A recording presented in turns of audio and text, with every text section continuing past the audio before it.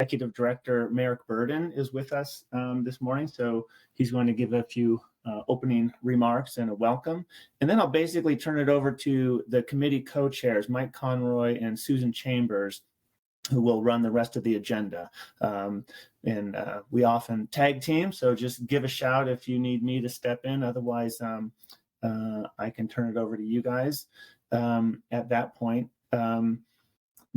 After our opening front matter, I'll give a little bit of an overview of the Pacific Fishery Management Council process and structure, just to sort of make sure people have a basic understanding of who we are and how we function and how many meetings a year we have and that sort of thing. And then we'll ask the California lessees to give a brief introduction of themselves and their projects. And the point of this meeting is really to talk mostly about fishery communications plans. And so I've asked the offshore wind companies to give a little bit of a description about their approach towards fishery communications plans, and then we'll discuss those some more, and then we'll move on to public comment.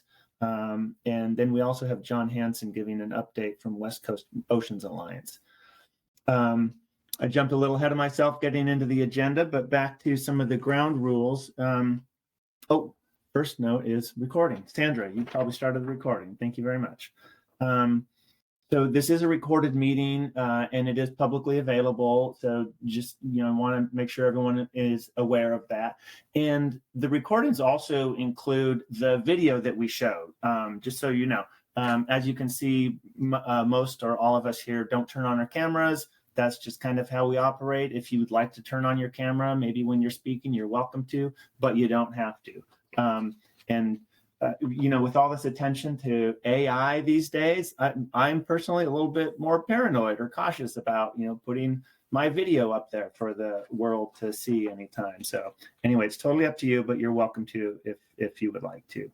The recording will be posted to our meeting webpage after this.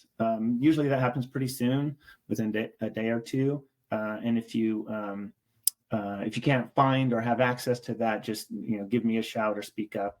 If you don't have my email, just throw something in the chat.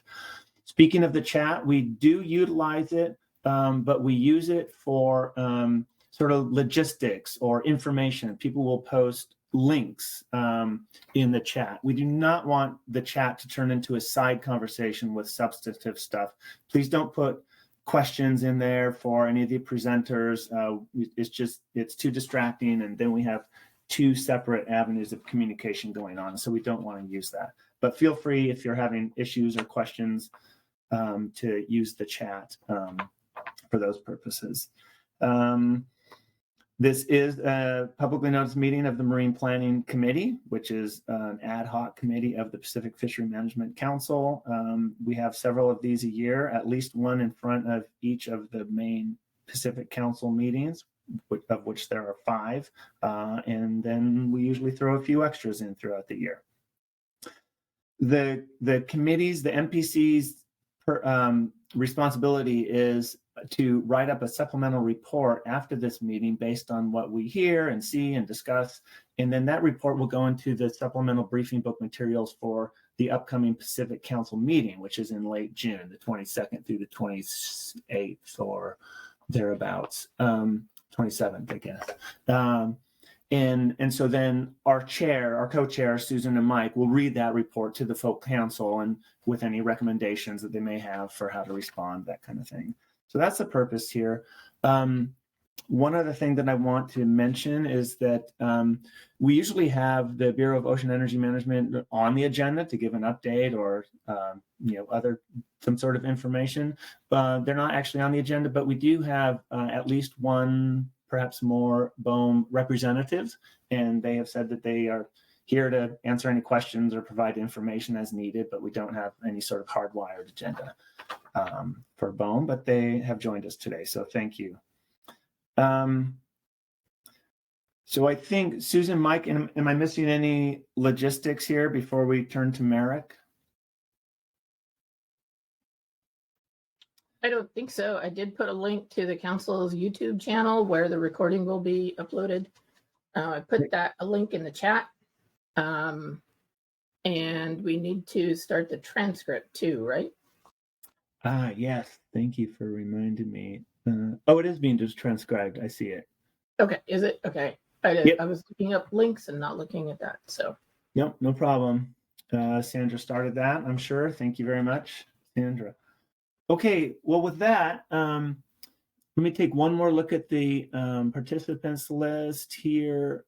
Yeah, we do have more people joining. That's great. I haven't. I'm gonna stop sharing my screen, and I am going to check my email to make sure there's no cries for help getting on the meeting. I think it looks pretty good. So I guess at this point, I'd like to turn it over to our Executive Director, Merrick Burden, to give some opening remarks and a welcome, and then we'll move on to the rest of the agenda, and we'll make assignments and things like that. So Merrick, why don't you take it away? All right, thanks, Kerry. Good morning, everybody. I'm Merrick Burden. I'm the Executive Director of the Pacific Fishery Management Council, and I'd like to welcome you all to this meeting of the Marine Planning Committee. The Marine Planning Committee does quite a bit for the Council on the connection of fisheries and wind energy development, among some other matters, and that's provided, in my opinion, and the opinion of many Council members, a very important forum to discuss fisheries issues and wind energy development on the West Coast. For the purposes of some of the new folks that have joined us, first, thank you all for joining. These discussions are, like I said, a very important part of the Council process and an important forum for fishery stakeholders. I think you'll find that the discussions are not always easy, but they are important. So again, thank you for joining. The meat of the discussion here today is on the communications plans concerning wind energy development on the West Coast, and this is a new thing for the Council. It's not something that we've dealt with before. So, as you all are having your discussions, I believe the purpose of the committee in regards to these discussions is to help the Council understand its role and understand any feedback that may be warranted or justified from the Council back to the wind energy companies as it concerns the development of these plans. But those details are one of the purposes for the meeting, making recommendations on those details to the Council. So I'd be happy to take any questions, Kerry. Either you or I think, could take questions about the purpose of the meeting and the agenda. I'll pause here for a minute to see if there are any questions of me from the new participants here, or from any of the MPC members or anyone else. Other than that, I don't have too many other remarks, unless you think there's something else I should speak to, Kerry. No, I think that is fine. We didn't have any, specific sort of information we asked you to present. I really just wanted to give our guests who haven't joined one of our council meetings before or MPC meetings a chance to hear from the director. And so if there's questions, yeah, we have some time. We can take them.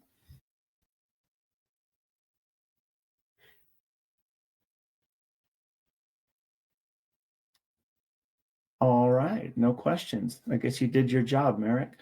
All right. Yeah, well, not seeing any questions, then I will leave you all to your good work. And thank you once again for joining. And this is an important piece of work and an important aspect of the future of the West Coast. So thank you all for joining today.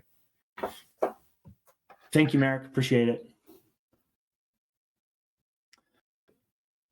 All righty then. So let's move on with the rest of the front matter, the MPC administrative matters. Mike and Susan, I think that you have some thoughts on the supplemental report that we'll be putting together. There will be at least 2 or 3 different sections of it that we've talked about, and we'll need to make sure that that's due pretty soon. So I think you want to think about who's going to be responsible for those. So I'll turn it over to you guys to cover that part.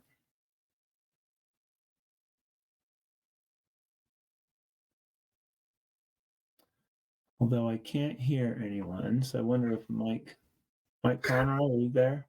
No, I was waiting for Susan to unmute. She was waiting for you, I'm sure. You got it. Virtual, not it. Oh, there she was. There she is.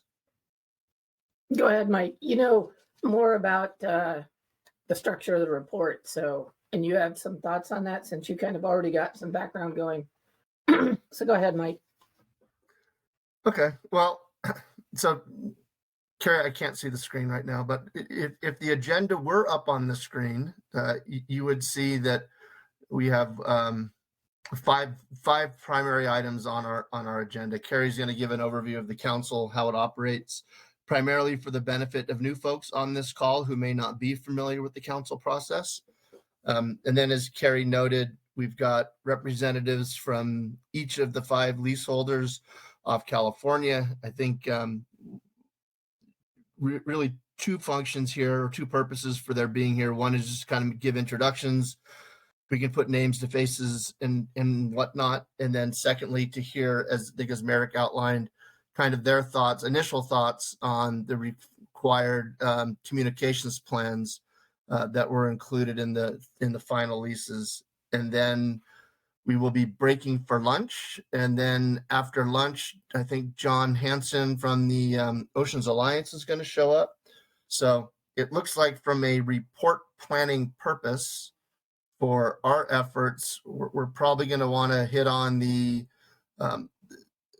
items covered by the lessees that are in the room today, and then maybe a brief update from what we hear from the Oceans Alliance. And if I'm not mistaken, the supplemental briefing book deadline is Friday, which would give us a little bit of a time crunch. And I think internally we had discussed having something available to circulate around to Marine Planning Committee members no later than Thursday, so we can all bless it, get it done, get it off to Carrie. Carrie can work his magic on it, and then it can be uploaded to the briefing book, I assume early next week.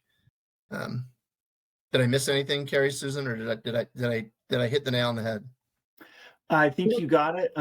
There's one other thing that I'd like to put in the supplemental report, which we neglected to put in the first one, and that is we usually have a section that is upcoming meetings or conferences or comment periods, that kind of thing. So I think it'd be helpful to sort of collectively put those things together. So all the MPC members, you have access to the notes in our Google Drive, or you can email, events or upcoming sort of deadlines or that sort of thing to us. But that's the only other thing that I can think of. It shouldn't be a terribly long report, so hopefully we can pull it together within a few days here. Yeah, and just to follow up, Ned, since you just reminded me, we did get the slides from the California Energy Commission that they presented to us on May 18th. We were not allowed to share those until after their June 1st public workshop on sea space identification and impact mitigation. But we do have those slides available, and I think we were going to add those on as an attachment to our supplemental report, and then include, I don't know, a little bit of verbiage within that report that sort of explains what folks are looking at and the like. So we have that going for us as well. Yeah, good reminder. Thank you.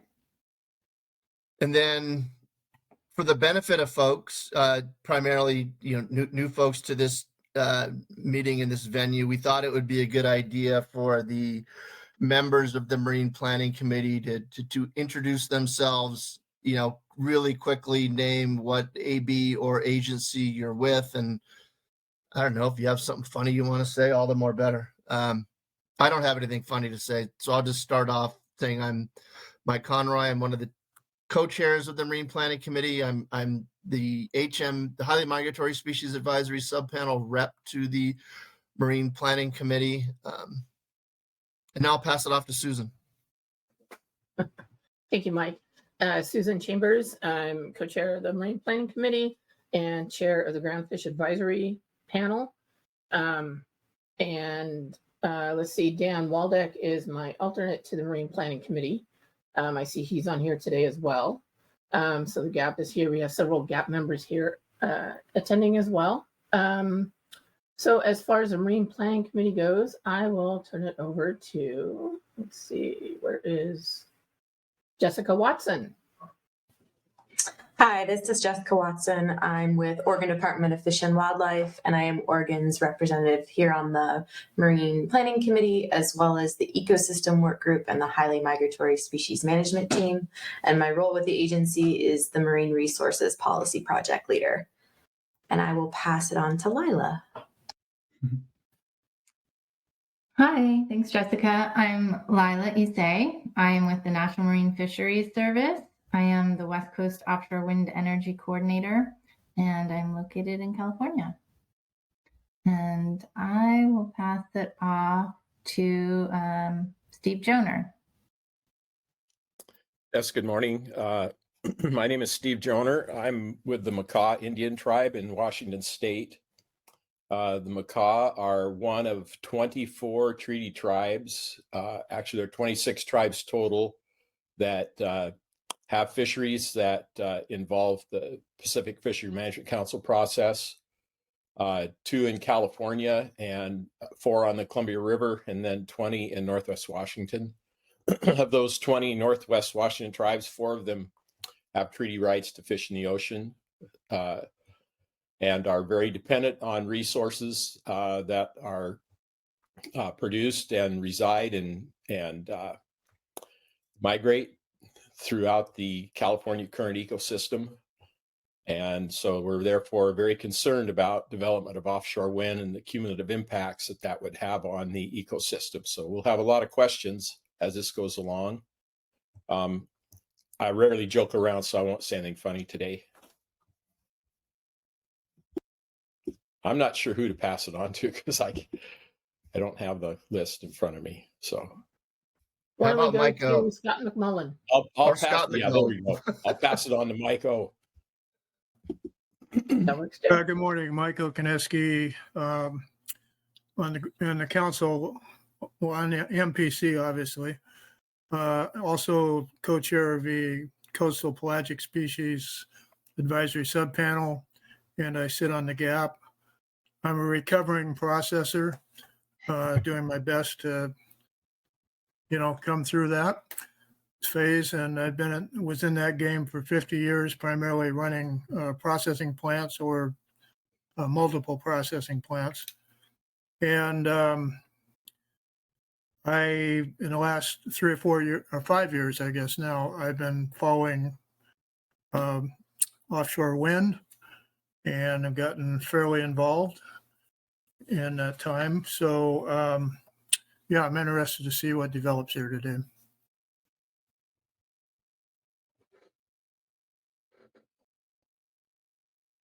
Thanks, Mike. Scott? Yeah, Scott McMullen. I'm with the EAS, Ecosystem Advisory Subpanel, which I've been on for quite a few years.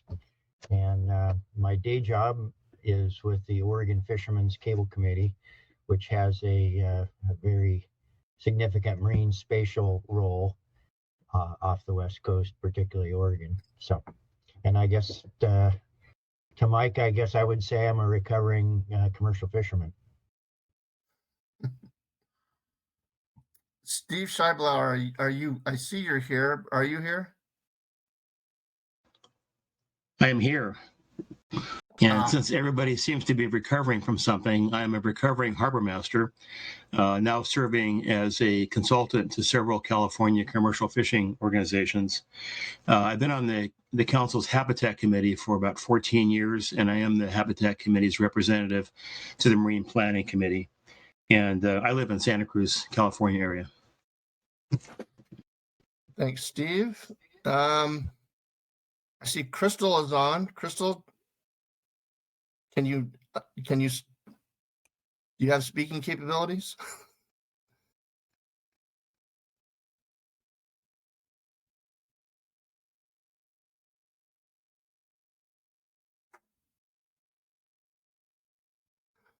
We can't hear Crystal. Crystal is the new California Department of Fish and Wildlife rep to the Marine Planning Committee. We thank her for that. And I'll be quiet for just a sec, hoping that she figured out how to get off mute. All right, Carrie, who am I missing? I don't see Corey Niles. I don't see Megan or Darius. And I feel like I'm missing somebody, but forgive me if I don't remember who I'm missing. Yeah, no, I actually don't have the roster right in front of me either, but yeah, those are missing.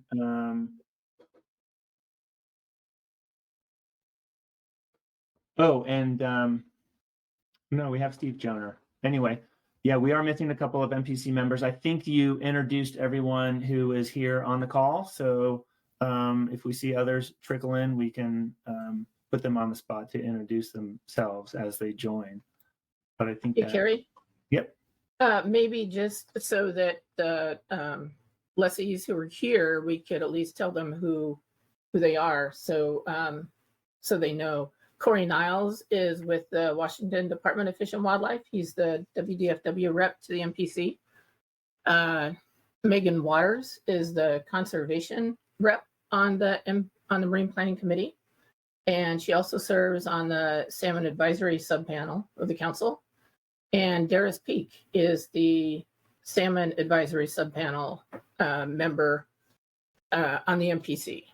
So, and I think that's everyone, but they may be joining later, but just so our audience knows who they are. Yeah, thank you, Susan. I think you did cover everyone. So there are 12 members on the MPC. And I'm Carrie, and I work for the council, and I staff the MPC. So I'm not actually on the MPC. And there's my phone ringing. Hey, Carrie, real quick before you venture off into your presentation, for those members of the MPC that are on, as we're hearing the presentations and whatnot, think about if you want to help writing the report. As I said, I think we're going to have, it's going to be not as detailed as our first report that's in the briefing book, but we can always use help and assistance in drafting the supplemental. And given the short timeline, short turnaround, basically within 48 hours, any and all assistance and or help is very much appreciated. And if we don't get volunteers at the end of the meeting, we will do what Carrie loves to do and volunteer people. That's right. We're not afraid to do that.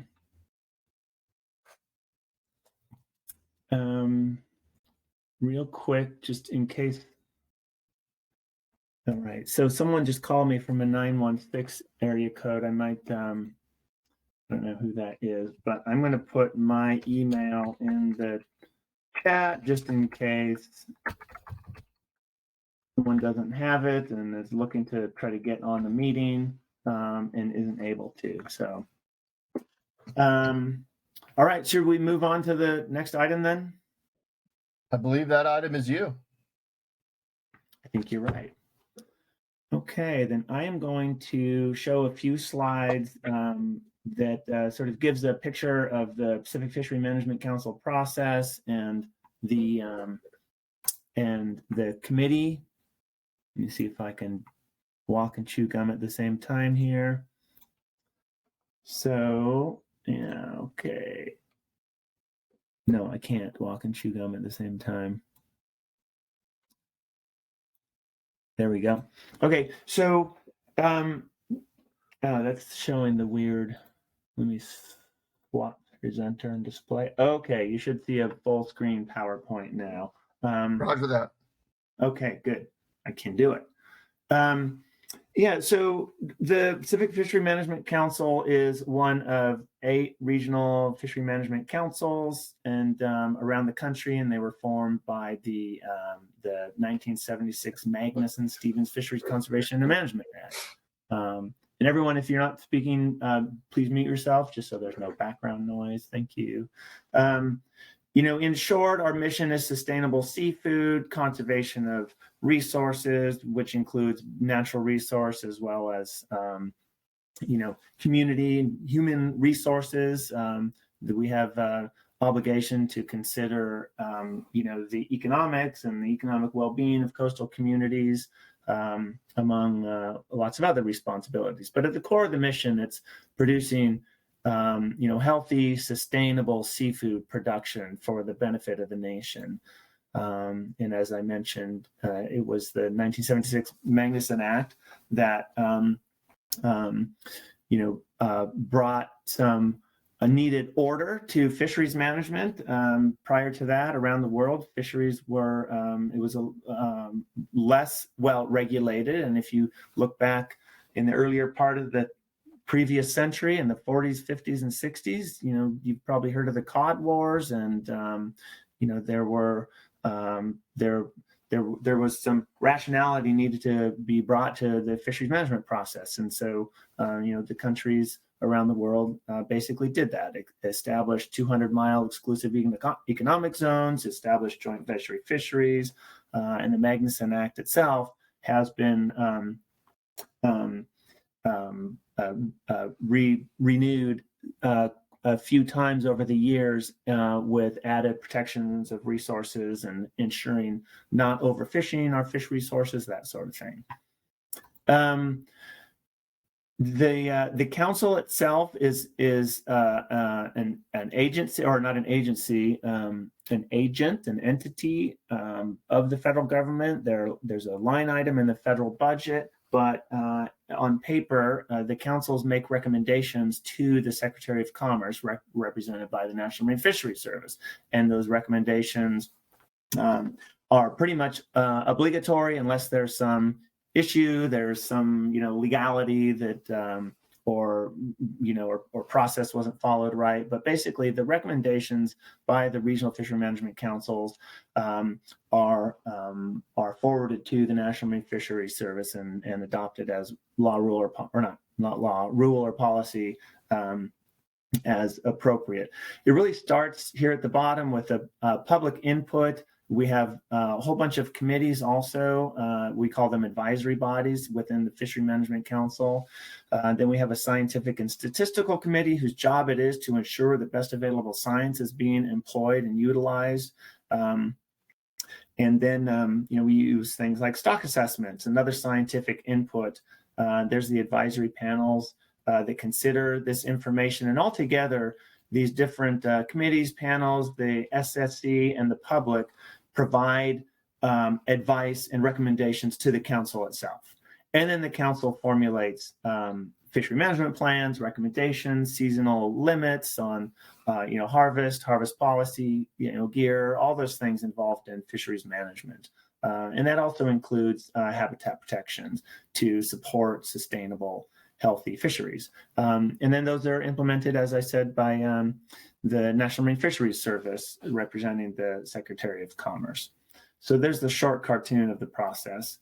And then, there are state conforming regulations, right? So 0 to 3 miles on the Pacific coast are state waters, and there are state representatives on the council. And so we work collaboratively and cooperatively, and in pretty much all cases of fisheries management, the states adopt the federal regulations to apply to their state waters as well. The council is made up of 14 voting members. They're made up of appointments from the governors of the states, the 3 Pacific states, plus Idaho, because salmon go into Idaho, and it's 3 of the species are federally managed. Each of the states has a Department of Fish and Wildlife appointee. There's a tribal representative and a National Marine Fisheries Service representative on the councils. The Marine Planning Committee itself was established 2 years ago, and it was designed to give information and advice to the council, specifically on offshore wind and aquaculture. And there's the makeup of the council. I'm not going to read each one of them, but not makeup of the MPC.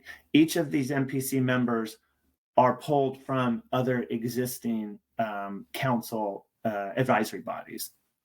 And then they act as a liaison back to their advisory body, as well as other constituents that are maybe not on one of the council's advisory bodies. So the members of the MPC are sort of our ears and eyes and our communication, our ambassadors to their constituents and their advisory bodies.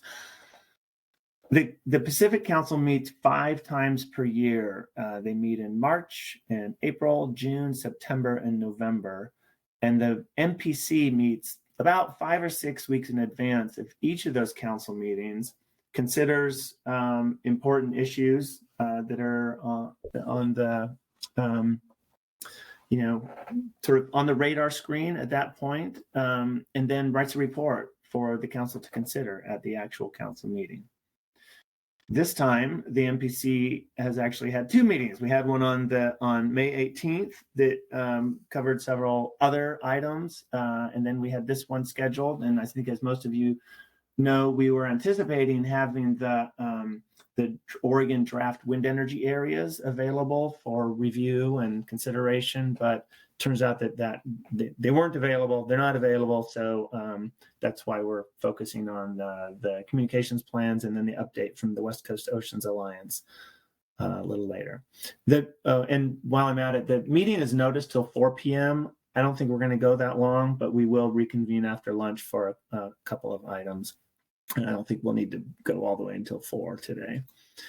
There's our 5 council meetings per year. All the meetings are open to the public. There's you can be in person, and they're all broadcast online as well. So you're welcome to listen in. I just wanted to do a real quick sort of primer on our website for those of you who haven't been there before. Can I find our website?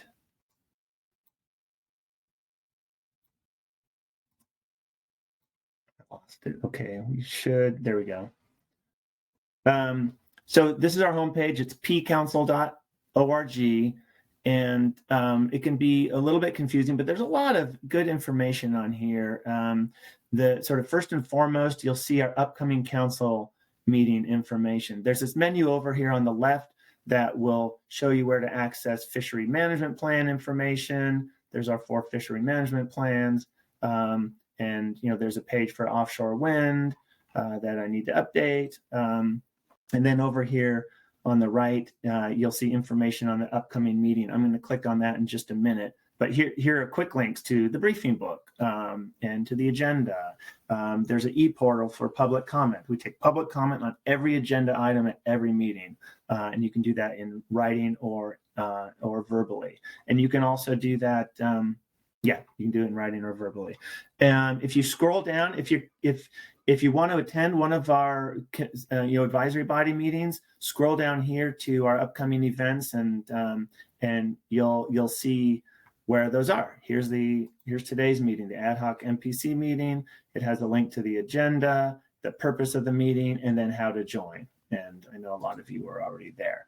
But if you're ever looking for upcoming meetings or past meetings, this is where you want to go. And if you want to find a recording from, let's say, our May 18th meeting that it doesn't show up here anymore, click on that calendar, and then you can go to our May calendar, and on May 18th, there is where you'll find that web page for that particular meeting, and there's the recording right there.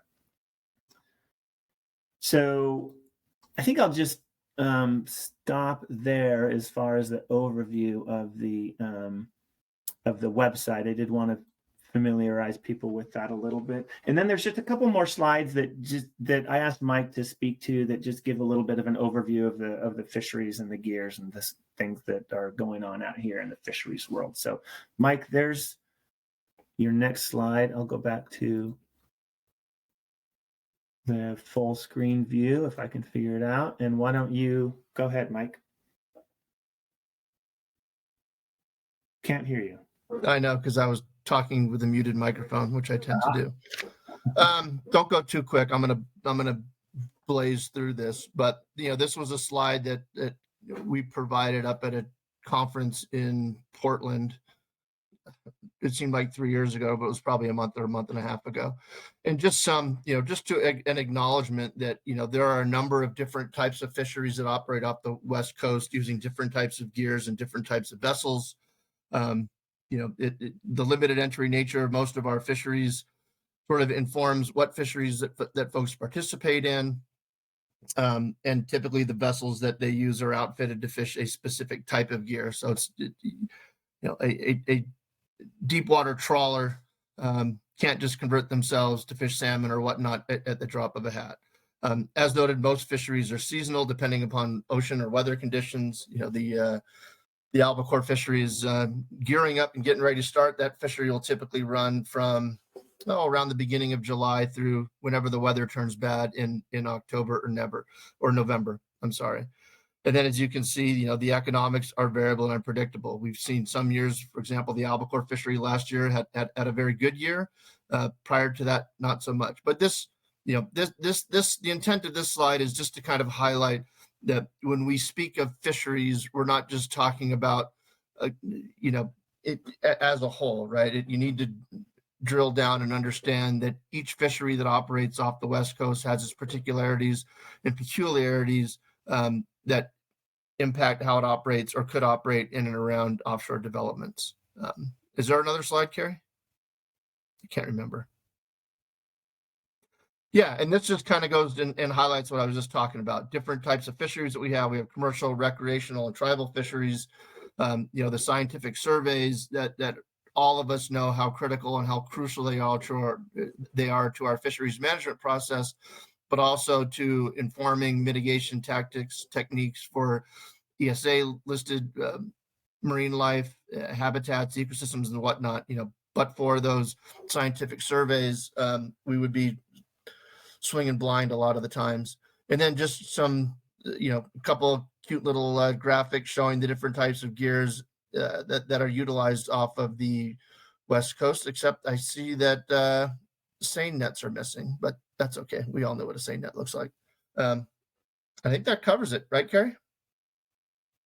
Yeah, thank you. I just wanted to have you give a little bit of an overview there. So thank you for that. Okay, so we're about 10 minutes behind, and so I think we should move on to the next item, if that's okay with the chairs, which is the remarks from the California offshore wind lessees. It's my understanding that the leases were executed fairly recently after the auction that happened in early December. And these are the 5 lease winners with us today. So we're going to go in order from north to south, and I asked each of the lessees to speak for 5, maybe 6, 7 minutes, and I think most or all have slides ready, and I can show those. I think I have all of them here, or if you prefer to run it yourself, you can do that. I can just there is a way for me to allow other people to share their screen. I'm going to stop sharing right now. So anyway, we'll start off with Rick Robbins from RWE, and then after that will be Travis Lowry from California North Floating. So Rick, did you want me to run your slides, or do you want to do it? Barry, if you're able to, why don't we proceed that way, if they'll come up for you, okay? I think so. Let me see if I can. Yeah, here we are. And Carrie, while you're in the process of queuing that, I just would like to thank you and Merrick and the staff and the co-chairs and members of this committee to provide us as developers and leaseholders with the opportunity to have these introductions and engage with the committee and dialogue. I appreciate the importance of the committee to the council process. I have a council background myself on the East Coast and have a background in commercial fishery development, seafood processing, and state and federal fisheries management. So really appreciate the council process itself and the opportunity for us to have this conversation with you all today and get your insights and inputs on fisheries communication planning, and just have an initial discussion around that. Next slide, please, Karen. And I serve as Marine Affairs Manager for RWE, and fisheries is within my portfolio. But before I introduce RWE, I just wanted to run through a quick presentation of a few high-level slides that describe fisheries communications planning, talk about what they do, what their purpose is, what they typically include, and then how they're developed, and just to set the stage for some of this discussion. But in terms of what fisheries communication plans do, they guide and describe the fisheries engagement and communication principles, strategies, and methods that are used in the development process. They create a framework to facilitate two-way communication and coordination with fisheries, with the primary purpose being to facilitate the avoidance, minimization, and mitigation of impacts, and to promote successful long-term outcomes. They're also an important element in facilitating communication between developers and fisheries and a required lease condition. They're intended to be adaptive and to evolve and adjust over time, as is appropriate given the conditions within a regional area where development's occurring. Next slide, please. As far as what they typically include, they would typically include a description of the fisheries team and an introduction to the fisheries team, and then a description of the roles and responsibilities. Thank you. Of the sorry about that. I wasn't responding. No worries. Yeah. No worries. And so it included a description of the roles and responsibilities. And, one of the primary points is to provide clear points of contact for the public and for the fisheries to the fisheries liaisons and other members of the team as appropriate. They describe the strategies and methods to share information and engage in dialogue and have effective input in two-way communication. And typically they include some contextual description of the fisheries in the project area and region, so you can have a sense of context and identification of constituencies within those fisheries that a project would be interacting with. And with respect to the California leases, as you know, there are a number of additional required elements. Those include a process for filing complaints and seeking replacement of lost fishing gear. Developers typically have a gear loss claims process. It also requires that we have a strategy and timing of discussions with fishing communities to reduce conflicts. And finally, an opportunity to meet, review, comment, and discuss the fishery communication plan within 120 days of the lease effective date. Next slide, please. In terms of how fisheries communication plans are developed, the primary driver for this is going to be direct engagement with local and regional fisheries. So the input and feedback from fishery participants and fishing communities informs both the design of the plan and the communication and engagement methods, timing, and preferences. We also draw, in the development of plans, we also draw on best practices, and these may include guidance from BOEM. They frequently also include best practice recommendations coming out of state agencies or fisheries working groups, and we may draw on some of the guidance in the FLOW documents, which are an international organization in the UK, which has a lot of history in managing fisheries communications. One common theme that cuts across all of these documents is that early and direct engagement with fisheries is essential to building strong working relationships that can promote successful outcomes. And finally, we use our experience in working with U.S. fisheries to develop the plans. All the developers in the California leases have U.S. experience with fisheries. Next slide, please. So I'll shift gears and appreciate the opportunity to introduce RWE. RWE is one of the world's leading renewable energy companies. We have over 20 years of experience in the offshore wind industry globally. We have extensive projects in U.S. solar and wind, also in Europe on wind and solar. We're on the leading edge of deep water floating technology. We have 2 demonstrator projects. That one in the bottom right-hand picture is offshore Norway. It's one of our demonstrator projects. And we look forward to using that global experience to develop local solutions as we move forward in California. Next slide. The Humboldt lease that we're excited to be the leaseholder of is approximately 18 to 19 nautical miles offshore Eureka. It is in an area where the wind speeds are very strong. They average about 18 knots, and the site is expected to generate enough renewable electricity to serve 640,000 homes. These are long lead time projects. I think that's well understood, but it's also good, I think, to see it on paper. So for the period from now through 2029, we would expect to be in the communications planning, site assessment, survey, project design, planning, and permitting phase, with construction anticipated after 2030. We appreciate the opportunity to be here today with the committee so we can discuss communication planning. And then after construction, of course, the life cycle of the project would be in operations. Next slide. I wanted to touch on a few of RWE's approaches in terms of the pillars that we use to approach development. We have a strong commitment to sustainability and social responsibility. We like to generate benefits in the local communities where we're developing. We have a goal of net positive impacts on biodiversity by 2030, a stakeholder engagement philosophy that's based on respect and equity. We look forward to exercising that in our engagement with fisheries, and collaboration and coordination are one of the central pillars for that. I think just following these discussions on offshore development in California, I think coordination with the fisheries is going to be really critical to success.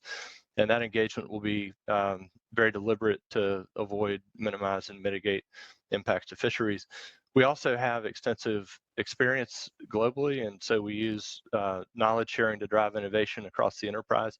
One of our sustainability examples right now is that we're testing the world's first recyclable wind turbine blade on a project in the North Sea. Next slide, please.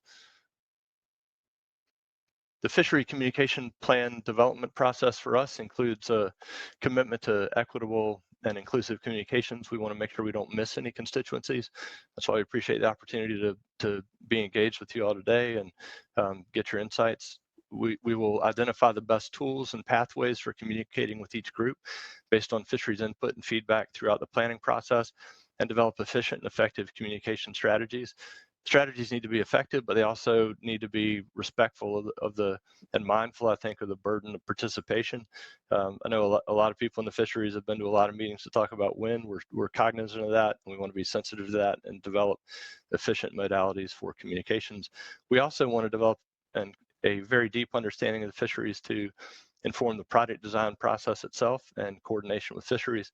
I think that's just a critical aspect of what we're going to do as we move forward with our communications. So since last year to the present, we've been engaged in initial conversations with fishing communities. We're focused this month on continued engagement and drafting an initial FCP. Then through the period in September, we would review and comment and engage in stakeholder meetings around the final FCP. And then on an ongoing basis thereafter, would be refining and updating the FCP at appropriate intervals. Next slide, please. Okay, next slide. And I think you're going to wrap up here soon, right? We're at Very 7 soon, minutes. Gary. Yep. Okay. So, Thank you. so we've worked to develop an understanding of a handful of fisheries or a number of fisheries offshore California, including groundfish trawl, groundfish fixed gear, albacore, salmon, halibut longline, Dungeness, crabpot, anchovy live bait, and hagfish trap. And that's just a picture of us with our engineering team as one example of how we work with fisheries on other projects. Next slide, please. Final slide. So our first offshore work in terms of initial survey work would include a reconnaissance survey of the lease area and approximately 3 to 4 slope transects in the inshore area of the lease area. This would include maybe 30 to 60 days of work, including weather delays with an earliest start in the late third quarter of this year. The timing and technology selection for this work would consider fisheries and would require a preliminary fishery communication plan by the end of June that would be refined through the summer.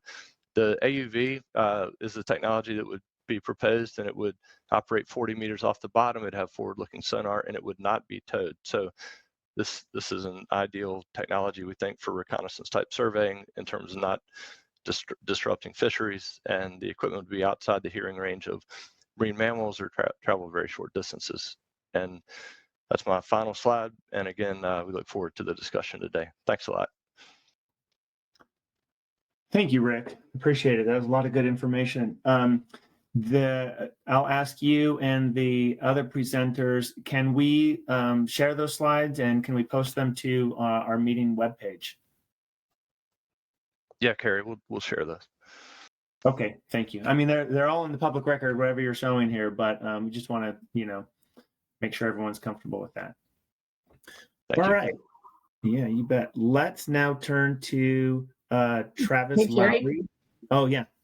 Sorry to interrupt, but Steve Joner does have his hand up.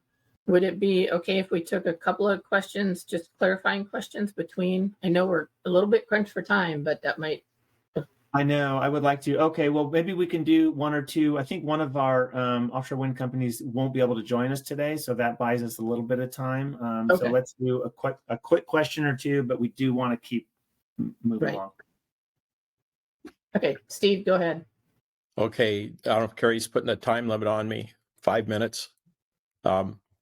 So I probably have more questions than Carrie wants me to ask, but I'll just run through them, and then I guess they could be answered now or at the end of all the different presentations. So first question Hey, was, Steve. you mentioned Hey, Steve.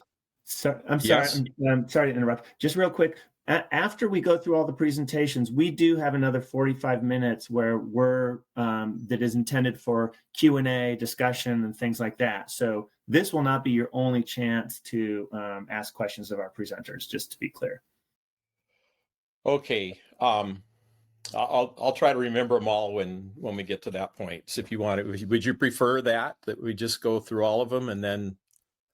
Well, you can, if you want to tee them up now, that's fine. Okay, but, so my questions. First one, you mentioned communicating with fisheries liaisons. So I'm wondering who those folks are. In your 1.65 gigawatt project, how many turbines will there be and what's the size of them? And then you talked about the surveys that you'd be doing. And I want to know if you're doing any surveys of the fisheries resources within the area, both adult and larval stages of fish, before you start, because you stated a goal of net positive impact on biodiversity by 2030. So I'd like to hear a little bit more about that. So we can either go through those now or just wait, and maybe some of those will apply to the rest of the presentation. So I don't know, Susan, how do you want to work that? Yeah, we could probably hold most of those until the end. I was hoping that we could just ask clarifying questions about the communications plans at this point before we, moved on to the next lessee. So Carrie, Mike, does that sound okay to you? I think we've made a note of those questions. Yeah, thank you, Susan. That's what I'm thinking, and apologies for not making that more clear. But that was the idea: is go through the presentations by the lessees, maybe ask one or two just clarifying questions, and then the next agenda item is the discussion, and more Q&A and that sort of thing before we go to public comment. So okay, could you just answer this one then, Rick? The number of turbines and the size of them? Yeah, and Steve, thank you very much for the question and opportunity to respond to that. So, and first of all, to your first question, I'll be in the role of fisheries liaison for the time being. And in terms of the size of the project, the 1.6 gigawatts is the estimated output. The actual size and selection of turbines would be an engineering decision made at a subsequent point in project development. So we're still very much at the front end of it. That the 1.6 is a working estimate. And I look forward to the additional questions in our discussion period. Thank you. All right, thank you. Hey, Carrie, Mike O. Hi, Mike. Yeah, I don't seem to have a hand to raise. I've looked all over this thing, but I can ask the question, the answer can come later, but I'd like to get it on the table if that's okay. Go ahead. Biodiversity, I'd like to get a definition of what Rick thinks that biodiversity is, and also how to measure changes that would affect natural state of nature for the present biodiversity and other effects that might be felt on the ecosystem. That's it. Okay, let's tee those up for later discussion. I think we should move on with our next presenter, if that's all right with the chairs here. And so that is Travis Lowry from Vineyard Offshore Wind. Travis, California North Floating Wind. I think it's also Travis, maybe you can tell us what the relationship is there. And I see you and you're unmuted. And I can run the slides for it if that's what you would like. Yeah, that'd be perfect. Thank you. You sure thing. Okay. There you go. All right. Well, yeah, thank you for letting me present today. So my name is Travis Lowry. I'm fishery liaison for Vineyard Offshore. And for this presentation, I'm just going to give a background of who we are and then kind of go into our fisheries communications plan and then kind of best practices learned from our other lease areas. Next slide, please.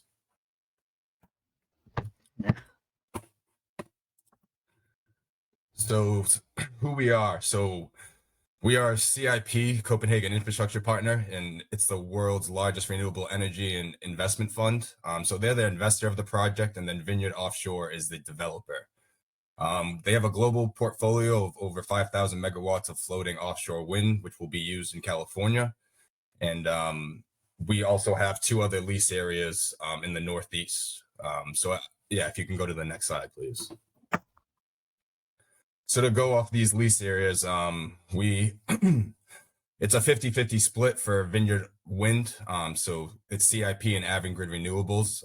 It's currently under construction right now, and it's projected to be an 800 megawatt project. And then CIP also owns 2 other lease areas, which is 522, also known as Vineyard Northeast, and 544, which is Vineyard Mid-Atlantic. And all of these combined should power at least 2.4 million homes. Next slide. So to go off of, it was explained in the auction, we want to lease off of Humboldt County, and it is 562, and we bought right next to RWE, which Rick just presented on. And we have been working with Magellan Wind, our local develop partner, to help advance the project locally and transitioning the project fully to the offshore Vineyard Offshore team. With this, we'll be using floating wind due to the depths in the area, and it is estimated to be 1,000 megawatt project capacity. And then it is close access to the port of Humboldt, which is large, deep, has a water port, well positioned for offshore wind and staging and in construction. So this is kind of just a brief introduction of the area off of California. Next slide.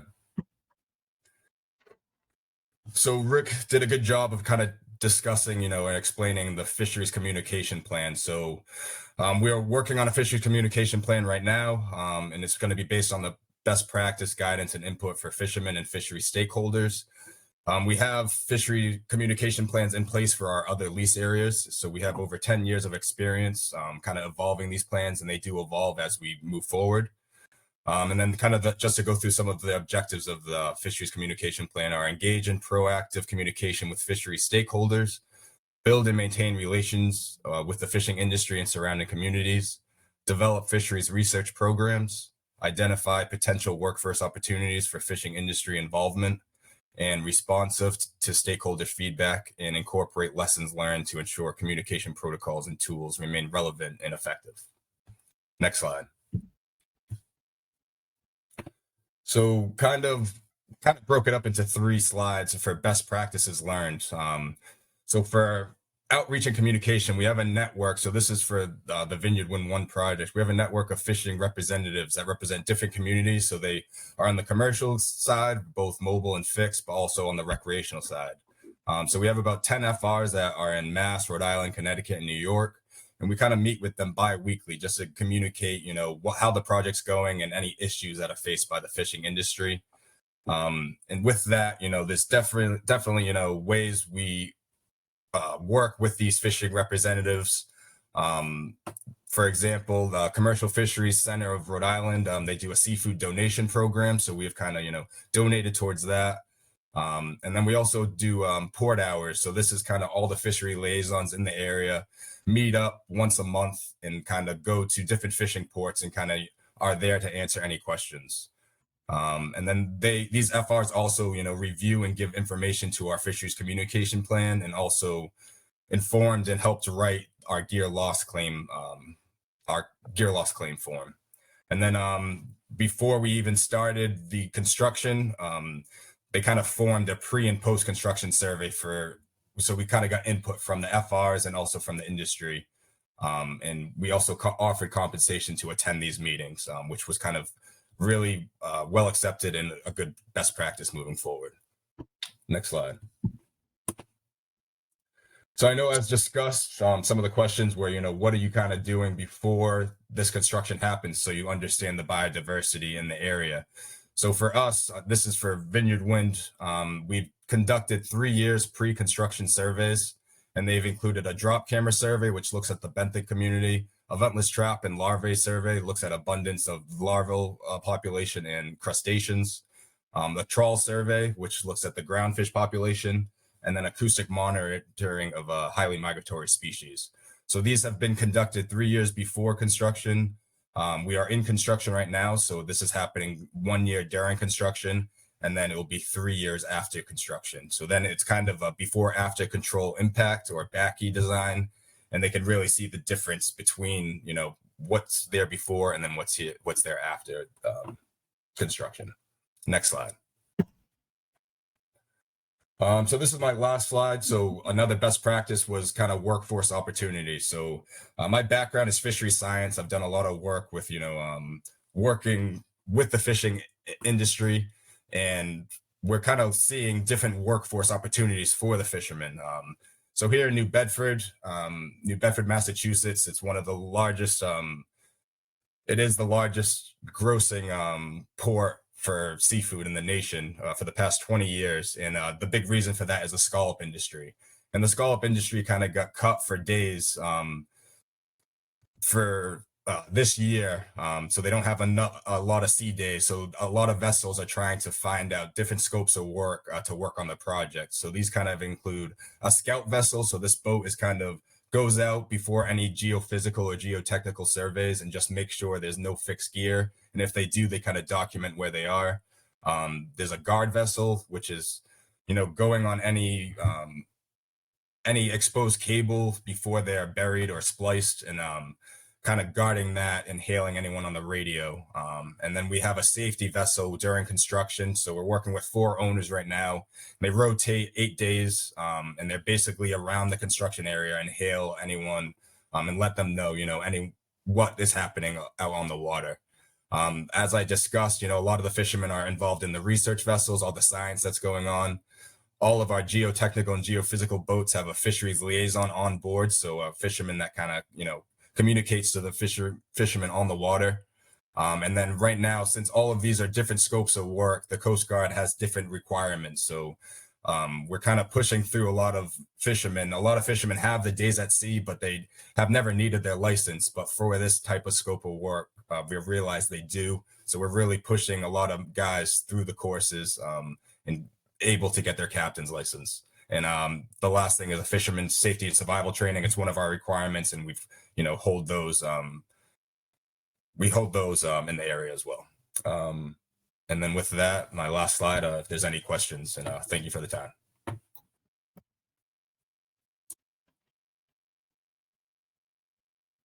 Thank you, Travis.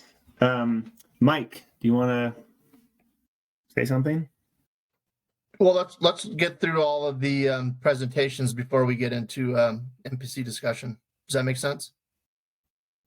Yes, that's what I thought you were going to say. Oh. So, yeah, then, we're doing okay, but I think we do want to keep going. So the next speaker will be Patrick Tennant with Equinor. And then I think that we don't have Central California Offshore Wind with us today, but then we'll have Invenergy, Vinayak Ishwar. So next, let's turn to Patrick. And Patrick, I think you were going to run your own slides. If I'm Yeah, if I could. Yeah, give me 2 seconds. I've got a photo in there that's embedded and made it a huge file. So no problem. Okay, you should have moderator permission now, and so you should be able to share. Okay, let's see.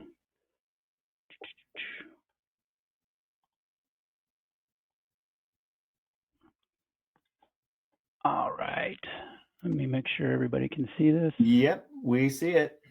It's in. All right. Yeah, there you go. Now you're full screen mode. Okay. Well, thank you for the opportunity to introduce ourselves. We are Equinor, and we're going to talk a little bit about our Morro Bay lease that we won. Let's see. It is not advancing. Yeah, if you have two screens going, you have to like first click on that screen and then maybe click again or hit enter. Wow. Okay, let's do this.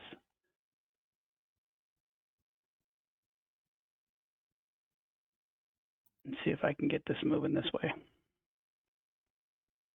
Okay. Well, now it's moving, but I switched the screens, right? Yeah, exactly. Do that. Swap the. Yep. Looks good. Okay. All right. So just wanted to introduce myself as well as our fisheries liaison officer. For those who don't know, Elizabeth Marchetti, she's on the call right now. She's spent a lot of time on boats, working very closely with lobster, looking at recovery, fishing gear deployment, and trawls. She spent 10 years as a federal contractor working for NOAA and NIMS, and has spent a lot of time on our East Coast projects, where she was selected for the Block Island Wind Farm fisheries liaison, as well as our 2018 Empire Wind survey researcher lead. So she's also on the call, so she can help answer some of the technical questions. My name is Patrick Tennant. I'm relatively new to Equinor. I've been here for about a month, but I've spent most of my career working for a Southern California utility, managing and permitting for our offshore facilities, as well as our marine mitigation programs down here. Who is Equinor? We have over 50 years of experience in the energy market. We've been driving towards a program of net zero in terms of emissions, and a big component of that is investing in offshore wind. And over the next 20 to 30 years, we're looking at investing nearly $20 billion in infrastructure build out for offshore wind. We have a lot of experience in Europe, and we're working on projects back east, and we're excited to bring a lot of those solutions here to the West Coast and implement them to find some creative solutions. And notably, like some of the others, we've got experience with floating wind, and we've operated in some of these deep water environments.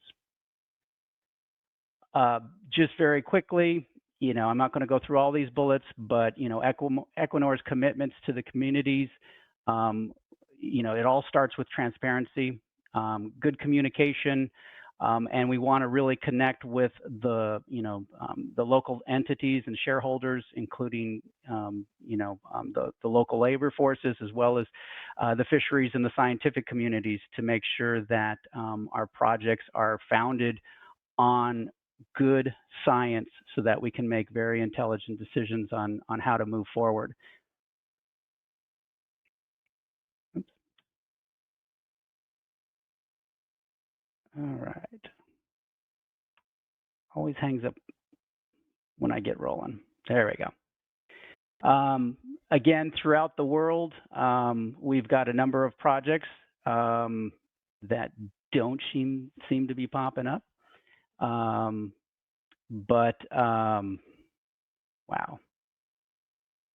There we go. We've got a number of projects throughout the world. We've been focusing a lot in, as I mentioned, in Europe, where we've had some experience with floating wind, some North Sea experience in those rough, deep seas. And on the East Coast, we've got 2 leases that I'll look a little bit more in detail, but again, we're now diving into working with the federal agencies back east. And as of last December, we won our our lease here in California, which we're super excited about. We are the westernmost lease in the Morro Bay area, which means we're in the deeper water, but we're cognizant of the fisheries and the shareholder concerns in the area. So we're already starting to reach out and connect with the communities there, and recognizing that there's some lines on a map, but there's also overlap in our activities. We're working very closely with our partners in that reach. We've got 2 projects back east, and 2 components to each project, but we have the Beacon project and the Empire project. In total, they'll be bringing about 3.3 gigawatts of capacity to the Eastern Shore. But what's nice about them is, again, we're already through a portion of the process. So we're going to be able to bring some of those things that we found successful in terms of working with the fisheries and the local stakeholders on the East Coast and bringing them to the West Coast. And of course, adding all the lessons learned and adapting to the environment that is California, that we all love so much. And, just to, at a very high level, just talk about the overall process. Again, in terms of the fisheries communication plans and our other communication plans, they're in development right now. They're ready to be submitted. The idea is that we really want to be able to get into the water and, start, mapping the seafloor so that we know what our project's going to look like, so that we can have much more intelligent conversations when people are asking us questions about what the project is. So very quickly, we're going to be engaging the key stakeholders to not only get engaged with our communication plans, but to have an awareness of our survey desires for this year, because again, in some of these areas, we haven't even seen the seafloor yet. So we know there's a lot of questions on our side, and we'll be able to work with our engineers and our biologists once we get some of that baseline data to really start driving a much more developed picture of what the project will be. And that's it. And then again, as we get kind of into more conversations about the communication plans, we can talk a little bit more about the details. But if there's any general questions about who we are and what we're doing, just let me know. Thanks, Patrick. Appreciate it. And I'll ask you the same question. Is it okay if we post these slides to, well, actually, I don't have them yet, I guess. But if you're able to PDF them, can we put them on the webpage for this meeting? Yeah, I already PDF'd them just in case. So I'll shoot that over to you, Carrie, and yes, you're free to post those. Super. Thank you very much. And then, as we said, we're just going to keep going through. We have one more presenter, and then we can get into the Q&A and discussion. We should have, at least half an hour, maybe a little bit more for that. I think that the Central California offshore winds / ocean winds are not here today. Somebody jump in if I'm mistaken. And that means that we will go to the last presenter, which is Invenergy, and that's Vinayak Ishwar. And I think I have the slides. Hi, Vinayak. Yeah. Good morning. I think Oops, and let's to do some installation stuff. While Carrie's pulling the slides up, I just want to let everyone know that I'm pinch hitting for a colleague today who was called into jury duty this morning. So certainly not the expert here, but happy to take questions from participants on the call and definitely get you looped into the right team members who are focused on our environmental compliance and strategy, as well as all of our stakeholder engagement. Thank you. Okay. I hear some background noise, and it might be from your office, which is fine. I don't see anyone else that's unmuted. No worries. Okay, sorry about that. You should see your slides now. That's great. Okay, there we go. If you see that, just give me a shout when you want me to advance. Sounds great. Please go ahead to the next slide. So we'll start briefly with just a brief introduction about Invenergy. We are an American-led company that's in the US, based out of Chicago, Illinois. We've got over 200 projects in operation that represents a 30 gigawatt portfolio of sustainable energy. And about half of that portfolio is onshore wind. So you'll see on the bottom right, we've got about 18 gigawatts across 115 projects, a lot of them in North America and the US, a lot of them international as well. And we're really proud of our 2-decade experience in working with our communities and our stakeholders in order to sustainably develop these projects and to be good stewards of the environment, as well as to be good neighbors to live with.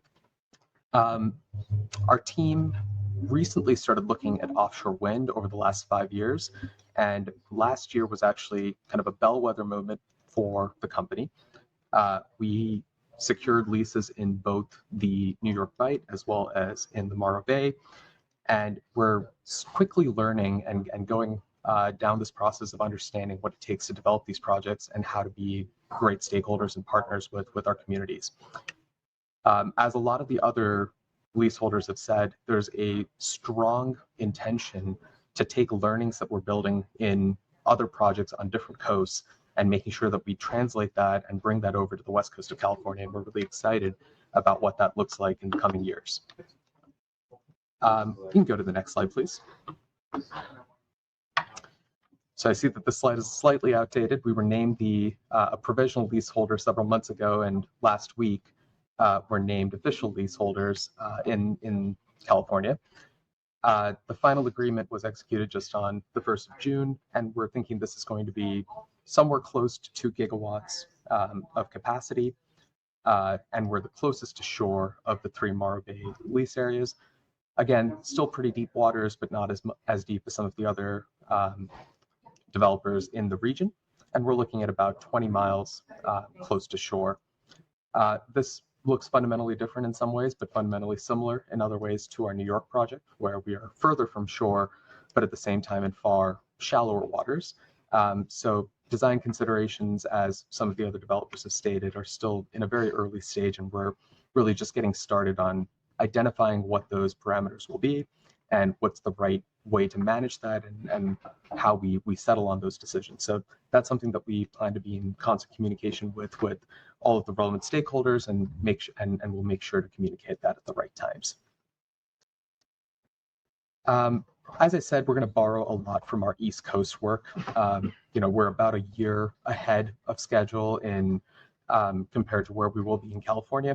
So I think that there's a very natural way that we're going to be taking learnings from the East Coast, taking that over to the West Coast. And naturally, not all of those learnings are going to be applicable. Not all of those strategies are going to be, just copied and pasted over to the West Coast. And we're going to be very careful about making sure that these are tailored and customized for each of our projects in each of our communities. You can go to the next slide, please. You'll hear a lot of themes that are very similar to some of the other developers, and the core principles that we have for our communication plans, as well as just our general approach to stakeholder engagement. We really think of this as a core competency of the company. This is something we've been doing for over 20 years, and it's something that we plan on continuing to do. They're really, the foundations of these plans are, these 3 tenets below. One is that we have to have transparency and accountability. This is something that's kind of what we need absolutely to develop and engender trust between all stakeholders, and that's something that we're very careful and very proud of. The second piece of this is that we need to incorporate diverse experiences. It's not just commercial, it's not just recreational, it's not just local stakeholders, it's across the state, across the country, and it's something that we need to get deep understanding of, cultural impacts as well, and it's something that we care a lot about. And finally, all of this is supported by respectful communication going both ways, from both community stakeholders, commercial fishermen, recreational fishermen, as well as the developing community and all of our supply chain. Go to the next slide, please. I'm not going to spend too much time on this. I know that we've heard a lot from many developers, and I know that we're on a bit of a time crunch. The point here is that this is not a plan that's set in stone. It's one that evolves over time and has to be responsive to all of our stakeholders. We have some key objectives that we know going in to plan development and just early engagement, what we need to do. It starts off with safety. It goes through that open and transparent communication. We want to make sure that we identify potential impacts and then figure out what the mitigating effects are and strategies are. And we want this to be a two-way street. And we want this to be a very real communication, a real relationship that we've developed. As I said, none of this is written in stone. We will be supporting and submitting our plan as per BOEM obligations, but that's really the start of the conversation. It's not the end of it. The next slide, please. Several other developers have talked about, what are the specific ways their teams are organized, and it's really a catch-all approach. We want to make this as easy as possible, but at the same time, make sure there are clear avenues of communication. That's going to be specific team members who are identified and going to be embedded in the communities. That's going to be specific technology that we put up, whether that's websites, social media, newsletters, project web pages, etc. And then it's also going to be other coordination that we can do when our activity begins. So what does port hours look like? How do we share data between stakeholders as well as developers? How do we participate in the relevant working groups? And then, as stated many times before, what's the claim procedure for potential gear damage or loss? Again, not an exhaustive list, but the start of one. And finally, I'll go to the next slide. Oh, I think this might be an old slide. This is my contact information, and I can certainly put you in touch with our stakeholder team as well as our environmental team. Kristen Hislop, who is on jury duty today, is really going to be taking lead on this. She's based out of Santa Barbara, and is a new member of our team, but is well engaged in the communities and has been in California for a long time. So we really appreciate the opportunity to start the conversation and look forward to continuing that in the coming years. Thanks, everyone. Thank you, Vinayak. Appreciate it. Mike, I think that brings us to the end of our presentations, and so I'm going to turn it over to you to sort of lead off the discussion and questions and answers and that sort of thing, which we have 35 minutes for. Yeah, I can certainly do that. And thanks to the presenters for their presentations. I think they were informative and helpful. As we head into this round of questions or conversations, with the presenters, let's remind ourselves that this is focused on the communications plans. And while, Mike, I know the question that you asked was important, I don't think it's germane to the issue of these communications plan. And I'm sure that as the survey work does, and as we start to think about the number of turbines that'll be defined in a COP, we can certainly push for answer to those. But for now, let's just, look at specifically the fisheries communications plans, information that was provided, and then also remember that there's two other communications plans that weren't mentioned, right? There's the Native American tribal communication plan, and then there's the agency communication plans, which are described pretty well in the leases. And I'll throw a link to one of the leases. And Rick, I apologize. I think it's yours. It's available on the BOEM website, BOEM California website. So you familiarize yourself with the language in there about the three different communications plans. And with that, I'll shut up and leave it to anybody who has questions and or comments. Yeah, thanks, Mike. I agree. We have a short amount of time, so I'm mostly interested in hearing about, what the plans are for the communication plans. Is there, or when is the opportunity for comment and feedback and, that kind of thing. So let's focus on that, and then so that this committee can then share that and advise the council itself. Yeah, so Mike, I see your hand up. I'd say any MPC members, if you have questions or comments, then just use the raise hand feature and we'll watch for you. And then the next item after this is going to be public comments. So those of you who are not on the Marine Planning Committee, that'll be your opportunity to make public comment. That typically isn't necessarily a Q&A kind of situation. It's up to our presenters if they want to take any additional questions from the public at that point, but usually that is just more of a comment opportunity. But for now, Let focus on the MPC discussion, use the raise hand feature, and I see Mike O with your hand up. So go ahead, Mike. Well, I apologize for that, Mike, if I got off track, but they were talking about the subject or related to the subject, so I thought it was fair game. But I do have, I think, 4 questions, or they're kind of combined in one sense, and that is, what's the framework overall for these communication plans? And what I mean by that is, there'll be some fishermen that probably, I would imagine, could be involved in multiple fishing plans and have to kind of navigate through each one separately as a standalone plan. And that gets a little confusing, I would think, if they have to go back and forth and see what materially is different from each plan. So I wonder if there's a central organization with all the plans, and I wonder if those plans then are open to the public.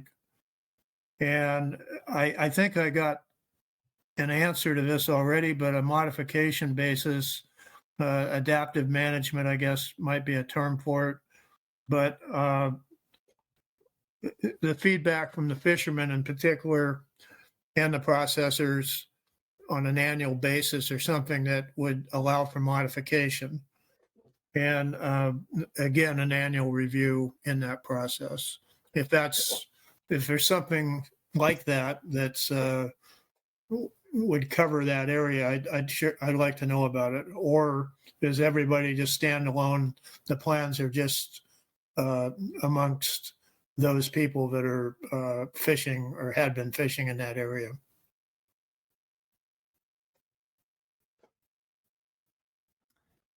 So, yeah, I mean, that wasn't directed at anyone in particular. So I think whoever I would go to RWE, Rick, because I know him a little bit. Yeah, Mike, appreciate the opportunity to respond. And you all have already touched on a lot of important questions just in initial reactions. But you know, I think one of the things you're driving at with your what your question drives at is the opportunity to find a way to present information in a coordinated way to make it easy for fishermen to find the information they need. And so every developer is going to develop their own fisheries communication plan for their project. But I think that does lead to the follow-on question about how can that information perhaps be consolidated somewhere or aggregated in such a way that fishermen and the public can easily access that. And I think that's probably a good discussion for us to have with this committee and the council staff, as to whether there might be an opportunity to, if the council could consider hosting those communication plans in one part of the council website potentially, where they could go and get all the information.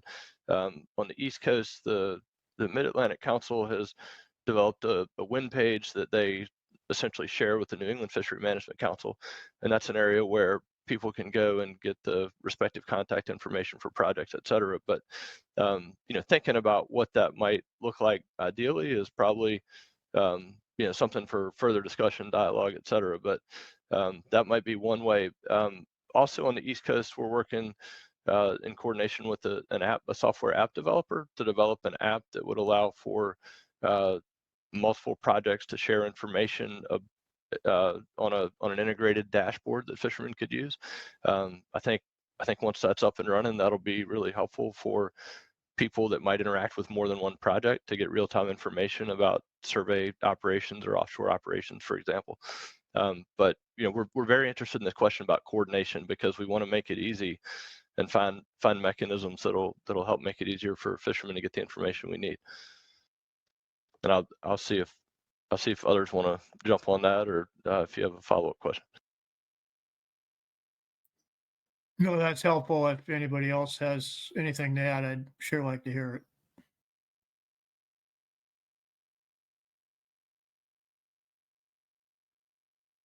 Yeah, hey, this is Pat Tennant with Equinor. I think just echoing some of the things that Rick said, I think it's important to be able to especially in Morro Bay, where we're all pretty tight, to be able to consolidate the meetings and make sure that, at least in our outreach efforts, we're coordinated, simply because, especially with some of these, fishermen, it's difficult to get to these meetings, and it's on their own time. So we want to make it as valuable as possible to them. As we move forward, there'll be some coordination between the leases.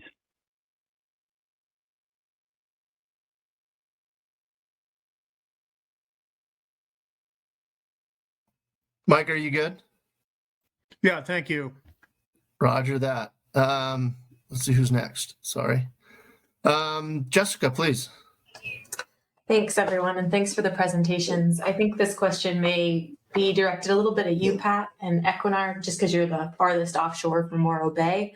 I was just curious about thinking about the fishery communication plans and the coordination and engagement with nearshore fisheries with regards to cabling. So, like, how many cables would be required to bring like a gigawatt to shore, and how would you be communicating both with the fisheries in the lease area as well as those that would be impacted inshore?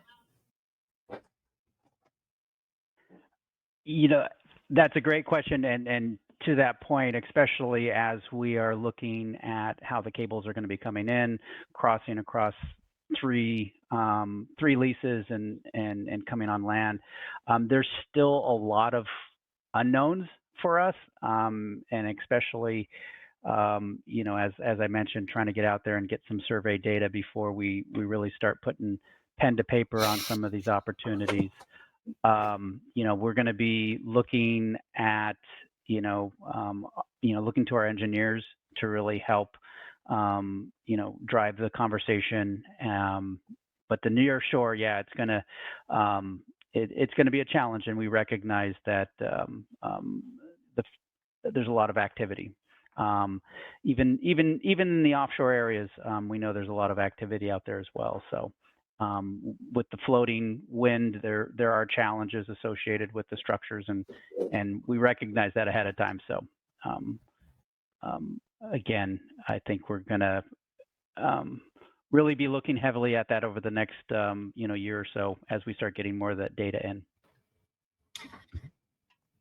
Thanks. And just a follow-up, if I may. So is the communication strategy and plan going to then have the different groups of like your plan communicating with offshore versus nearshore fisheries? Yeah, I can jump in. Elizabeth Marchetti here, Fishery Liaison. Thank you, Jessica and Patrick. Yes, from a fisheries perspective, we're going to be on the docks, on the ground. We'll be hiring and contracting with more fishery support out in California, and have constant engagement with the fishing community, along with fishing organizations, including Rota.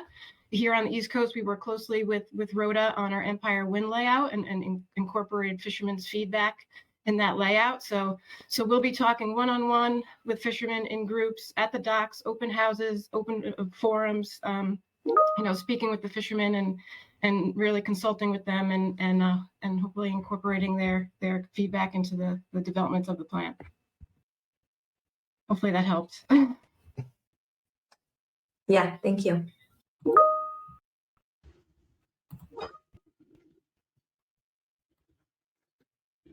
Jessica, are you good?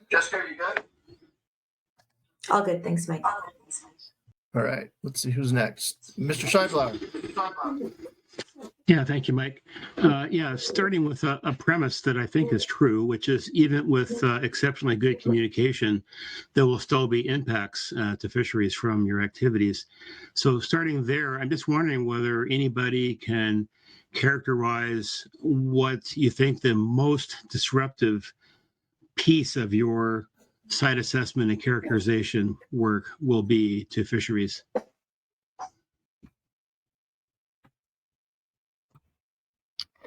I could jump in again, Elizabeth, here from the East Coast perspective and experience, and especially with Block Island Wind Farm. And I kind of envision it for California, for the West Coast, is probably cable during the cable lay. There's obviously going to be some impacts there when the cable is being laid, and obviously compensation, will or may be included depending on the time of year and the fisheries and whatnot. There's a lot going into that, and that's part of consulting with the fishermen. The hot times of year, can we avoid when they're there?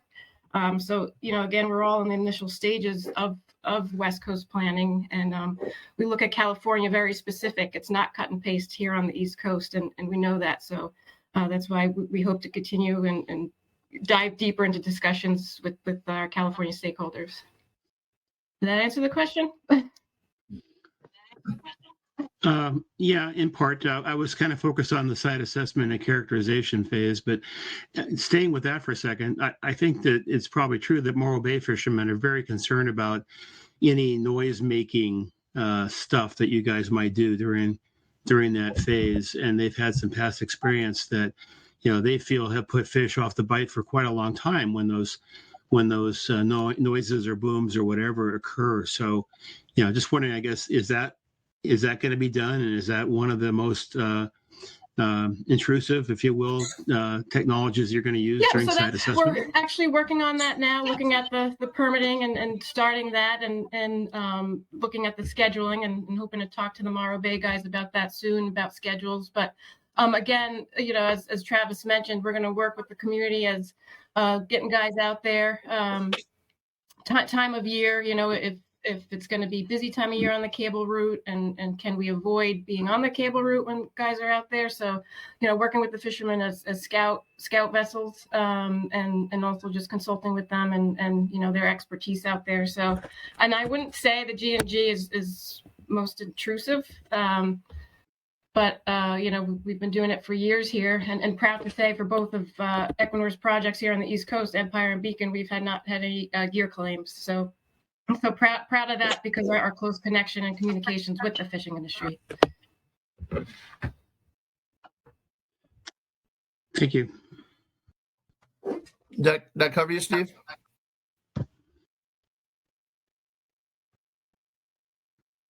Yeah, well enough. Roger that.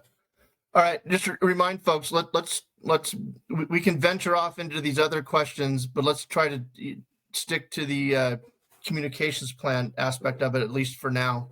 And then if we have time after that, we can venture off into these other areas. So, Mike O, is that a residual hand, or did you put it back up? Actually, it was a residual, but I came up with a question. If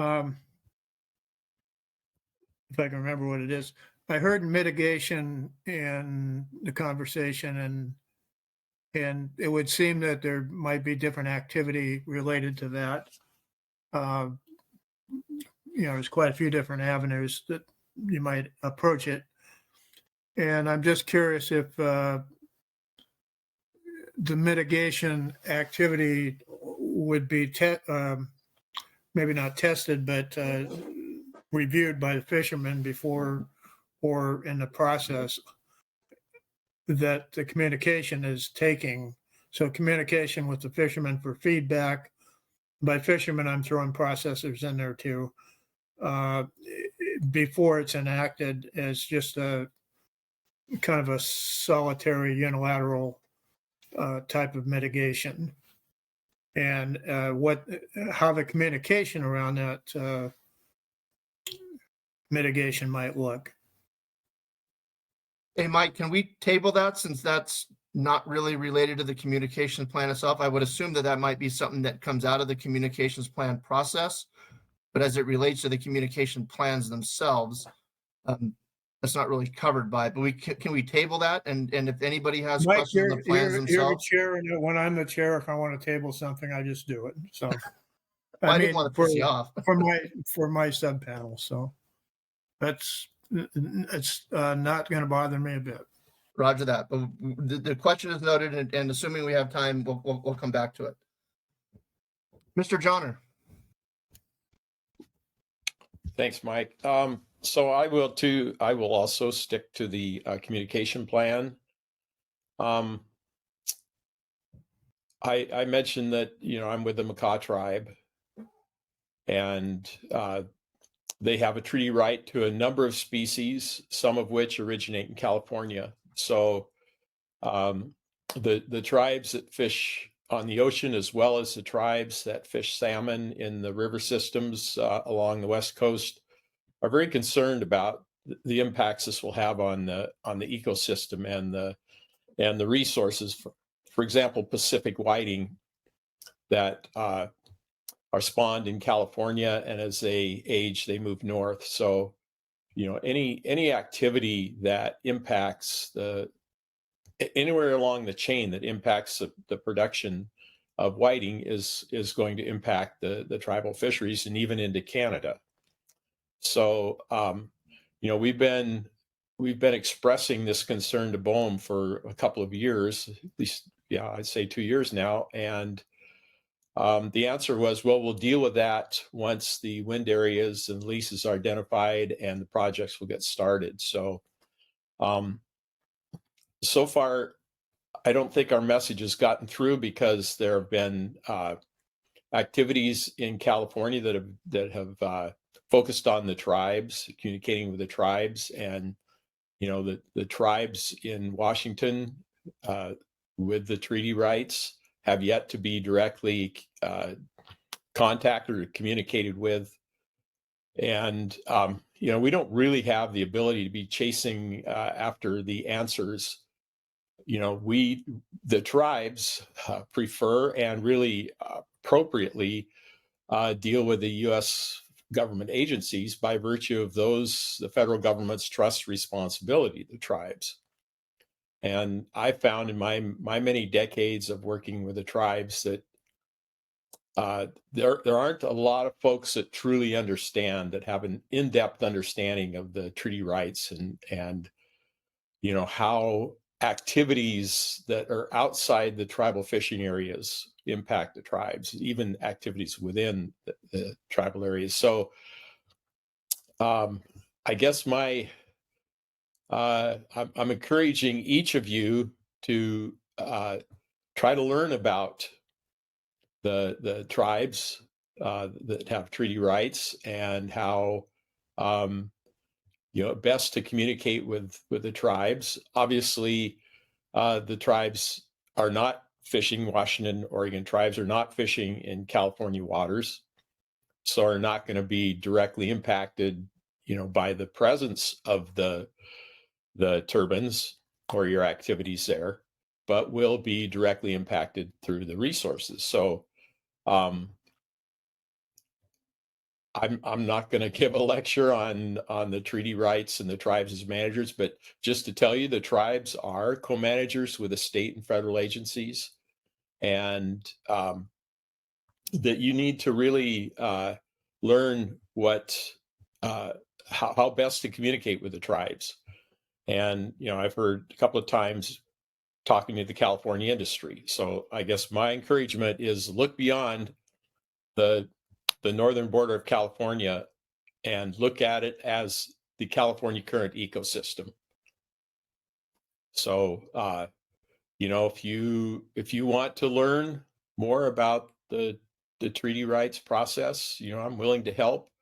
There are Pacific Council workshops that would help you on that. So, you know, I'd like to have some in-person communication with each of you, because I think that's the best way to really get the message and educate. So anyway, I'll leave it at that, and just hope that things will develop the way that they need to avoid problems down the road.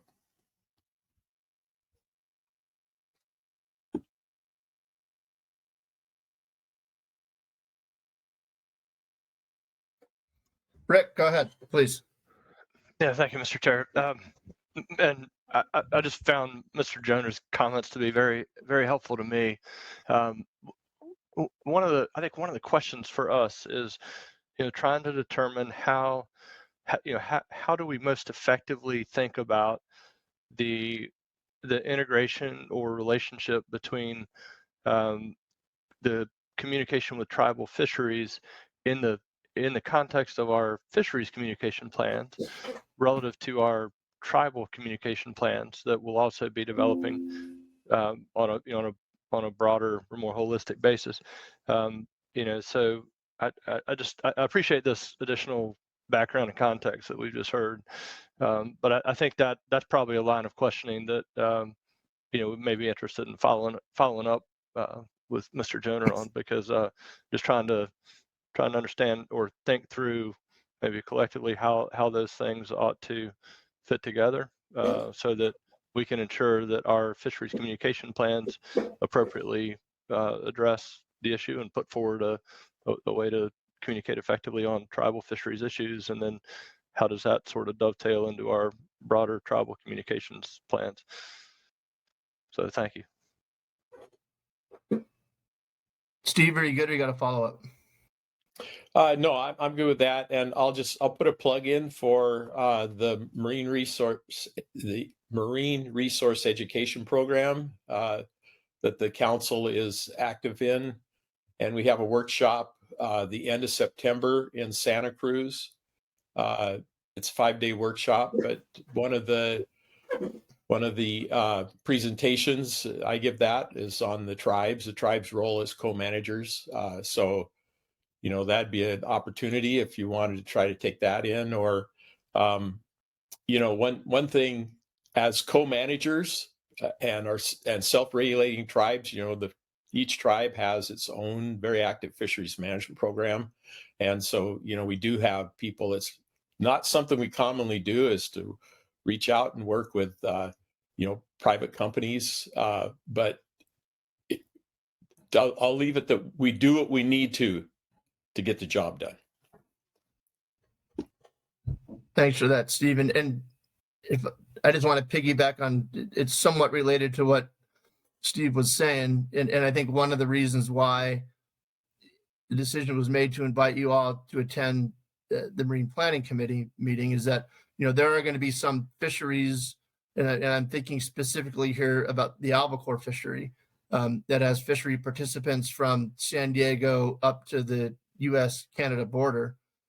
So when you're contemplating, how to effectively do your outreach in advance of finalizing the communications plans, make sure that you take that into consideration. That, engaging with the folks in Morro Bay and in Humboldt is obviously of paramount importance, but don't forget that there are going to be impacted and interested groups, harvesters and the like, and processors for that matter, based outside the area, who certainly have an interest in engaging on the communications plans. And I'll shut up now and call on Lila, please.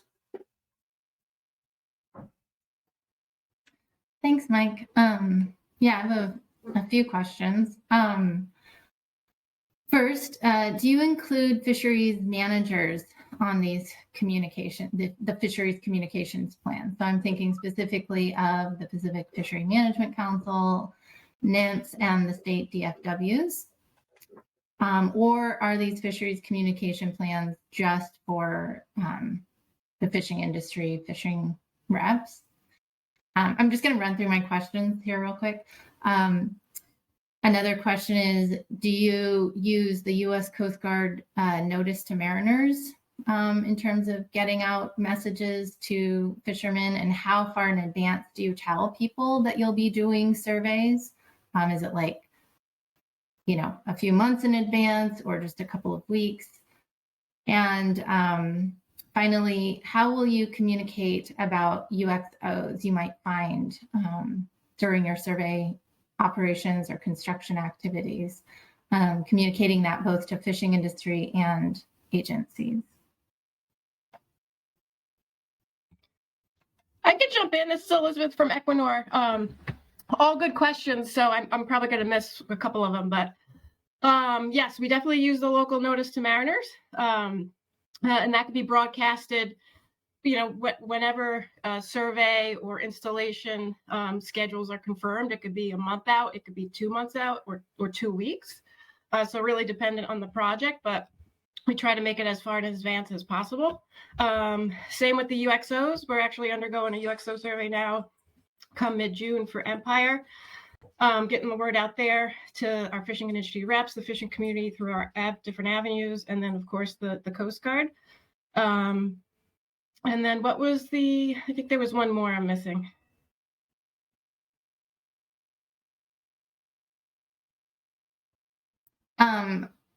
Do you include fisheries managers on these fisheries That's right. Yep. communications So plans? we will consult with our fishing industry representatives and fishermen, and we do share it with other fishing organizations. I don't think in the past we've gone to agencies or BOEM, but we do use BOEM's best guidance and practices. And again, we consult with our fishing industries on that. And again, California is different. So I'm always eager for new ways to how California think it will be best to work.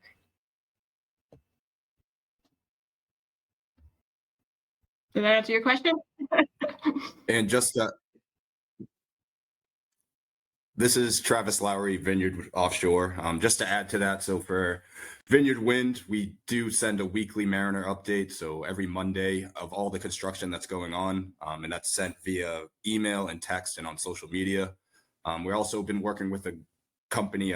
It's the Waterfront app. I think someone threw it in the chat.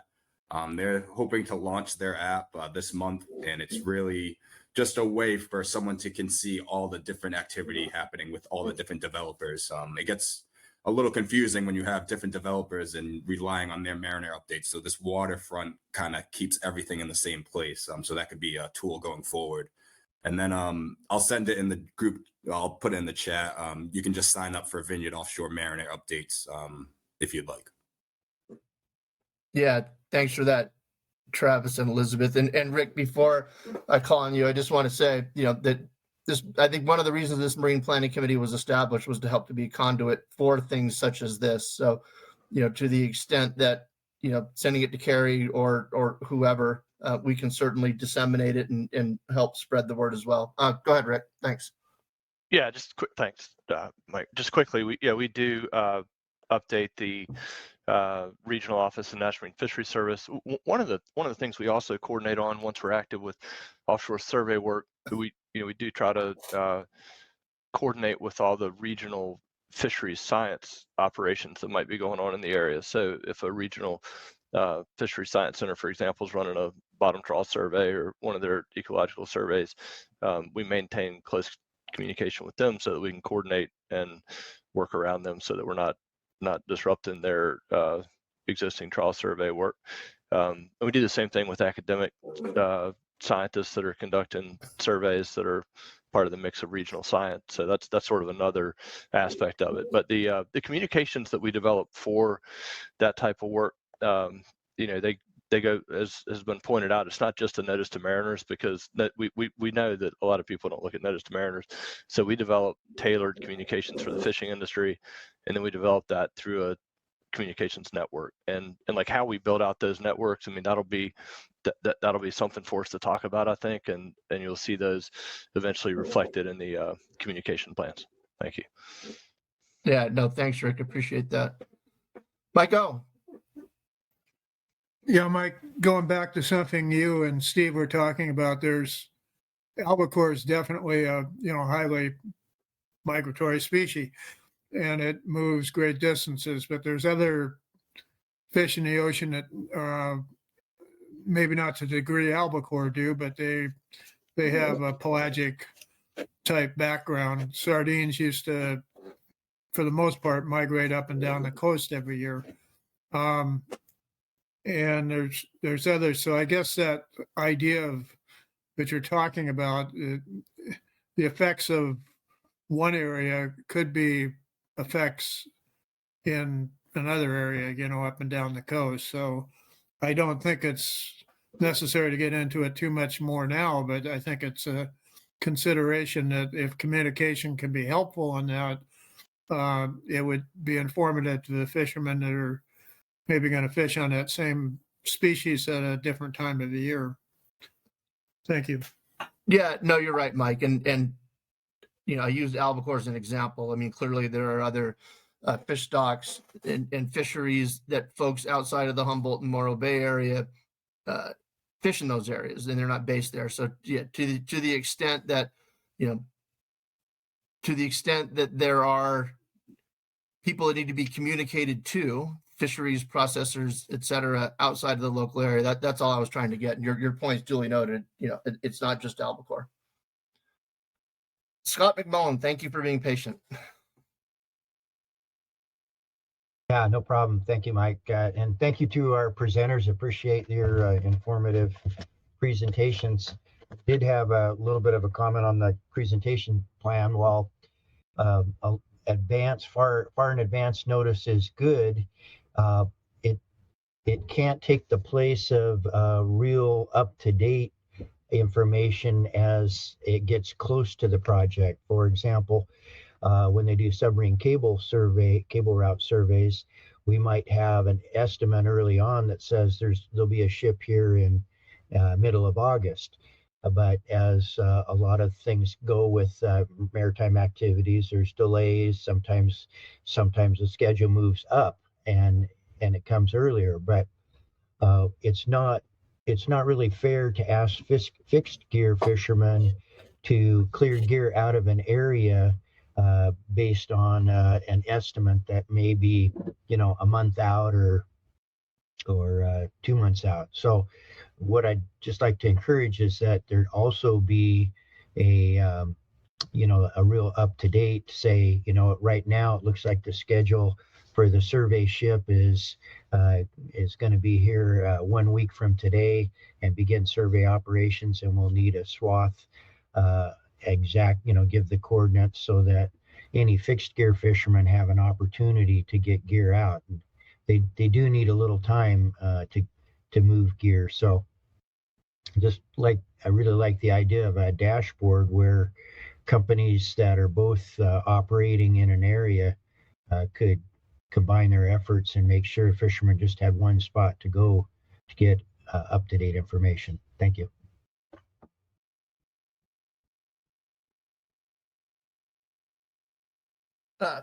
Thanks, Scott. Lila. Two follow-ups. One for Travis on that central communication hub or app.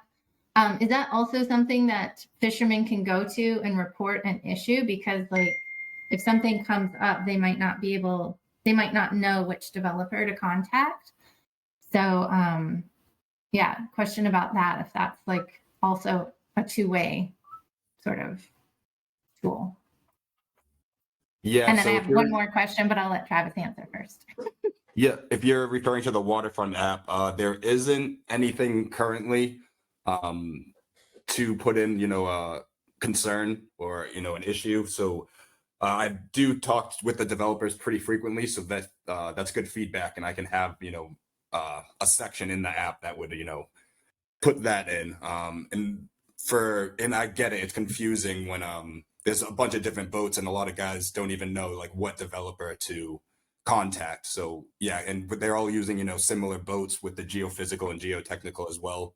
But what I've been seeing for mostly concerns, they reach out to the scout vessel. So we hire a local fisherman.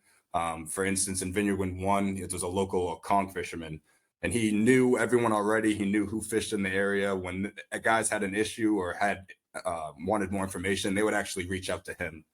So that I feel like having someone that's, out on the water in the fishing community and has that information and can spread the word, I feel like it just streamlines it very well, and fishermen, relate to fishermen. So just having that communication has helped for us. Thanks, Travis. And Rick, I really appreciated your comments about the NIMS scientific surveys and trying to coordinate with NIMS on, the surveys that you'll be doing too. So that's definitely something we'll want to talk about, I guess, with our agency communication plan. But that was also sort of why I was asking about the, if fisheries managers are included in the fisheries communication plan too, because that might be something that, the folks running our surveys might want to make sure they're all signed up on those things as well, for the purposes you mentioned. Yeah, I appreciate that. And if I may real quickly, so, and that might be an area where there could be some overlap, I guess, between the so-called agency communication plan that we have to develop, but we'd execute on that in an operational sense as we're coordinating survey work directly with the science centers.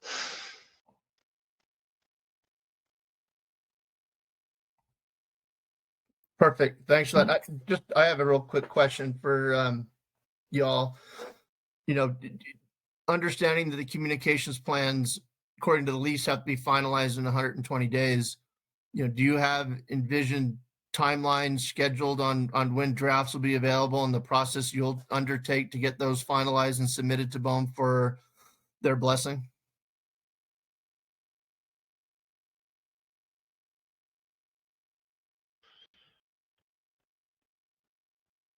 I see you came off mute, Rick. Yeah, right. So, and you might get a range of answers in terms of where each company is in its respective process of developing a communication plan. But what's common across all of the plans is the requirement by BOEM that within 120 days of lease effective date, which would be late September, that we present the final plan. We convene a meeting with BOEM and the interested fisheries and present the final plan to them and get feedback, comment, et cetera. I mean, I think what we're continuing to do right now is remain active in our fisheries engagement. We've worked on the front end to try to put together an assessment of those fisheries in and around our project area to understand who fishes there, when, trying to get a good sense of seasonality and fishing intensity, things that we think are really important for that for operational coordination as we go forward. We want to know what we're coordinating with so we can avoid and minimize impacts. So that's been a major focal point for us. As you say, though, there's some fisheries that do run throughout the range of the coast, right? So albacore is a good example, and I think we are continuing to work to identify those constituencies and communities that we need to interact with as we develop this plan, and we'll continue to build it out. For us, since we are contemplating, going through the permitting process for reconnaissance level survey work, we are trying to have a preliminary plan in place by the end of June, but we would treat that as an interim plan that we would then continue to mature out up to and through the execution or the 120 days post execution date. So we will be intensively working to develop the plans and continue to engage with fisheries throughout that period of time. Thanks for that, Rick. Any other of the developer reps want to jump in and say what he said, or if you have different thoughts? No, that's exactly Roger what he said. We're still in the beginning stages. It's a working document that's changing every day as we're looking at this, we're getting feedback, and it's only going to develop further as we get closer to submittal. So I guess and Elizabeth, I don't know if you can answer this or not, and maybe Rick, if you can, but the 3 leaseholders in Morro Bay and the 2 in Humboldt, are there thoughts of sort of coordinating engagement with the local fishing community when you're developing these communications plans, sort of as a way to ease the participation burden, for the lack of a better word, on the folks in those areas? Absolutely. I already shared it with the Morro Bay guys. It was the initial draft. It's actually been changed a few times and revised a few times now, but I think we're in further conversation with the Morro Bay fishermen for them to look at that, to look at the plan. So constantly, we're in discussions with them for sure. Right, but are you talking to the other 2 leaseholders in Morro Bay to sort of coordinate your timing so there's not going to be 3 meetings every week to deal with these? Not that I know of. We are the leaseholders are Okay, talking, thanks. but not specifically on this matter. Or I don't know if so as of yet. And Mike, and offshore Humboldt, we are trying to coordinate right now with CIP to determine how to do just that. Have one or more coordinated meetings between us and the local fisheries association or associations. Yeah, this is Pat Tennant with Equinor. I just wanted to add that actually last Friday, all three of the lessees in Morro Bay, we met with the local fisheries, kind of as a first time, even though we've all had some boots on the ground. That was kind of a discussion of how we want to move forward, and we had a conversation about getting the communication plan in front of them in a coordinated sort of way. Perfect. Thanks. Appreciate all of your answers on that. Carrie, you have your hand up. I do. Thank you, Mr. Chair. Yeah, let's see, a couple of things. First of all, we are trickling into the public comment period. So first off, for all the members of the public who would like to make a public comment, can you just raise your hand right now so we have an idea of how many of you there are? I want to be respectful of the opportunity for public comment, but sometimes we end up not really having any. And in which case I would be more comfortable, continuing this conversation. I think it's a good discussion. I don't want to cut it short. So if you're going to provide verbal public comment, just show your hands now, please. And then back to my question, I want to understand or be a little more clear on what the expectation is from the council's perspective. We're used to working in the, sort of federal notice or public notice and comment opportunities. You have 60 days to provide comments, that sort of thing. Okay, Ken, I see your hand up. Well, you're on. That's 3 hands up. But it's less clear to me how that would work for these draft communications plans. It sounds like some of you have shared with some of the local constituents. I think the Pacific Fishery Management Council and the MPC would be interested in at some point seeing a draft to be able to provide feedback. That's one question. And then related to that, would you, I'm just putting this out to all the developers who are with us right now, what would you want to hear from us proactively?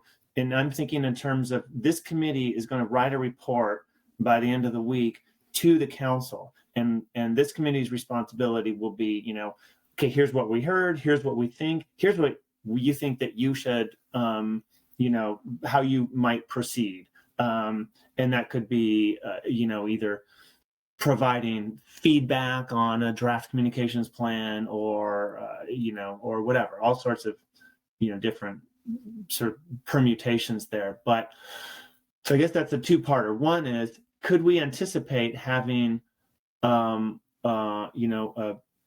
sort of widely dispersed opportunity to provide feedback so that this committee could look at it and say, here's what we think on your draft plans?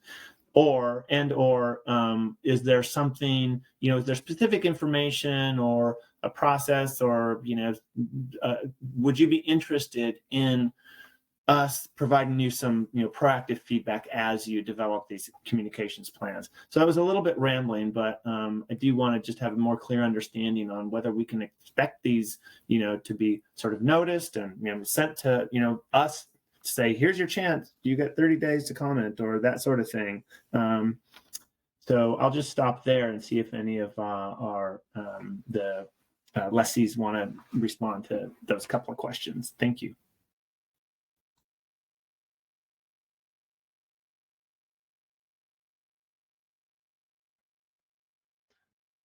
Yeah, Mike, if I may respond to Carrie, I think one of the questions I would have is one of, as we're in this period between now and the deadline of final plan submittal at the end of September, is a question of practicability, right? I mean, what's practicable for in terms of a response or for us to share? I think that's something to talk through. I think we, as we develop these, speaking for myself, I think we'll have questions, right? I noted in our comments earlier that we are committed to equity, right? We want to make sure that we are comprehensively identifying the constituencies within the fisheries, participants in the fisheries that we need to be engaging with.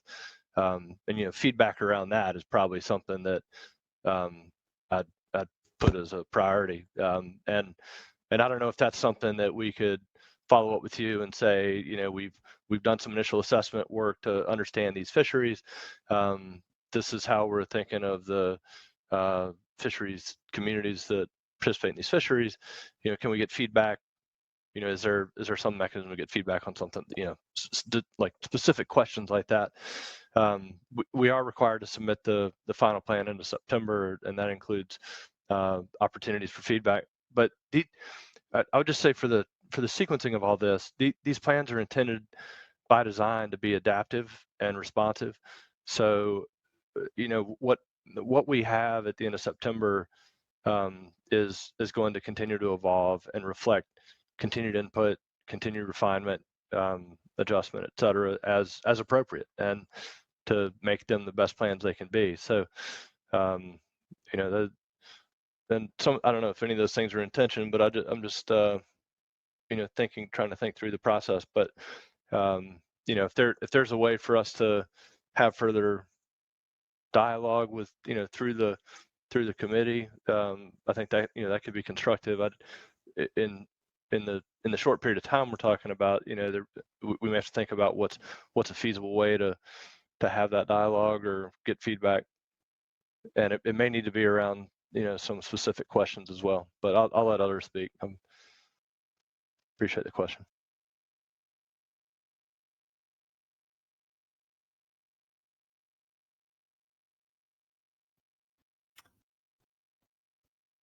Yeah, thanks, Rick. I don't see anyone else jumping in here. I would like to take you up on that offer to follow up and see if there's a mechanism we can set up, or some specific questions maybe that you and or your other developers might be interested in hearing from at least through the council sort of forum. So I would like to do that. And then, this is all pretty new to us. So we're kind of, learning to build a plane as we fly it, as they say. Oops, and the battery's running low. And but we do want to be able to provide as, a sort of concrete advice or information to the council in a couple of weeks as possible. So maybe I can circle back with you. Let's see, do a time check. It's 12:15. I see 2 hands up, 3 hands up. I'm also looking at NPC members to see if there's more questions that you may have. And let me think. There was another question I thought that I had. Yeah, maybe not. Some of them have been addressed. So I'm looking at NPC members, which I'm not seeing. And then we'll segue here into public comment. I do want to prioritize, the way that the NPC works, as I mentioned at the outset, is that there are members on the NPC that are on our other advisory bodies, and so they serve as the liaisons, to those other committees and those other advisory bodies. Some of those members are on here as well. Typically, we ask you to funnel questions through your representative, but that's not, that's not an absolute rule. But what we will do is we'll start with the people who have their hands up who are not on any council committee, not on the NPC, and are more members of the public. So that's the priority. We'll go here. With all due respect to you, Arlene, we'll get to you, but I think we'll first. Oh, and then just I'm not sure who iPad is. Could you just unmute yourself and just tell us who you are, so I have a name with a hand? Hi, Carrie. This is Mary Nishimoto from the Joint Oil Fisheries Liaison Office. Okay, thank you, Mary. Appreciate that. All right, then, seeing no more NPC members with their hands up, let's move into public comment. And now I do see one MPC member. So let's do one more question from Lila, and then we'll move into public comment. Yeah, so go ahead, Lila. Thanks, Carrie. I'll be quick. Once the draft plan, once the plan, the fisheries communications plan is done at the end of the 120 days, you all mentioned that it will be an evolving process, and it can be built upon, et cetera. What is that process like? In terms of, do you have to go when you get a lot of feedback on the plan as it's moving forward, and you're getting feedback, do you go back to BOEM and say, oh, we heard this, so we're going to update our plan? Or is it just more like within your discretion whether or not to incorporate the feedback you're hearing? So I guess I'm trying to understand a little bit more about that evolution process.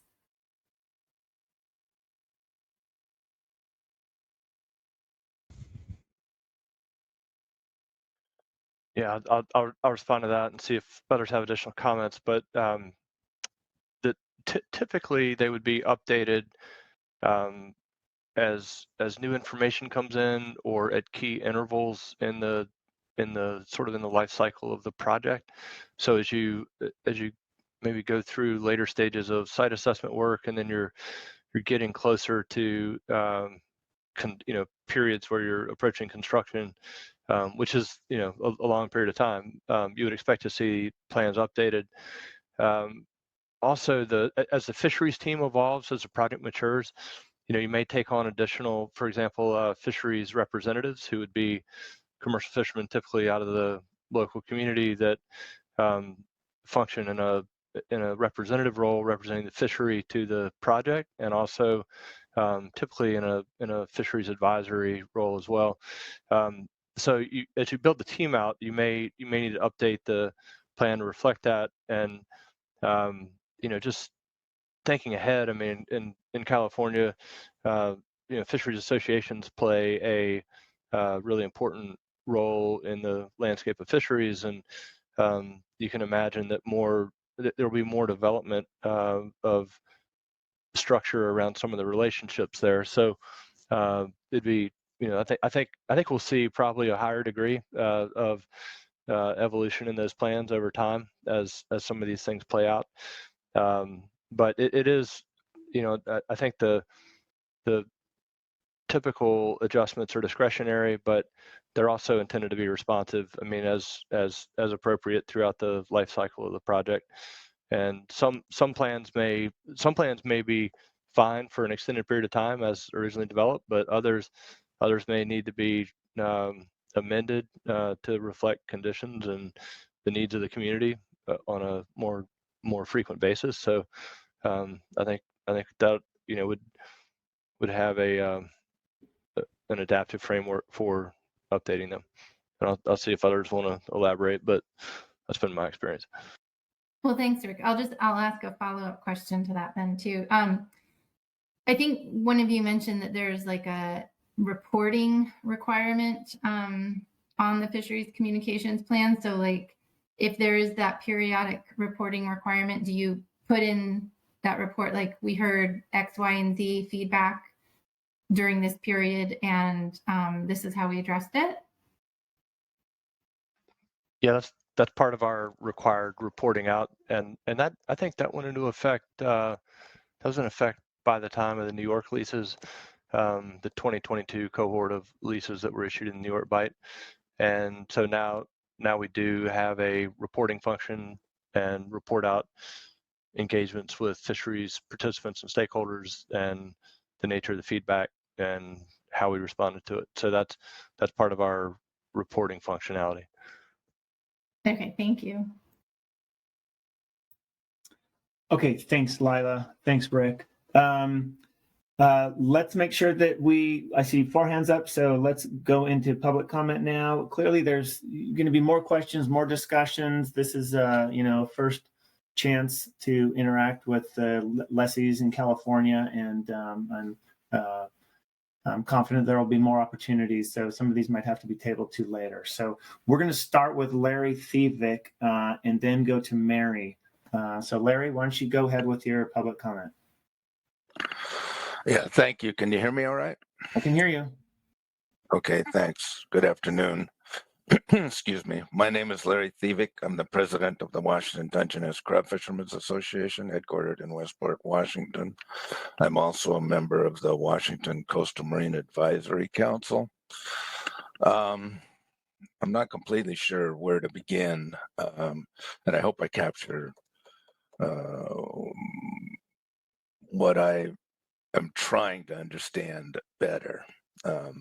I'm having a hard time wrapping my head around this conversation. First of all, the idea that fisheries communication plans by individual developers can help resolve how to avoid and minimize impacts to fisheries, I'm not completely sure if that really belongs in this conversation. I've heard that statement several times and by the presenters and along the conversations. It seems to me, and I think it's been said by others, the potential impacts on fishing are much greater than individual projects, and that they are regional in nature and an expanse. And the idea that segmented individual fisheries communication plans can service the attempt to avoid and minimize fisheries impacts, which include, as Mr. Joner has said over and over again, and Mike O, ecosystem effects. What are the cumulative regional ecosystem effects that certainly are broader than any communication plan by an individual developer could either expect to cover or could be helpful in covering. So to that end, it seems to me that we're really talking about project communication plans, that there should be a separation between the idea of what will an individual project present as it's being built, so to speak, to fisheries operations. And that is different than avoiding and minimizing fisheries impacts. And I believe this conversation should recognize that. It's flawed in the idea that that is what an individual developer can do, or we're misunderstanding completely what the purpose of a fisheries communication plan is. And Mr. Joner has repeatedly said that, these impacts are regional, potentially regional, that the tribal communications are not what is expected under established treaty rights. And I'm not trying to speak for tribal communities, believe me. But those impacts are also shared by us. We may not have the same force of voice relative to the need to recognize those impacts, but they are impacts and they are shared coastwide, potentially. And so I think there's kind of a misstatement of purpose and a misstatement of what these communication plans are, and that they are including language that makes them sound more expansive than they could be or should be. The need to understand the larger regional ecosystem effects, which then affect fishing. And it's not confined to just displacement or gear losses, is just not being reflected, I believe, in this process. And I think we need to re-examine what it is we're actually trying to accomplish in these FCPs, I guess they're called, because they're just only individual and very limited because they're so segmented in their usefulness relative to avoiding and minimizing fisheries impacts. Thanks.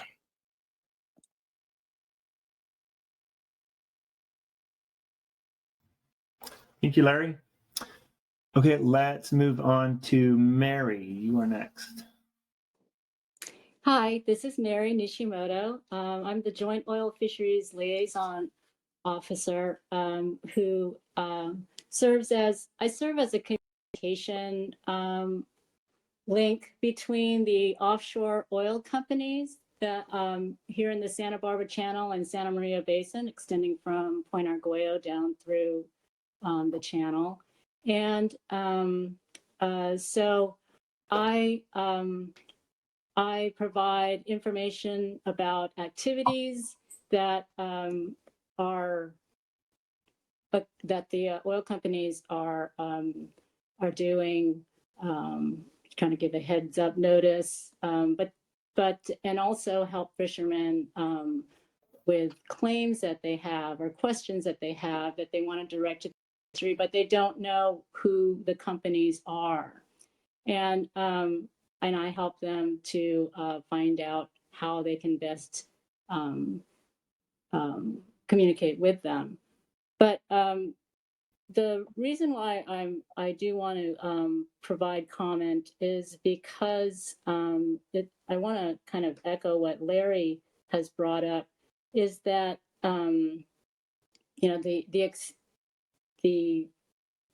it should not be the burden of the fishermen to know, to figure out, as these operations are taking place, who they should communicate with, and how do they go about getting the information, how do they go about reaching out to the companies. And so it seems that the communication, it's interesting that BOEM and the state have required the companies to have their individual communication plans. And that's all in good, because the companies should think about how they are going to communicate. But as they structure that plan, companies should also consider it from the perspective of the fishermen, and that they are not interested in identifying individual operators' impacts upon them. It's how the activities in the area will be potentially impacting them, and possibly increasing risks of incidents occurring, and how best to minimize or avoid those potential impacts. So it might be, excuse me, best to I think it'll serve the interests of both the companies and the fishermen for the companies to coordinate a structure for two-way communications with the aim of being adaptive and responsive, as Rick points out, in how they're going to move forward to structure the communications, the two-way communications, and how incidents are going to be managed, interactions, questions that the fishermen would have in the course of the planning and the operations. So that's what I want to bring up, and it seems to be that there needs to be this tiered local regional structure that will benefit fishermen, not just in the immediate area, but also beyond, as I think what's been being echoed in this conversation. Thank you. Thank you, Mary. I see Pat's hand up. Pat, do you want to respond to that, to Mary? Yeah, thanks. So, I know there is a little bit of confusion as we're moving forward with these communication plans about, what the intent of the document is. I think it's important to recognize that these communication plans are really just that. It's really about how we are going to reach out and engage the stakeholders. There is still a very formal process that we're walking through that includes, an EIR, an EIS, and permits from a number of agencies who will be, evaluating and looking at impacts. And these communication plans, we talk about them evolving because they really are our best shot at identifying, who the players are right now. But as we get out there and we start collecting data, they're going to evolve because we're going to find new data. We're going to start going through that process with the state and the federal agencies permitting that are going to give us additional requirements and provide additional insights into impacts. So, these communication plans aren't designed to solve all the problems. It really is truly just to get the communication started and open up those channels.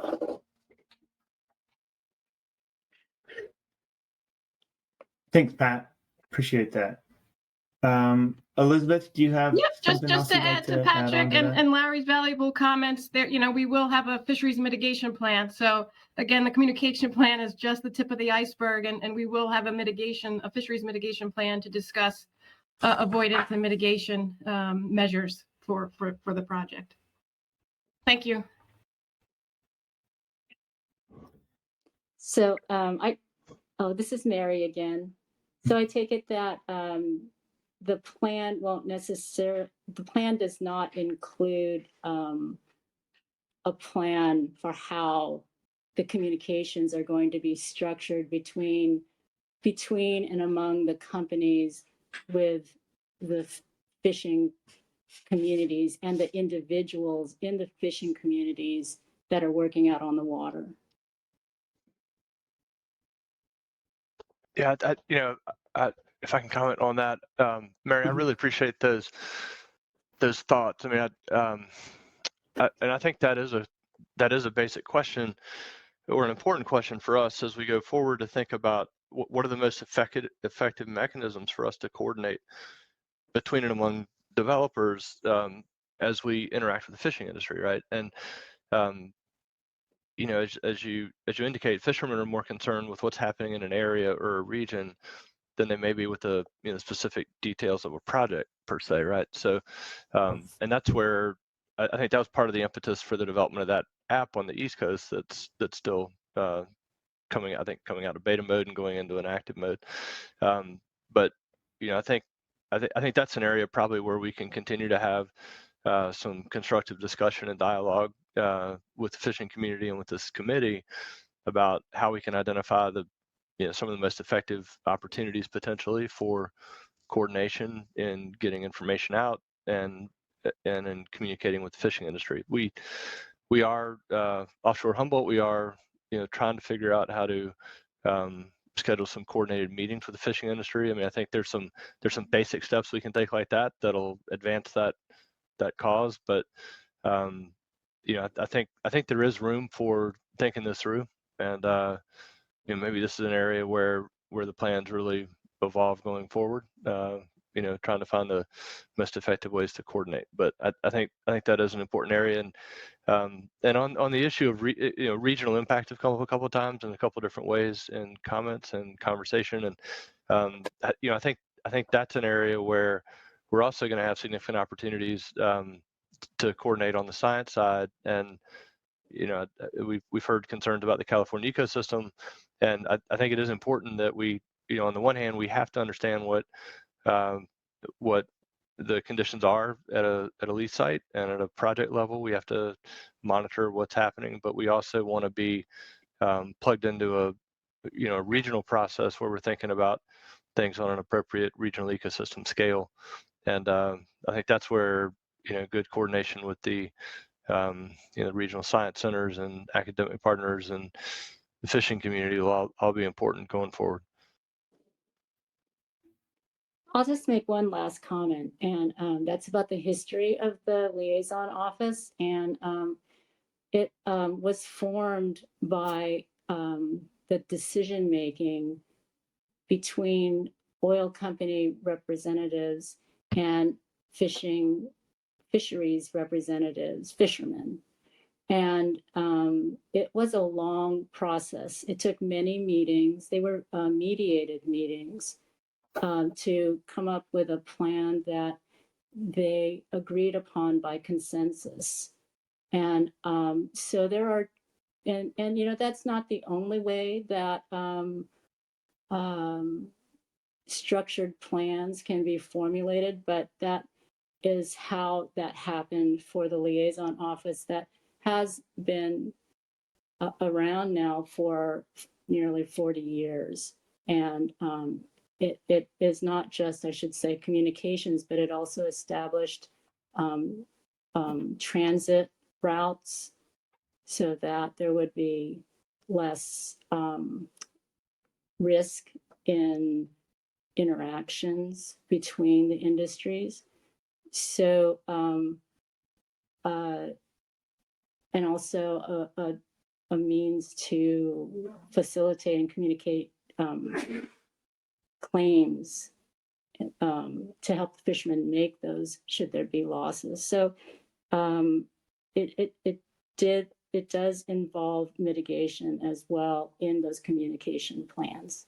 Okay, well, thank you. Thank you, Mary. Okay, this is a good discussion, but we're delving into more of a discussion, and I wish we had more time to let that happen. But we do have some time constraints, so we're going to move on to more public comment, and I suggest that we keep them focused on as much as possible on sort of specific comments, and keep in mind that the MPC here is listening, and we're going to capture as much of this conversation, any concerns or sort of feedback as possible, and report those to the council. So teeing up these questions and concerns now is very good. We don't need to, solve the problems here just because we're, not really feasible at this point to keep going. But anyway, we're going to keep going with public comment, Ken Bates, and then Dave, and then Arlene, and I think we did see a couple of extra hands that did not show at first. So, I would have calculated our timing differently. But anyway, let's go to these three public comments: Ken, Dave, and Arlene, and then we'll break for lunch. Ken, go ahead. Okay, I believe I'm unmuted, Carrie. Good morning, good afternoon, everybody. This is Ken Bates. I'm representing the California Fishermen's Association. I actually have a question. It's my belief that the communication plans are going to operate and be applied through the fishing liaison officers that the developers go ahead and pick.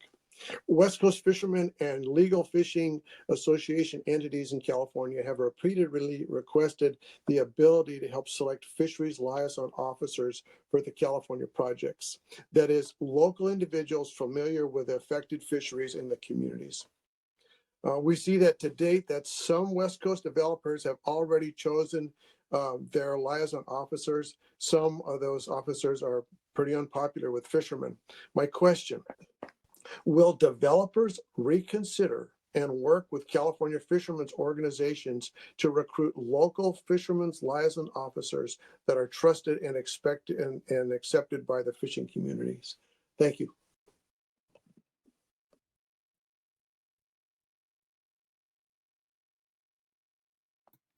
Thank you, Ken. I'm not sure if anyone would want to pick up that question and run with it. Yeah, I can. This is Elizabeth from Equinor.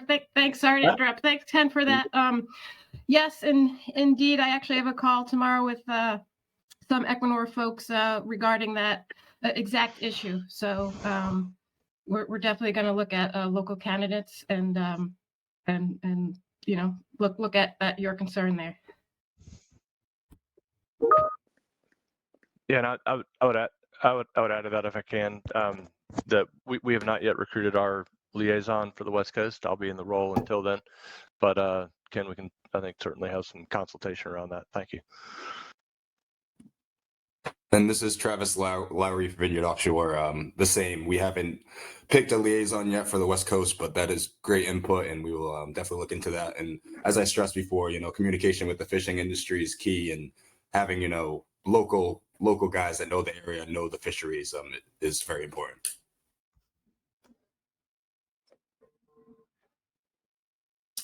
Okay, thank you very much. Let's move to Dave Cachetta and then Arlene, and then that'll wrap up public comment. So Dave, go ahead. Hi, Carrie. Thank you. This is Dave Cachetta.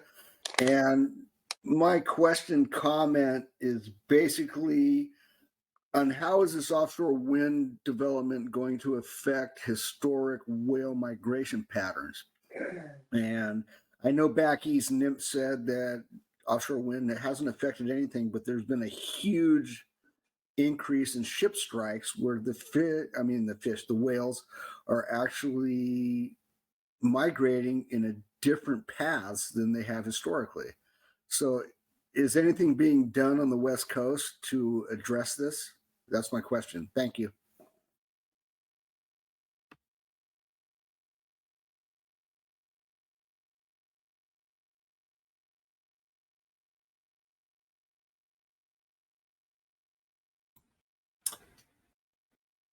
All right, Dave. Yeah. Carrie, oh, go ahead, Rick.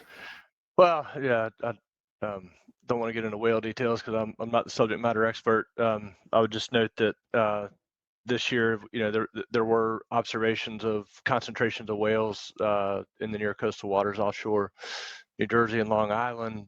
They were concentrated on schools of Menhaden, and that was noted as some change in distribution and behavior, but it appeared to be ecologically related to the presence of Menhaden. And I would also note that one of the major initiatives we'll have as we go forward is the development of our environmental monitoring plans, and those will include measures to monitor marine mammals and other environmental considerations, and obviously we'll also be focused a lot on fisheries and fisheries monitoring. And I think one of the opportunities we'll have in that is to think about how to collect data in such a way that it can be integrated into existing regional science. So I think that'll be something that we can do a lot to coordinate with local academic partners and the fishing industry and the science centers as well. So thank you. Thank you, Rick. Thank you, Dave. Okay, last comment, Arlene Merrims, go ahead, and then we'll break for lunch. Hi, good morning. Thanks for taking my call, or good afternoon. Thanks for taking my question. So I have a couple questions. One is for RWE. You mentioned something about restoring biodiversity or something related to biodiversity, and I'm curious what you meant by that. My other question is for Vineyard, and really for others too, but for Vineyard, you mentioned a BACI design with 1 year of pre-construction surveys and 2 or 3 years after. I'm curious how, BACI design typically requires more than 1 year in the natural environment, right? Because of the variability just occurring naturally. And so typically you usually have 3 years of experimental or construction activities. So I'm wondering if there is opportunity in the realm of communication to coordinate with scientists and academics and even the council in terms of how you're going to design that study, because tailoring it to the West Coast, to our ecosystem would really benefit from a lot of communication and input from local expertise. So question about that, and that really goes to everyone, but I only heard Vineyard actually even mention it. So thanks for taking my questions. Yeah, if you want, Carrie, I'll take the first one and hand it to Travis. But the biodiversity question, I appreciate. So RWE's corporate commitment is to achieve net positive biodiversity outcomes with all new projects by 2030. This project would be included in that. And when we think about biodiversity, I think when we think about trying to think through ecological objectives more broadly, biodiversity is just one metric within that. And when we at the project level get into this, what I, and we have not developed this yet, but what I would fully expect is that we will take a broader view of that and seek to achieve net positive ecological objectives. And that would include other considerations and connections to fisheries, and it'd be broad in nature. But as we define those goals and objectives, we're not going to do it through a narrow lens of biodiversity, but rather we do it collaboratively, would do it in concert with academic partners, would likely do it in consultation with the Science Center, would do it in consultation with the fishing industry. We would take a broad approach to our definition of ecological target, and then we would integrate that into our monitoring plan. And I'll let Travis comment on their BACI approach. Hi, Arlene. Thank you for the question. So to clarify, UMass Dartmouth School for Marine Science and Technology, they're conducting the BACI analysis. And we are doing 3 years before, 1 year during construction, and then 3 years post-construction. The 3 years prior have already been completed. I know BOEM, their guidelines require 1 year pre, 1 year post. And I do agree, coming from a scientific background, 3 years is kind of, is needed. And yeah, so that kind of just answers your question for who does the BACI design. And we actually, before any of the surveys were done, we got a group at SMAST full of fishermen and kind of listed and got information. And I think the document's on our website for the meeting presentation. And we really just got information on local fishermen, what species should be, research, and then and it does cater to each area. So I agree, I feel like we'll take the same approach on the West Coast and kind of get information on what is needed and what research should be done, and then go from there. Thanks. Just if I could follow up. So you were referring to the East Coast, but isn't construction going to be started in the next year or two, or am I missing something there? Yeah, so not for us, we're way off. So yeah, definitely not in the next year or two. Okay, so you're assuming 3 years pre-construction, and I would assume that would include more than just fish as the target species, but also impacts to invertebrate community and habitat and that type of thing. Correct. Mm-hmm. Okay, thank you.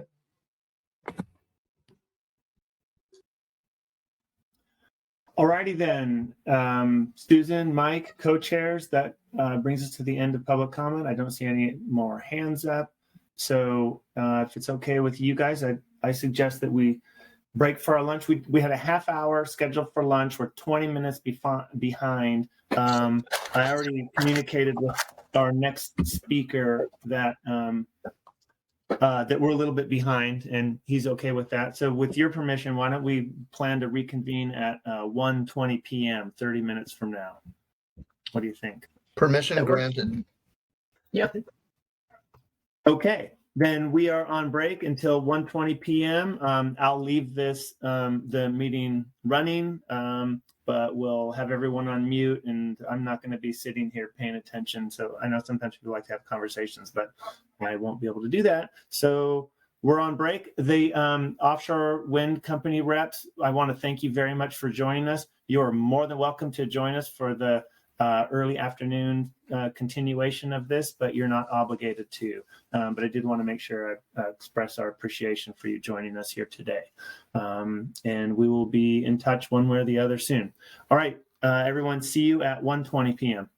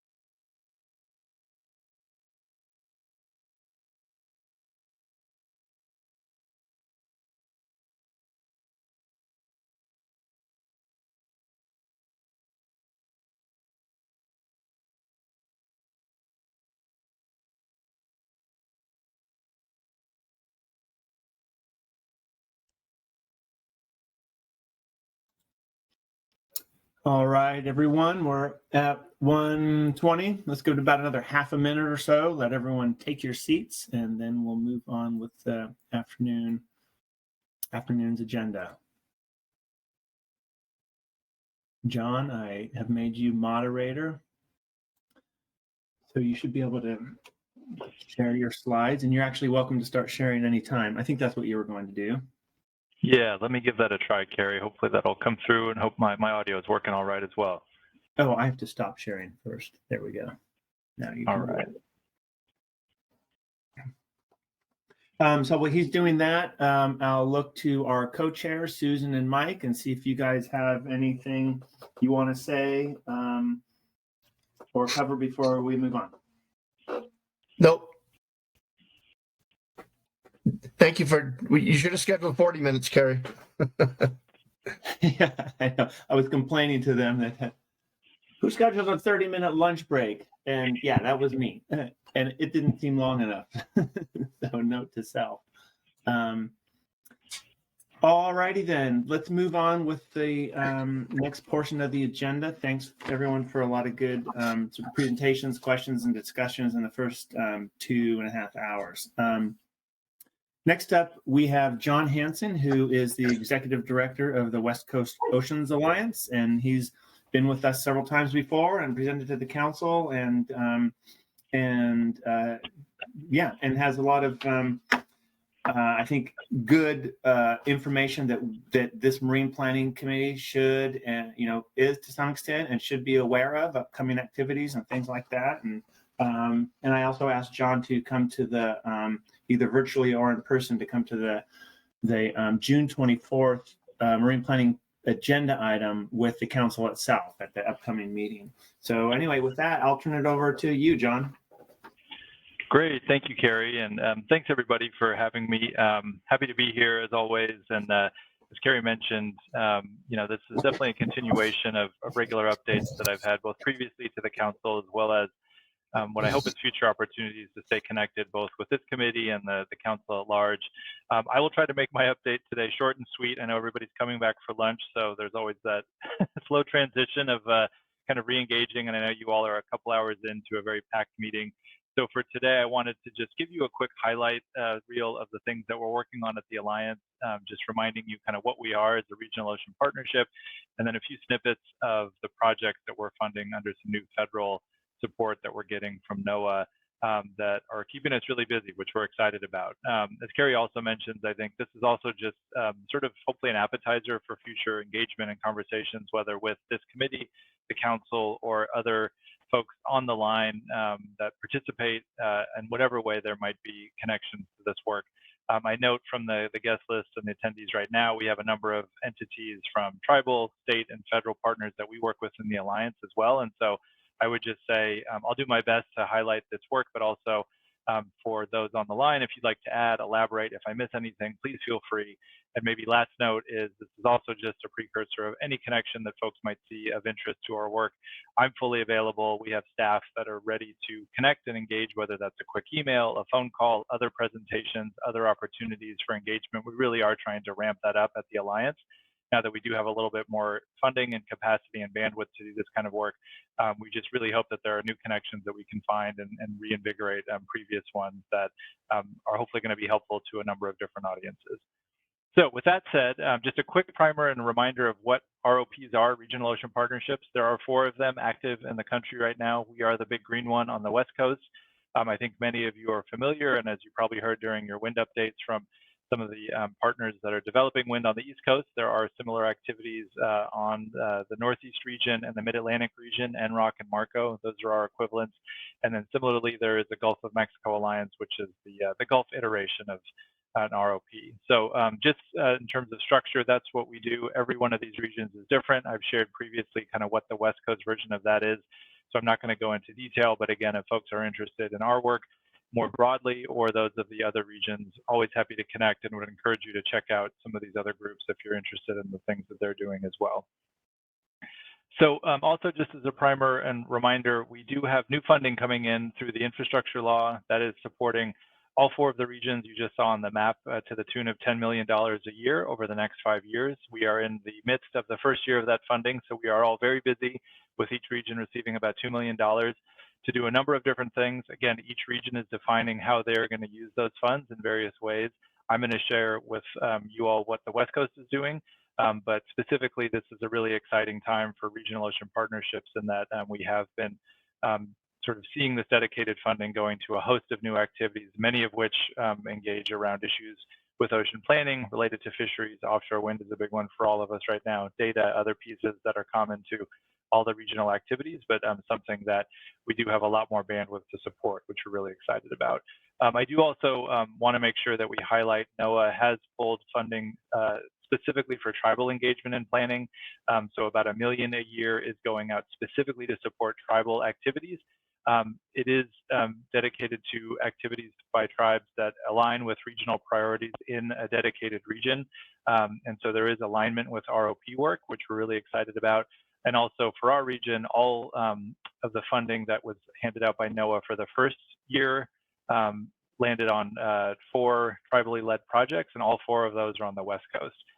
We have more information and details, and some on the line here, I think, are involved with those efforts. So happy to share. But again, we see that as a really positive development of NOAA and the Fed supporting specific tribal work that we think will obviously benefit those tribes, but also broadly benefit the region. And then we're happy to be a part of supporting that.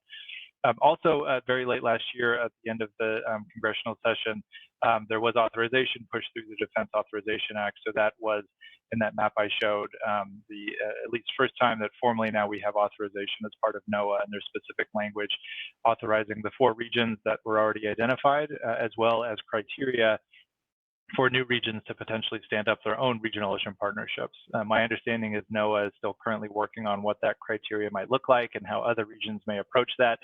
We have not seen any formal movement on other regions standing up ROPs, although we hear some sort of rumblings of that may be happening in the next few months, but more to come on that front, other than to say that we'd be excited if other ROPs that do similar work in terms of the regional ocean engagement that we support maybe stood up elsewhere in the country. So with that said, here is just a couple slides on the snapshot of things that we're going to be doing with our funding in the sort of first go around of our first year budget.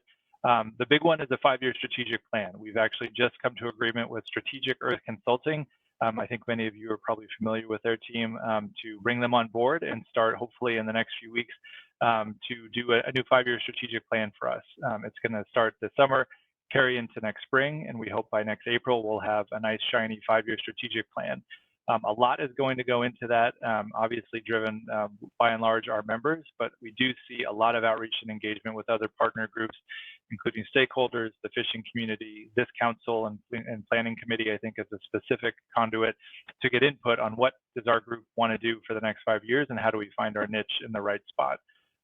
So we're sort of building on what the group has been doing, but also taking a fresh look at the landscape, looking at things like fisheries, offshore wind, aquaculture, other topics that our group has identified, but trying to find the best fit moving forward.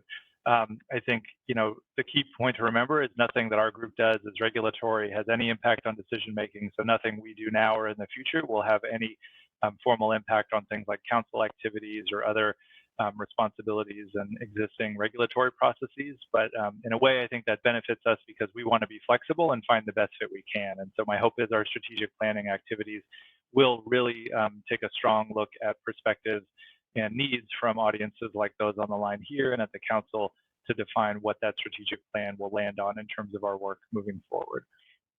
I guess I should also say for all of these, I'm going to be short and sweet as best I can, but if folks have questions, obviously now or in the future, please don't hesitate to reach out, and we're happy to give you more insight into how this work is coming together on all of these topics. We've had a new staff, so we have a new tribal coordinator, Margaret Corby, who is based on the Oregon coast. We have a new project coordinator, Bree Goodwin, who was formerly with Surfrider. I think many of you have probably crossed paths with both Margaret and Bree in the past. Really excited to have a bigger staff team growing for our work. And so that's something that's added our bandwidth and again, helping us get a lot of these projects off the ground, more outreach, more engagement. We do have funding set aside specifically to support tribal ocean planning and engagement with the Alliance. That was something our tribes identified as a key need. They're very busy, obviously, and that's not a surprise to anybody on this call. And so we really wanted to make funding available to make sure they could work and participate in the Alliance activities. I think I'll just flag something we've heard, and again, probably not a surprise to folks here. That's easier said than done. Tribes not only are busy, but also have specific sort of mechanisms to receive funding, support their work, and we're trying to make this applicable coast-wide, and that's not one size fits all. So I think that's just a note to all agencies and other state and federal partners that work with tribes that that's something we're trying to learn from and then benefit the tribes first and foremost, but obviously take lessons from that and share with other partners. So when you may have funding or support to be made available to tribes, we want to facilitate those kind of activities to be easier and more effective moving forward, whether that's our funding or other channels of funding that might emerge in the future. This last one on this slide is one I'm excited about, and I'll tell you more in the next slide. A new fellowship program we're planning to launch this fall. So we're going to be working with Oregon Sea Grant. We're going to have 5 new fellows coming online, and those will all be hosted by member entities of the Alliance, so federal agencies, state agencies, and tribes. This slide has a snapshot of what we anticipate being the 9 projects we are going to offer up as the fellowship program.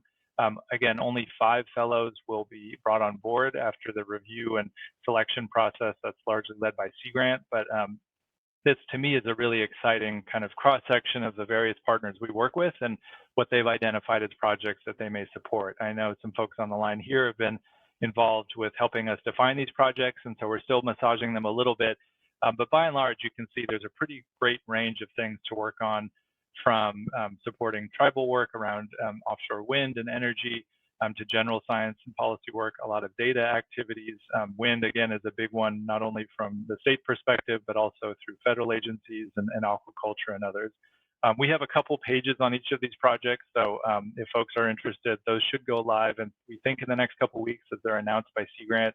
But in the meantime, if folks want a little more insight into this, we're happy to share what those project proposals look like.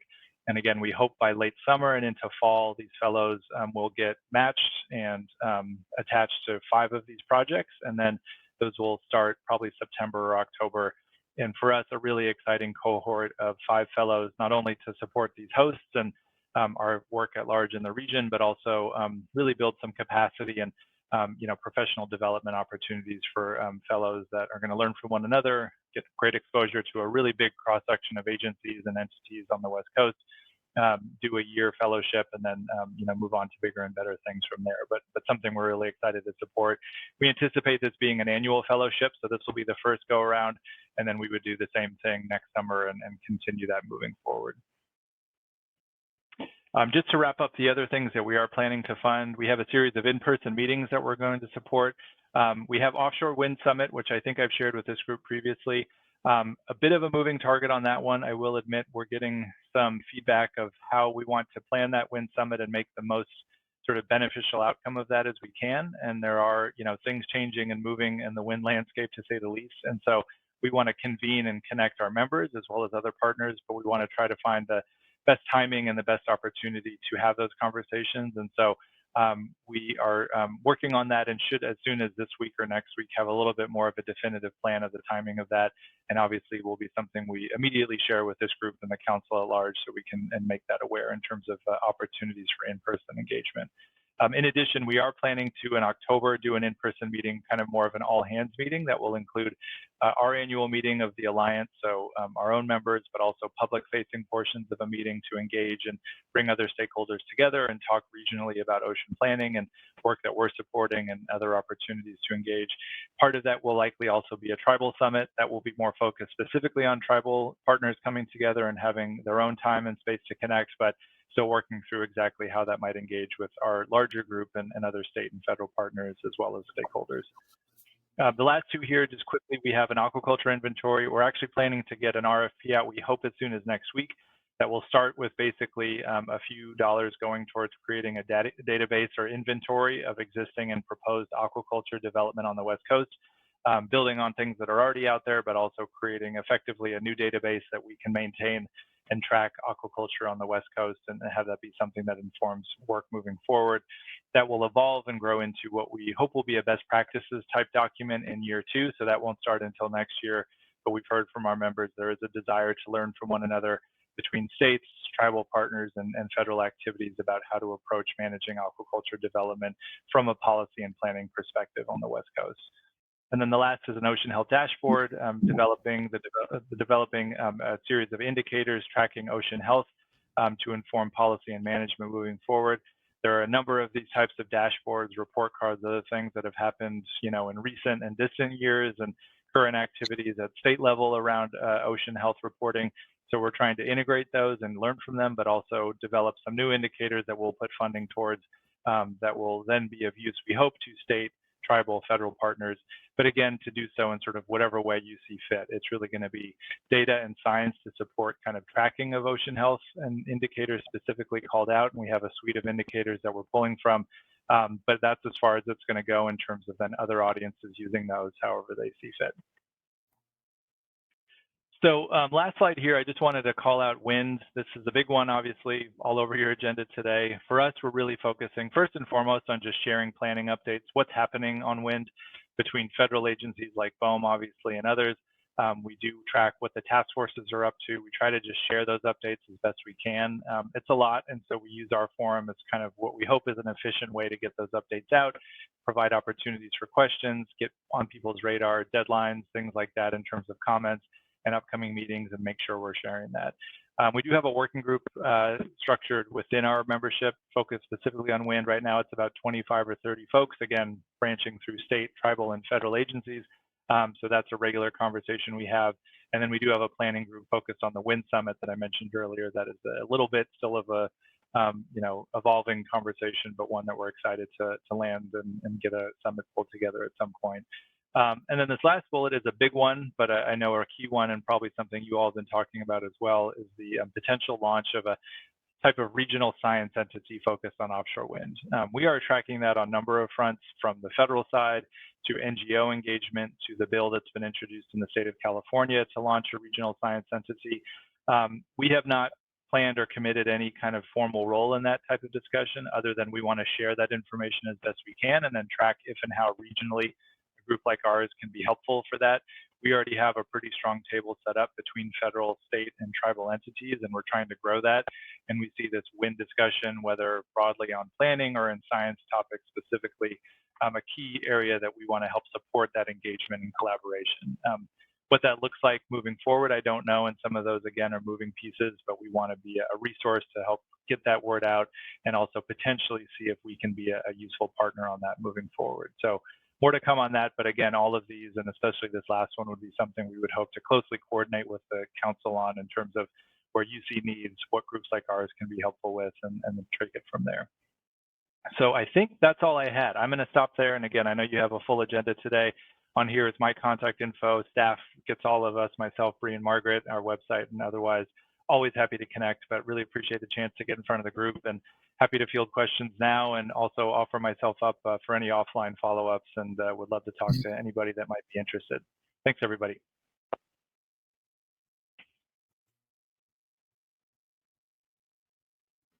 Thanks, John. Very informative, and you're so efficient with delivering your information.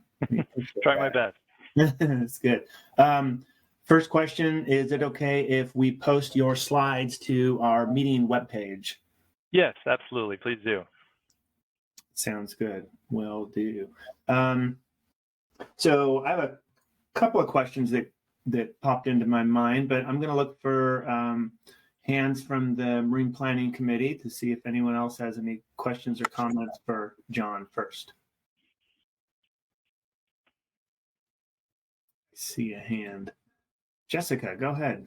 Thanks, Carrie. Thanks, John, for the presentation. I just had a question about your West Coast Ocean Health Dashboard.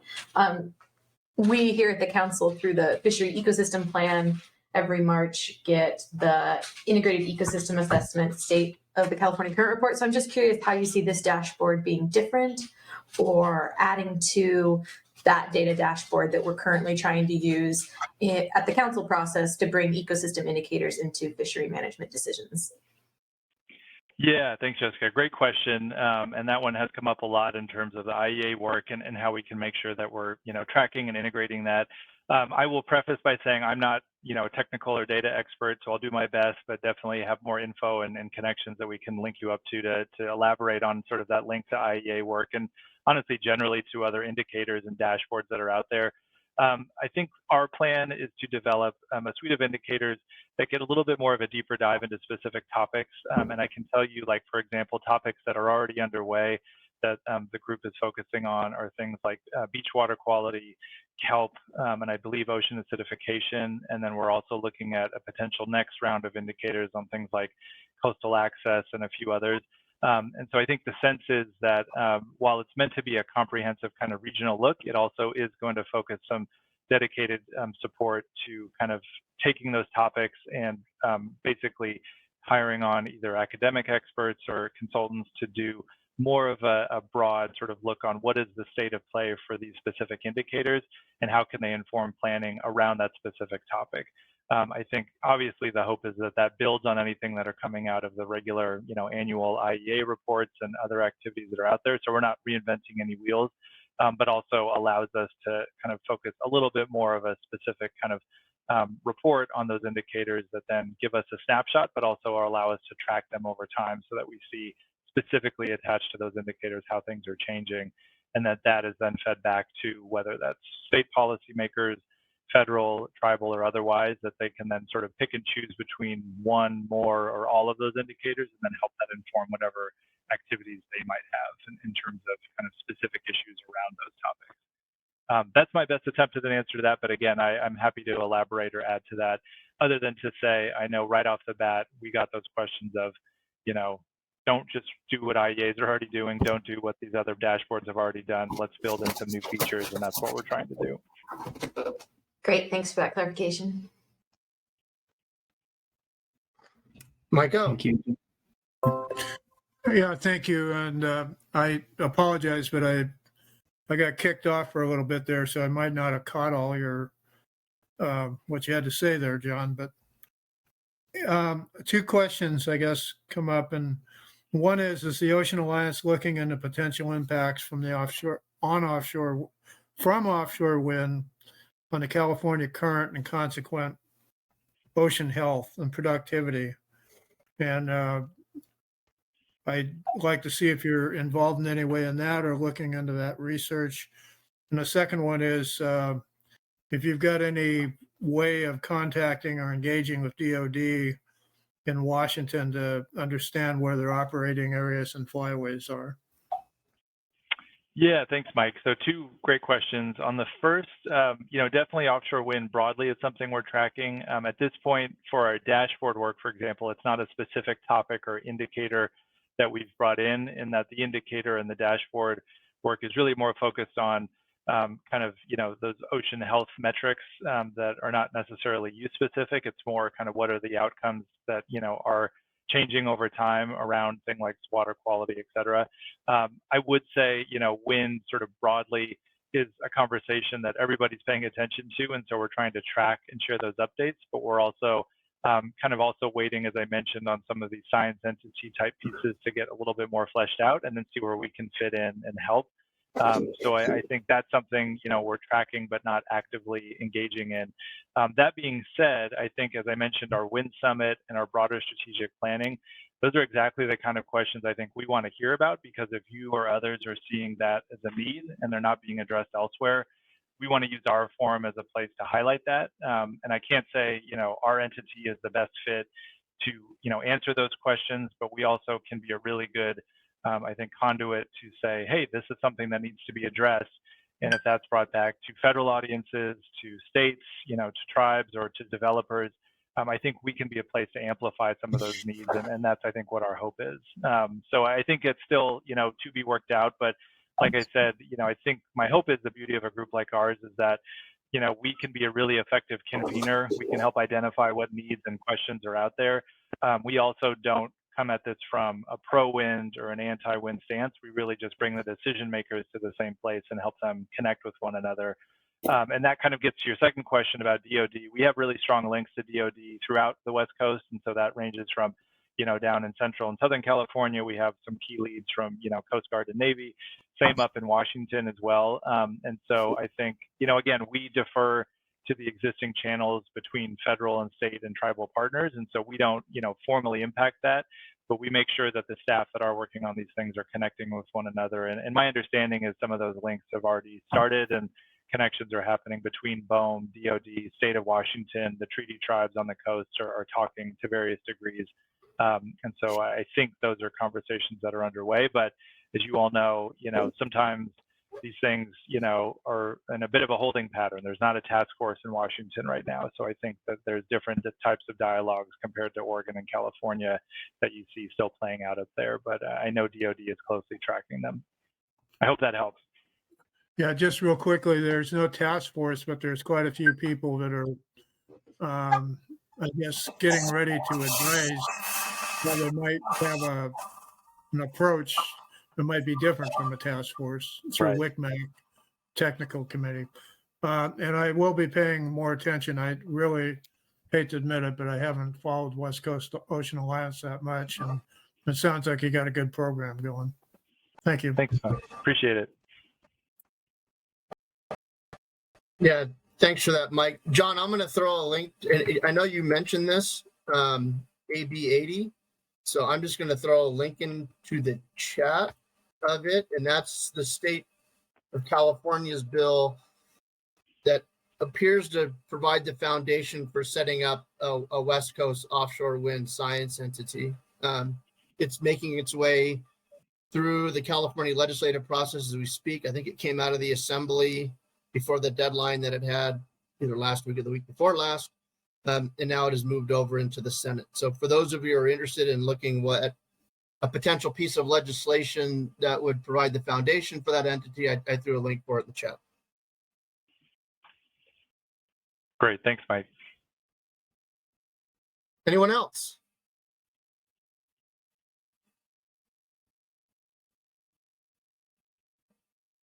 Looks like you're off easy, John. I'll take it. Thank you all. Appreciate the time. And like I said, I hope to stay in touch. Carrie mentioned I'll definitely be either in person or remotely attending your upcoming meeting in a few weeks for the full council, and hope to be on regular, updates to this group as much as needed. And as others mentioned, if we can be available to answer questions or give you more sort of peeks into the work we're doing, please don't hesitate to reach out, and we're happy to stay engaged and keep talking. Yep. Thanks for that. I appreciate it. Thanks, everybody. Thanks, John. Thank you, John.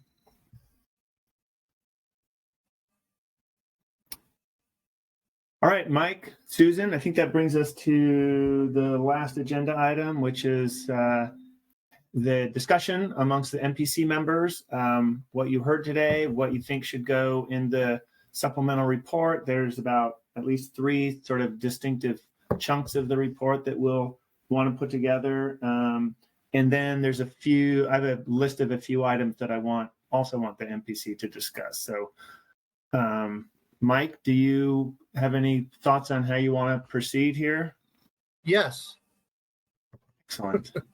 I think we should also make mention in our supplemental report that the Coast Guard published its final PACPARS notice on Mondays in Monday's Federal Register. So I threw a link to that in the chat right there for those who haven't seen it.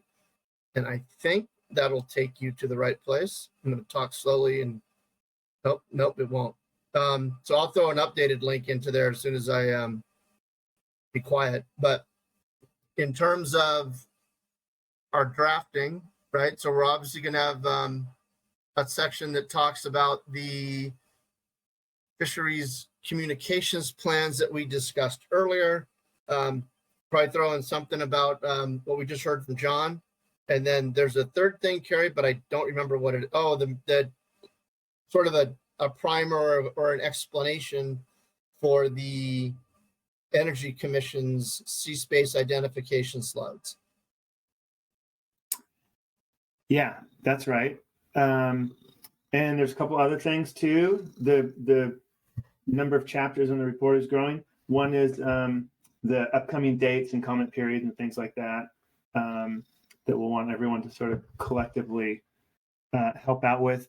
And then we should also talk about the MPC itself. You guys were convened 2 years ago. In my PowerPoint, I think I said 2022, but I meant 2021. Jessica, thanks for catching that. It was 2 years ago with an anticipated, I think the motion, or speaking to the motion from Karen Braby, was something like, let's revisit it in 2 years and sort of see how things are going. So that is on the council's docket for the June meeting. And I think that you all should think about, your level of participation. Do you want to continue representing your particular advisory body? Do you want to hand the reins off to someone else? Typically, the chair of the council is the one who appoints membership to the MPC. When this was started 2 years ago, he basically said, okay, all you advisory bodies, you guys nominate someone and send them, send me their names. And then that's who was on. Presumably we would, if there's any changes, it would follow something similar. But I think you guys should all have that conversation with your respective advisory bodies and see if they have any thoughts or comments on like how the MPC could be modified, not just sort of replacement members, which is one thing, but also, should they meet more frequently or less frequently, or do they need more members? Or, I don't know, whatever. Those all sorts of sort of structural and functional questions could be brought up.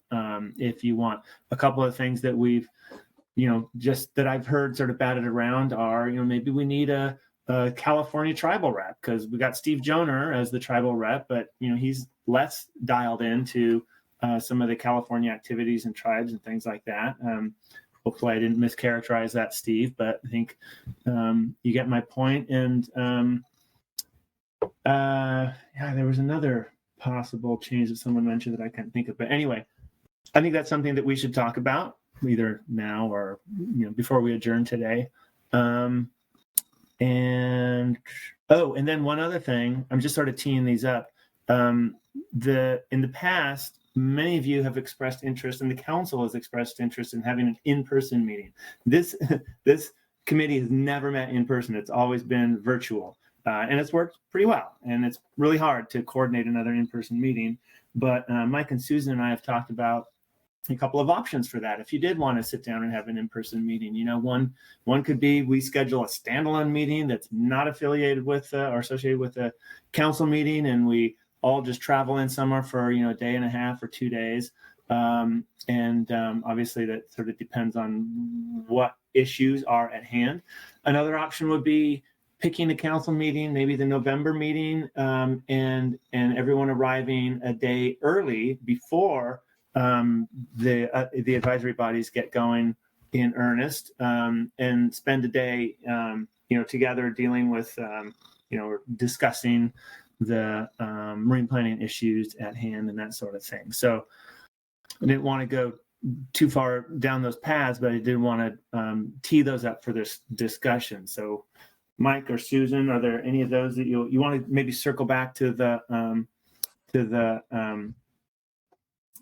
thank you, Corey. Circle back to the communications plan discussion first, or whatever you. Yeah, I was gonna. Corey beat me to the punch. I was gonna say that we did try to have an in-person meeting, but somebody might have slept through it. But be that as it may. Huh. Usually people fall asleep during the meeting, not before them. Well, can't believe that. Let's talk about, since it's not part of our report, or maybe it is. And Carrie, we've had conversations about the composition of the MPC, and I intend to go to the HMSAS. Probably, but we have a virtual meeting in 8 days. Right, and sort of tee up that conversation and see if it's working for them,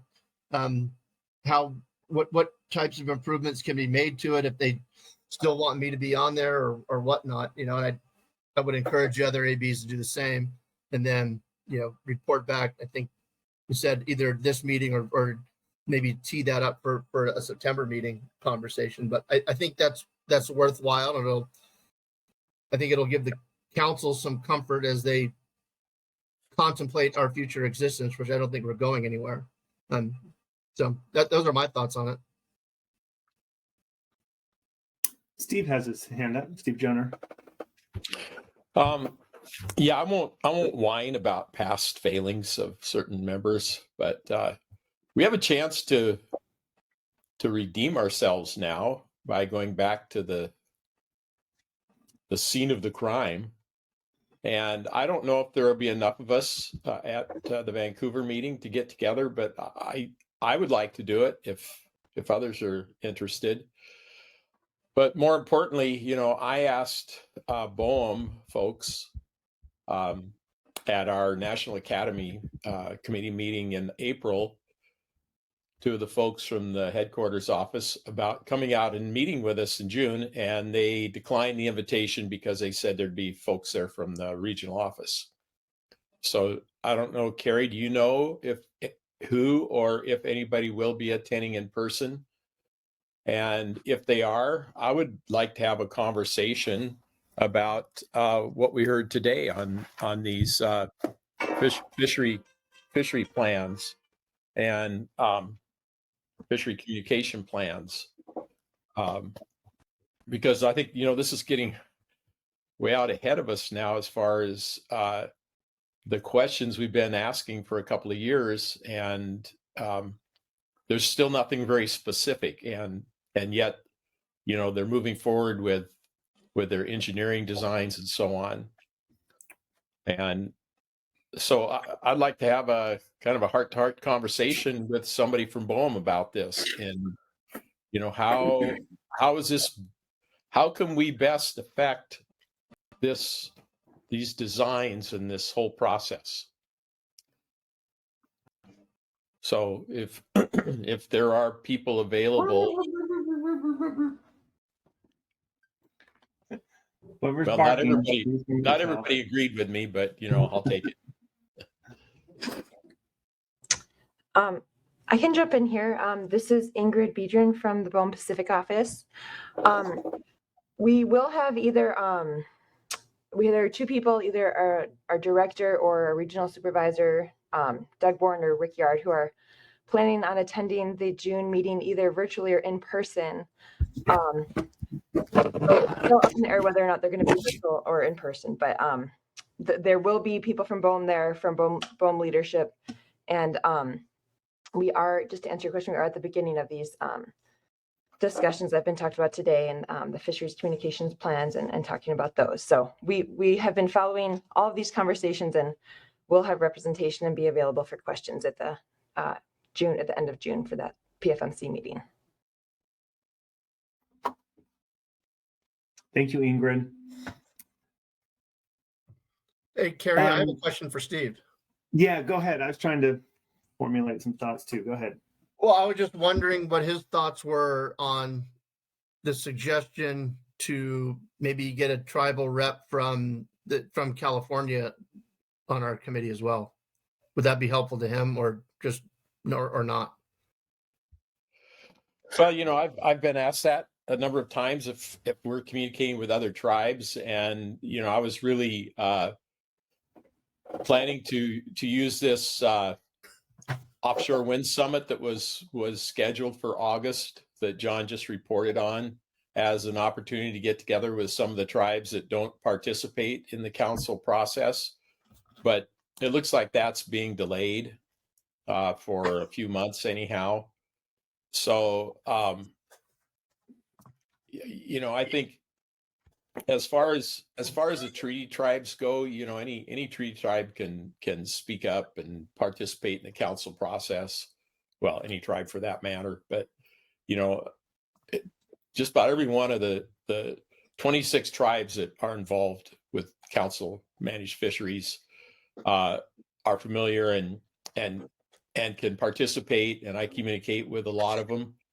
But what's missing are the tribes that don't participate. I know there are tribes in Oregon that are probably a little more active with fisheries than the tribes in California. And I want to, in the next few months, try to get with some of those folks to hear their concerns. But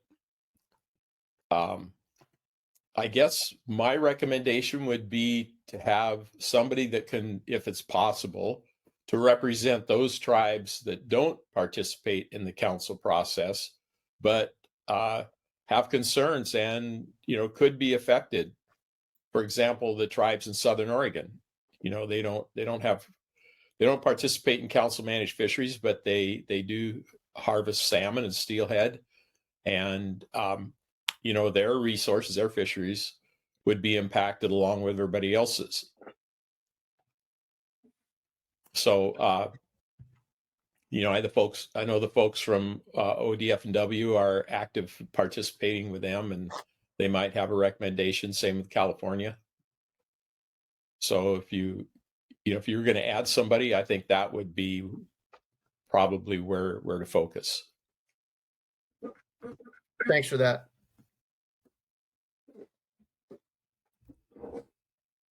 Steve, I have a Steal your follow-up. thunder.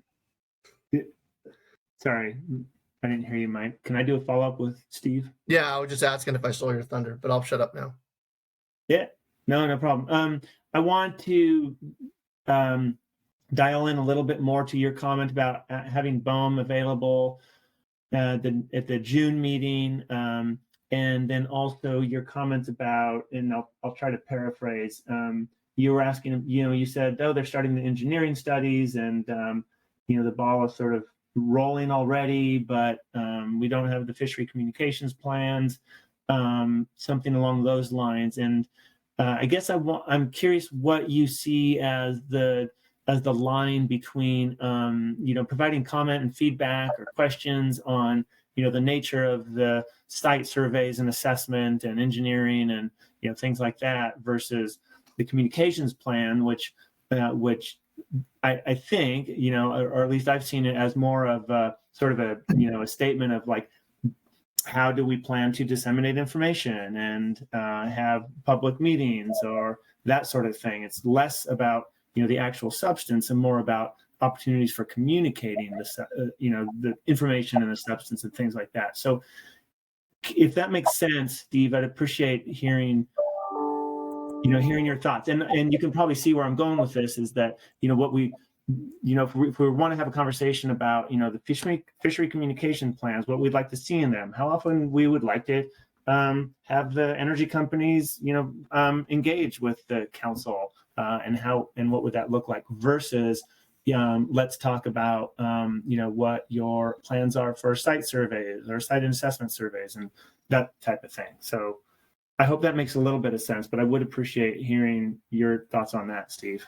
Well, yeah, I'll start with the question of the substance and work back. So, early on in this process, I was asking BOEM about doing a programmatic EIS, looking at, what is likely planned or to happen on the entire West Coast, because it's those cumulative impacts. I get tired of hearing myself say it, so I imagine others are probably weary, but we were told, well, we can't really do that. It's going to be EAs from each of the wind areas. So, that's the substance. Well, we're going to do something. We can't really tell you how big it's going to be or how much it's going to be or where it's going to be or how it's going to operate. So we're still in the dark as far as what will be the impacts. And, we could talk about, theoretically, if you do such and such, here's going to be the results, starting with, impacts to upwelling. But we really need to start hearing specifics before the concrete is poured. And so working backward then to how they're going to communicate, I think what I'd like to hear communicated is these are our plans, because we don't really know what one of those specific projects, what kind of impacts they're going to have to, like Larry said, Larry put it very eloquently as far as, you're affecting individual fishing operations, but then on the larger scale, you're affecting fisheries. So we need to know, what we're going to be looking at.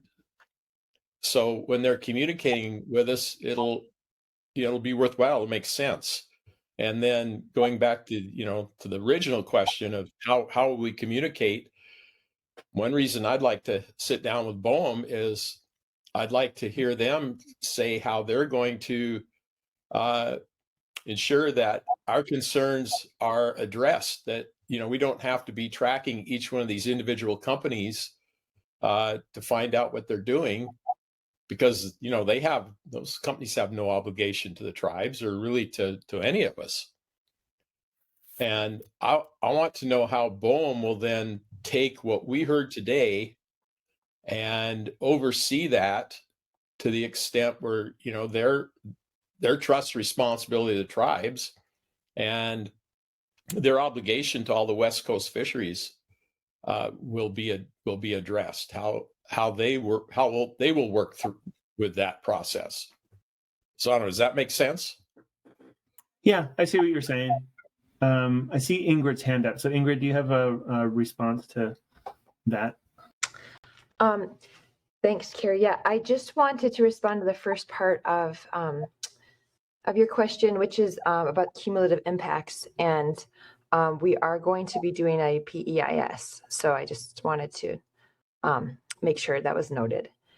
And then for the second part about, how will we be reviewing the fisheries communication plans and making sure that all the input is taken into account. I mean, we're early in that process, but that's a huge part of my position and my job, and also many others on our team in the BOEM Pacific office will be doing that. So it will be an evolving process, but there are lots of us focusing on that piece of this process. Okay. Sorry, go ahead, Steve.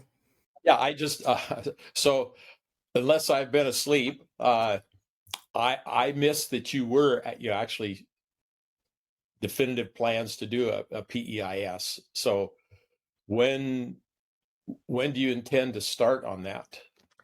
It was just it was just recently announced. One of our regional supervisors in a recent conference, he publicly announced that, and so the timeline still, I can't give you an exact start date, but the fact, we've made that decision and committed to that. So the process we'll be starting it. Ingrid, just for a point of clarification, that programmatic EIS is limited to the 5 lease sites off California. It's not going to be a West Coast wide programmatic EIS, right?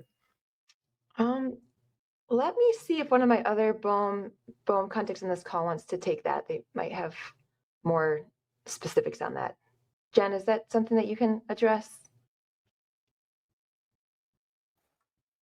Can you repeat it? Sorry, I was following along. I was listening to Ingrid, and then I missed the last little part.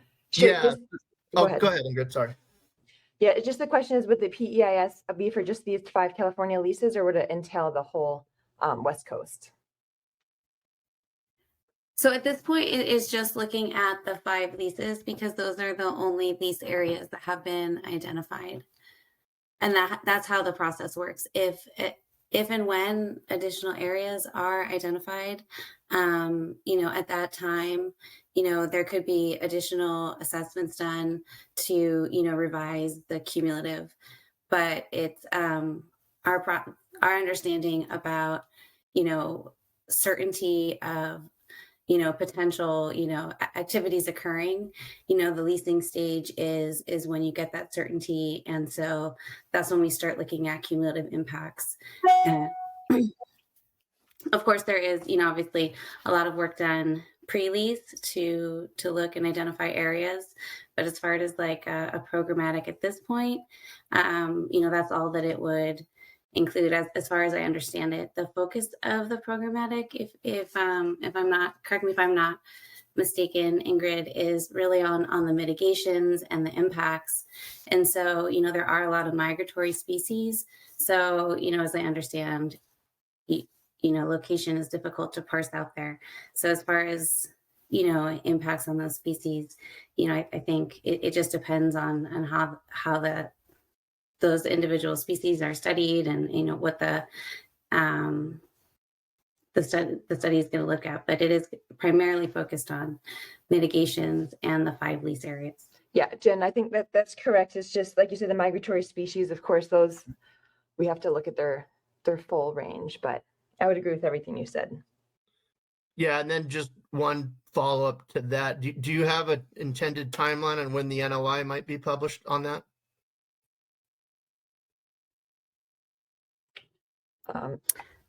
No, I don't know. I know right now we are in the contracting phase.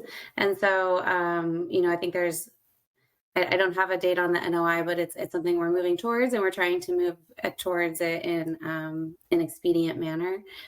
So, we know how important this is to a lot of people. And so, we're trying to move forward as quickly as possible. Yeah, no, thanks for that. And then, I'll just note, and Carrie, you noted this as well, we appreciate you undertaking this effort. This is something the council asked for, I think in March. So appreciate this.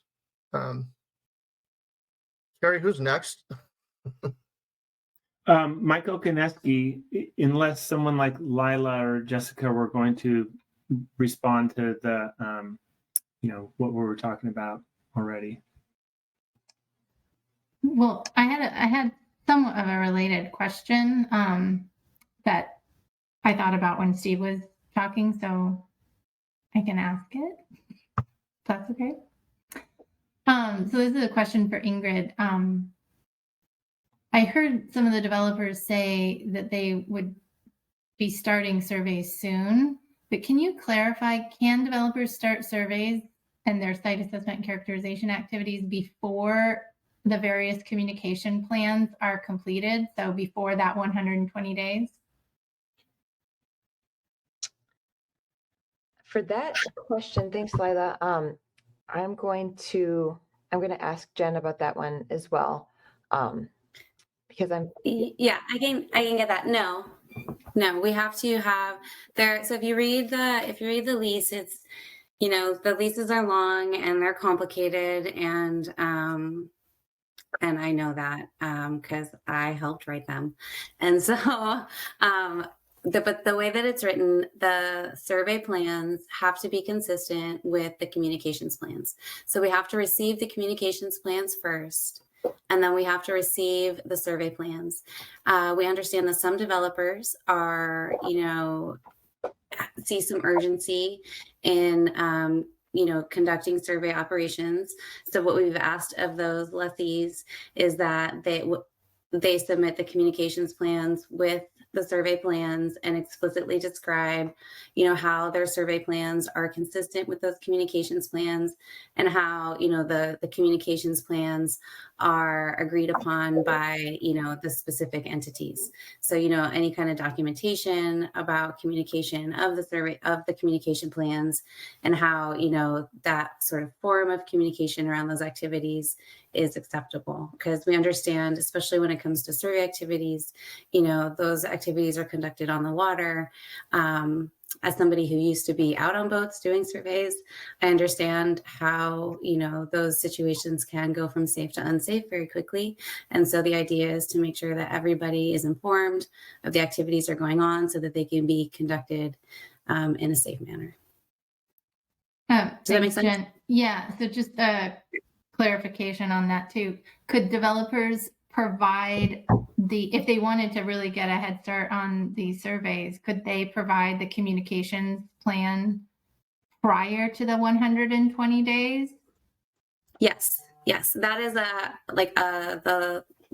the longest time that they have. So they most definitely can provide things in the near term.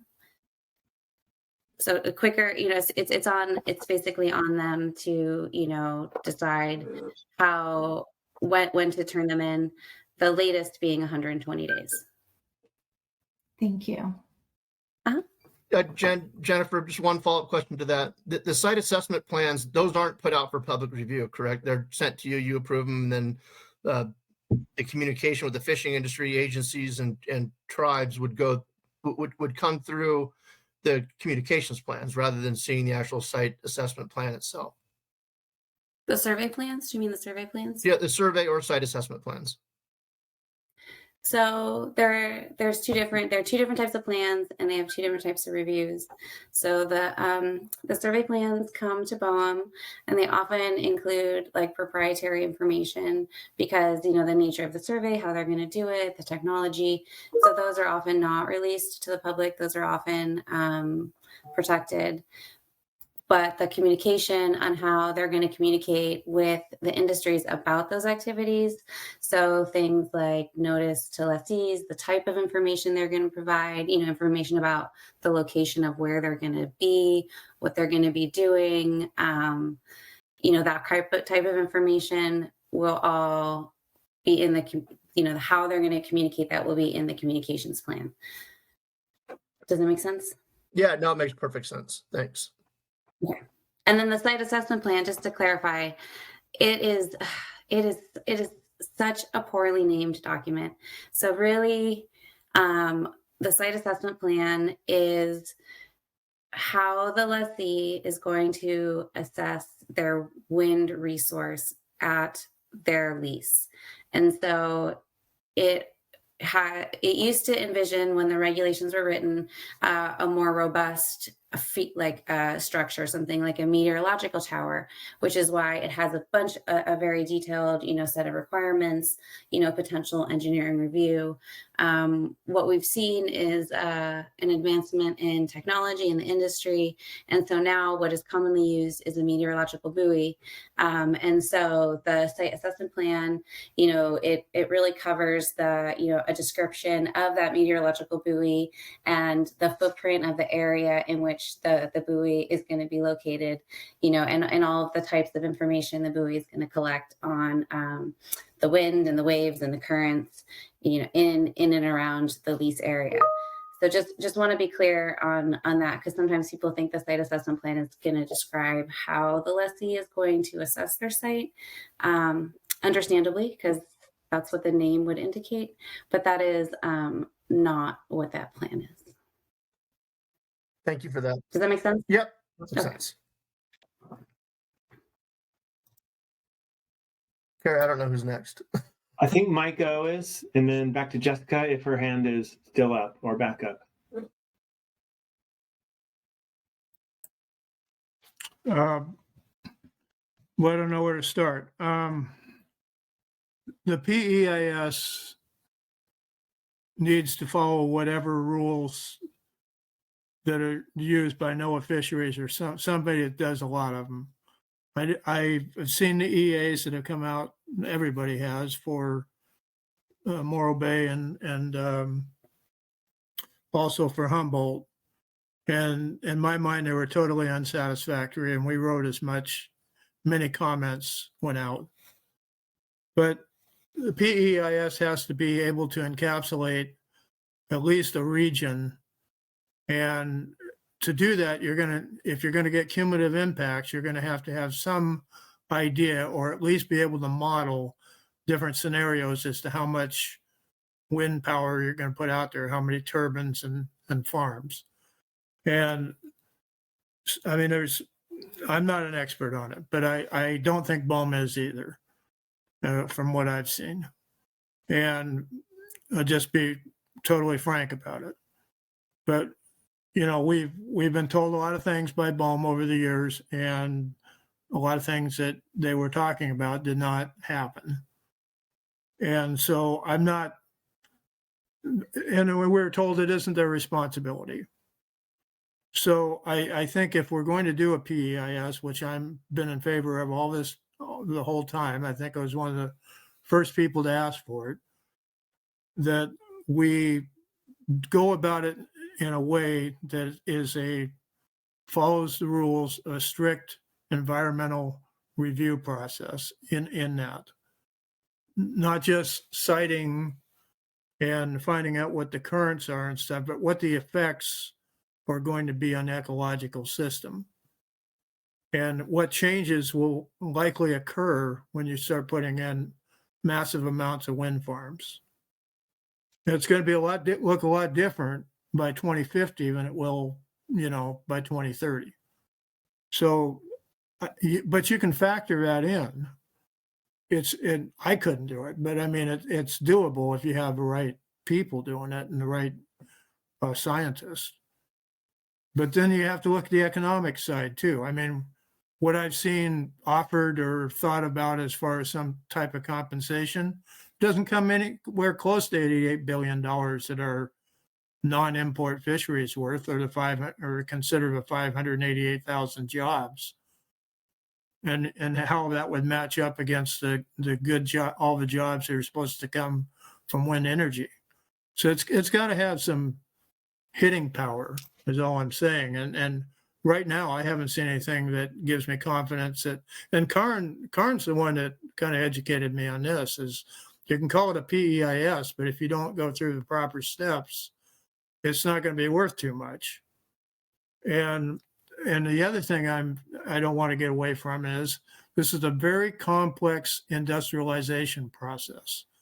And so you're going to have to at least be able to use the PEIS for oversight and maybe cuts some of the factors out on each one of the sites that you do, but you're still going to have to recognize that those are going into different areas and they're going to have different effects on the geographic and the hydrological system that's already there.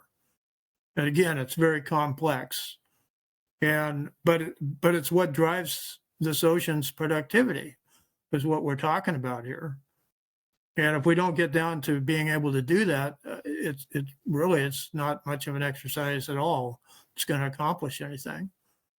And I'm certainly open to talking with BOEM or listening to BOEM more, but until we start seeing something that looks like we are going to evaluate by some process the complexities of this ecological system and what drives it and what the effects are going to be when we put in wind power scaled out to 2050, say, we're really not going to get too many answers we can depend on. And it's going to be a long process. Maybe not long, but it's got to be thorough. And so Karn was really afraid of having a PEIS because she thought she wanted something totally different that she hasn't put a name to, but an environmental review that would accomplish just what I talked about. And so far, I don't know a name for it. But the PEIS could be used, but again, I think it needs to be done by independent agency without BOEM's oversight. And that we get an independent conclusion. I think NIPS could do that process if they're not told how to think and how to approach it. But let's face it, there's a lot of politics driving this thing to begin with, and we're cutting corners again. So I would like to think that we don't just jump at the initials of this thing and say, well, yeah, we did a PEIS, but we left this out, it left that out when we're done. And I'll let it go at that, but I really would like to see this thing be something we can be confident of as far as the work that went into it and the conclusions that were drawn and the people that did it and the agency. And I don't feel that right now. Neither did Karn. And so I guess are we going to wrap up your thought here soon? Yeah, I'm done. Okay. But I think you can understand what I'm making, the point I'm making. Thank you. Yeah, I think point is well taken. Sorry, I cut you off, but I didn't want to. I want to make sure. No, that's okay. Just move on. Yeah. So real quick, Susan did put a link in the chat to a letter that the council wrote just last month, getting at this exact issue, this sort of long-term cumulative impacts analysis that the MPC and the council is very interested in seeing developed. Not just a PEIS for one state or another or one set of leases, but really a long-term comprehensive Pacific Coast wide cumulative impacts analysis that looks at a bunch of different scenarios, ranging from 5 or 10 wind farms to 20 or 50, when it really scales up. And so just to remind everyone, the council did send that letter to Doug Bourne last month for your reference. And how about you, Jessica? I think you're up next. Thanks, Carrie. I have two questions. The first is for Jennifer. I just want to make sure I'm interpreting your response to Mike's question about the site assessment plan. So what I heard, and correct me if I'm wrong because I could have misheard this, is that that's really just kind of the specifications of this oceanographic meteorological buoy, but nothing really about like the habitat types and the species and everything else kind of in that lease area. And is that correct? Did I hear that correctly?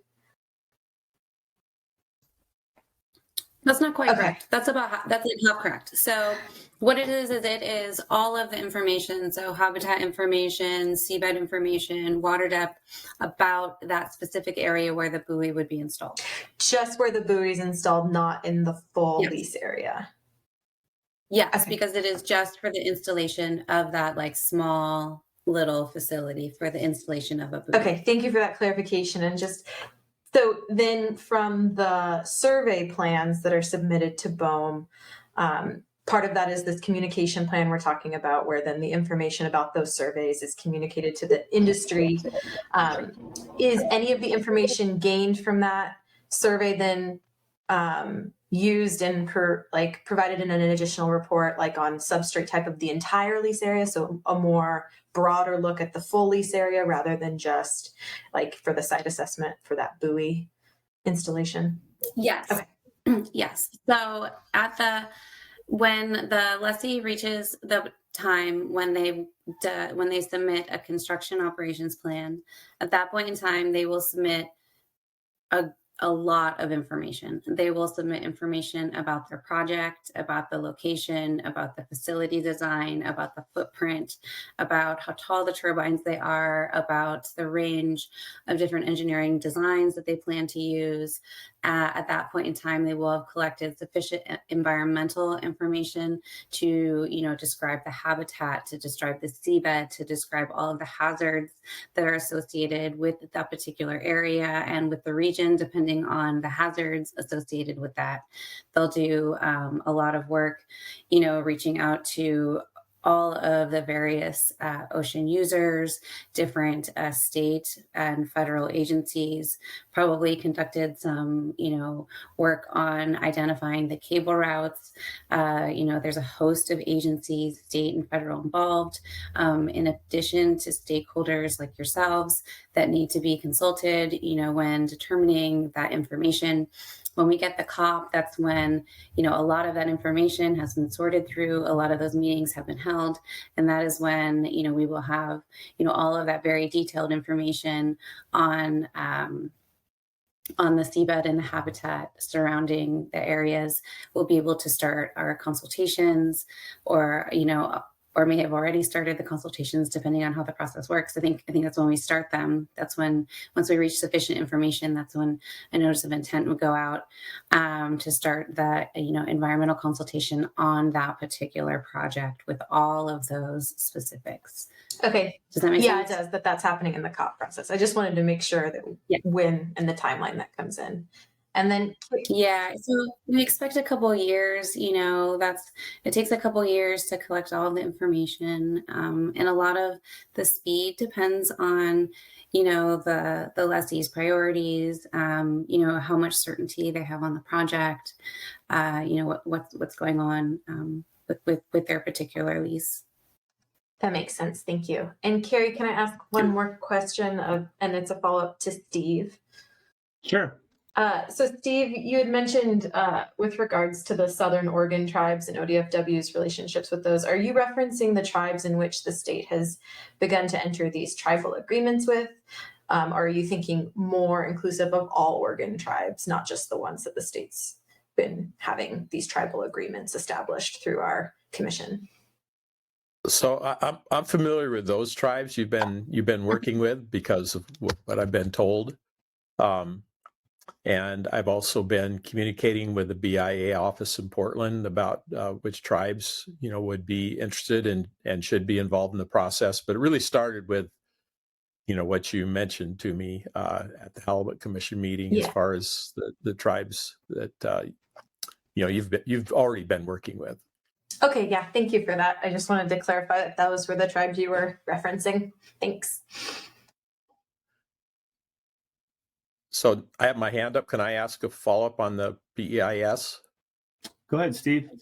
So since this first one is just for the five existing lease areas, and Mike laid things out pretty well as far as what our expectations are, our being members of the committee and others involved with the council process. So I've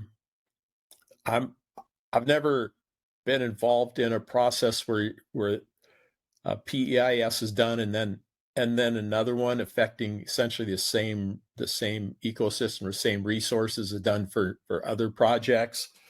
So how will you combine or merge those? Because the five in California, they might not have that much impact on the rest of the ecosystem, but you add to those five others that will eventually be developed in California, those in Oregon, and I don't know if it'll ever happen up in Washington because of the tribal UNAs, but that's a possibility. So without getting too far ahead of it, though, at what point will you be able to determine that the adding all of those different PEISs together results in some significant impact? And I'd like to use the analogy of how we manage the fisheries. When we have just about every one of our non-salmonid species are managed on a coastwide basis. So sablefish, for example, are managed coastwide, and just about all of those are. And then with salmon, and so we look at the impact of cumulative impact of all the fisheries along the coast.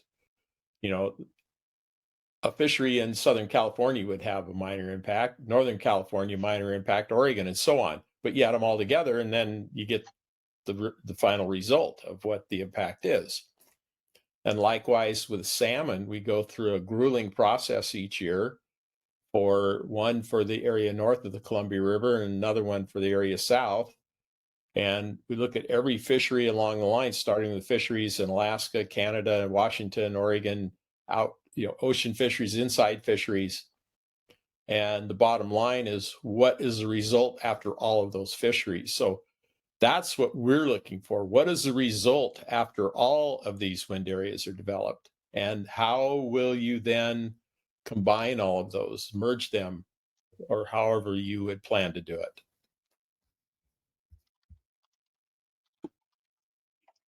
Hi, Steve. Thanks for your question. My name is Abby, and I'm a NEPA coordinator in the Pacific BOEM office. So to start off with, the approach we take for the programmatic PEIS is we use something called a project design envelope. That's a term that's familiar to developers. And basically it lists parameters. You can kind of think of it as a minimum and a maximum. And we have that parameter for all different kind of engineering aspects. So when we're looking at expected impacts, we're kind of using a minimum to maximum expected impact based on the parameters of the regional project design envelope. So that's how we look at the programmatic. Then, and like you guys are aware, that covers all 5 lease areas.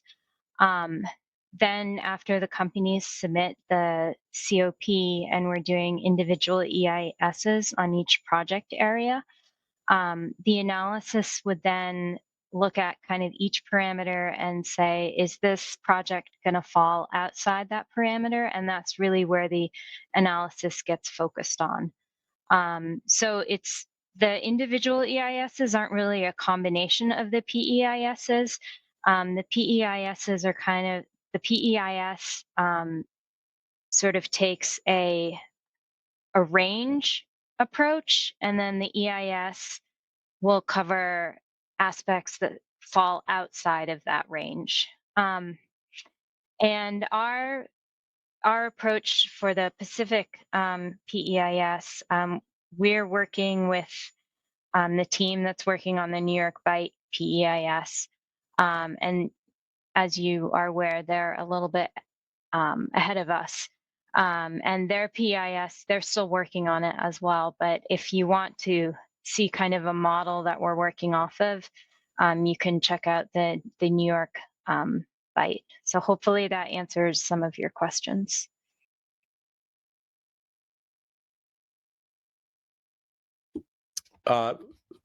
Sort of, but it actually raises more questions, which I won't take time for today. So I will take your advice and read that, but I'm not sure if I understood everything you just said. So, okay, you can, and you can always feel free to follow up if you have more individual questions. Sure, I'll do that. Thanks.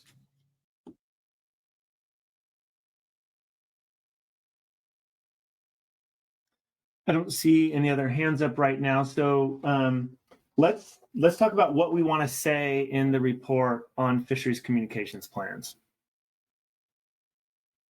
What do you guys want to report to the council and recommend that they do?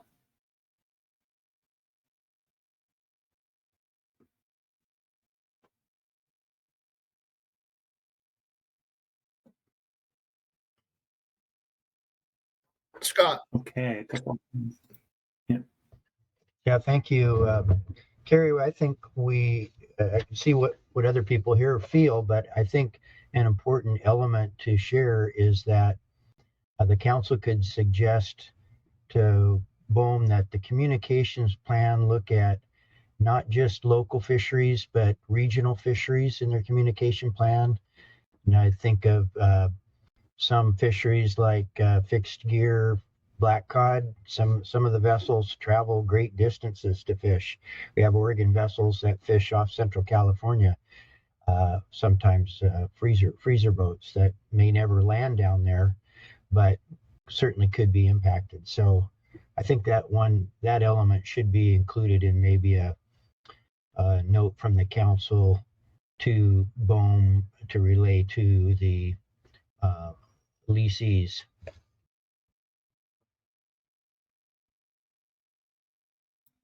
Good, thank you. Lila.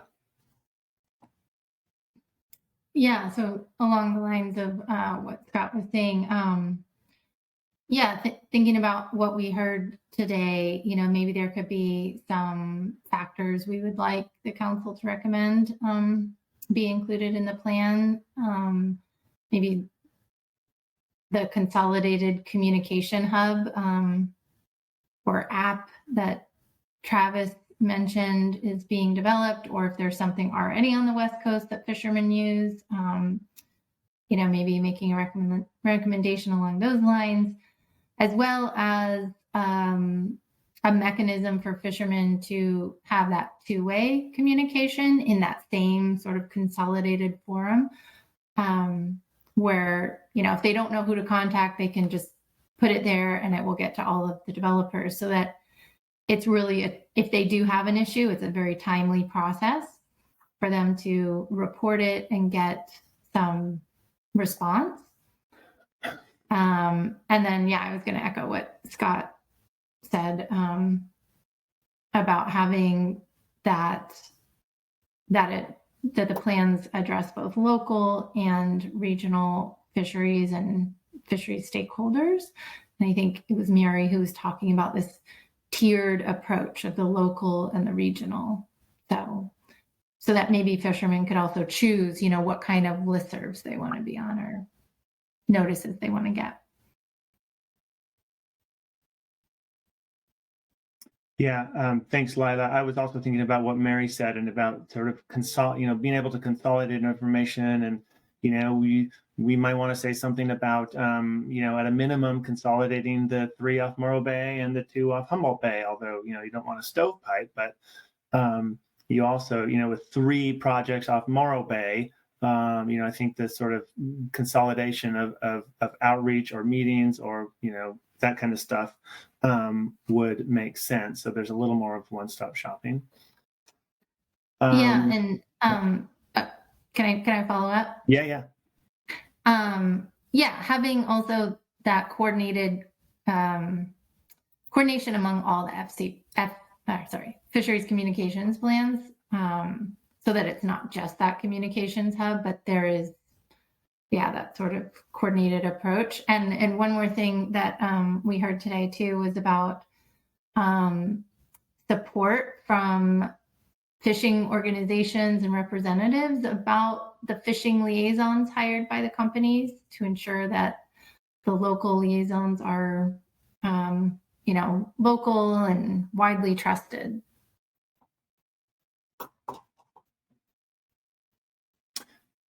Scott, is your hand back up? Yeah, yes, it is, Carrie. I had another thing that maybe the Marine Planning Committee could discuss, and that would be a recommendation to ask that the council ask BOEM to encourage or require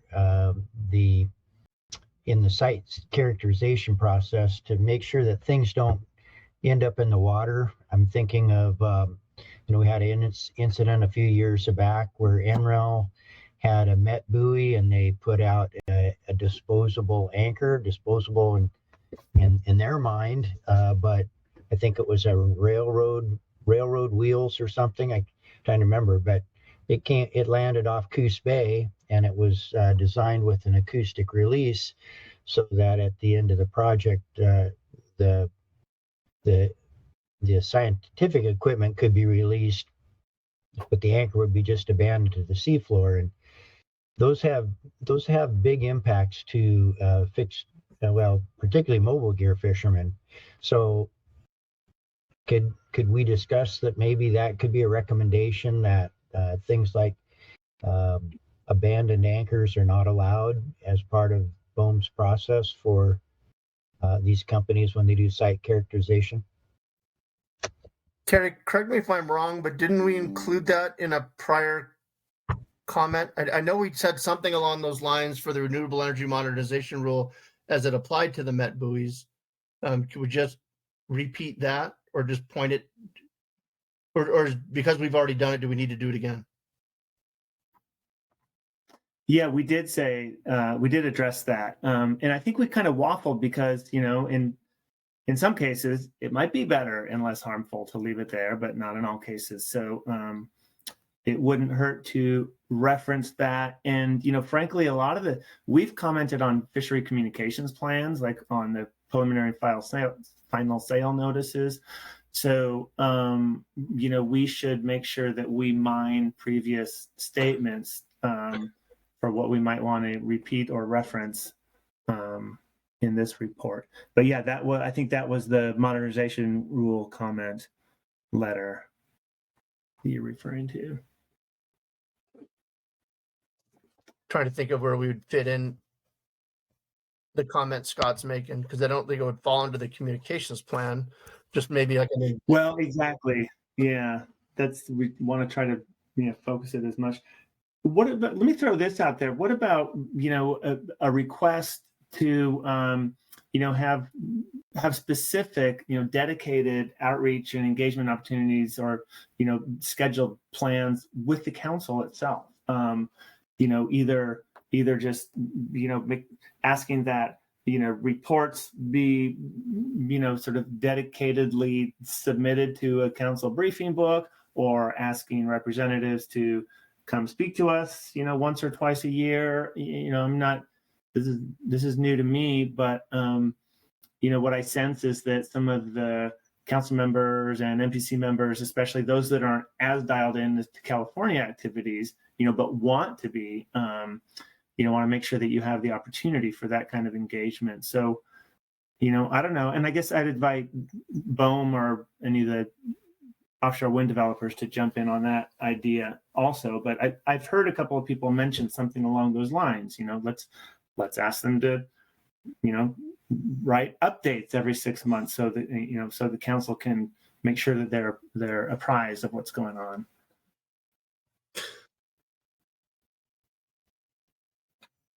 Wouldn't it be, and maybe this is completely asinine, but what if the council were considered part of the stakeholder group to which the fishery communication plans are designed to inform?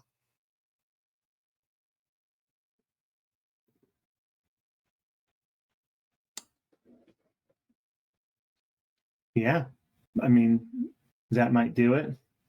Kind of hoping someone might jump in from BOEM or Rick, not to put you on the spot, but to put you on the spot a little bit. Just to see, is that something that has been done on the East Coast or Gulf or elsewhere? I mean, the most important thing is to maximize the opportunities for, communication, engagement, and understanding. Jennifer. Yeah, this is Jen Miller from BOEM.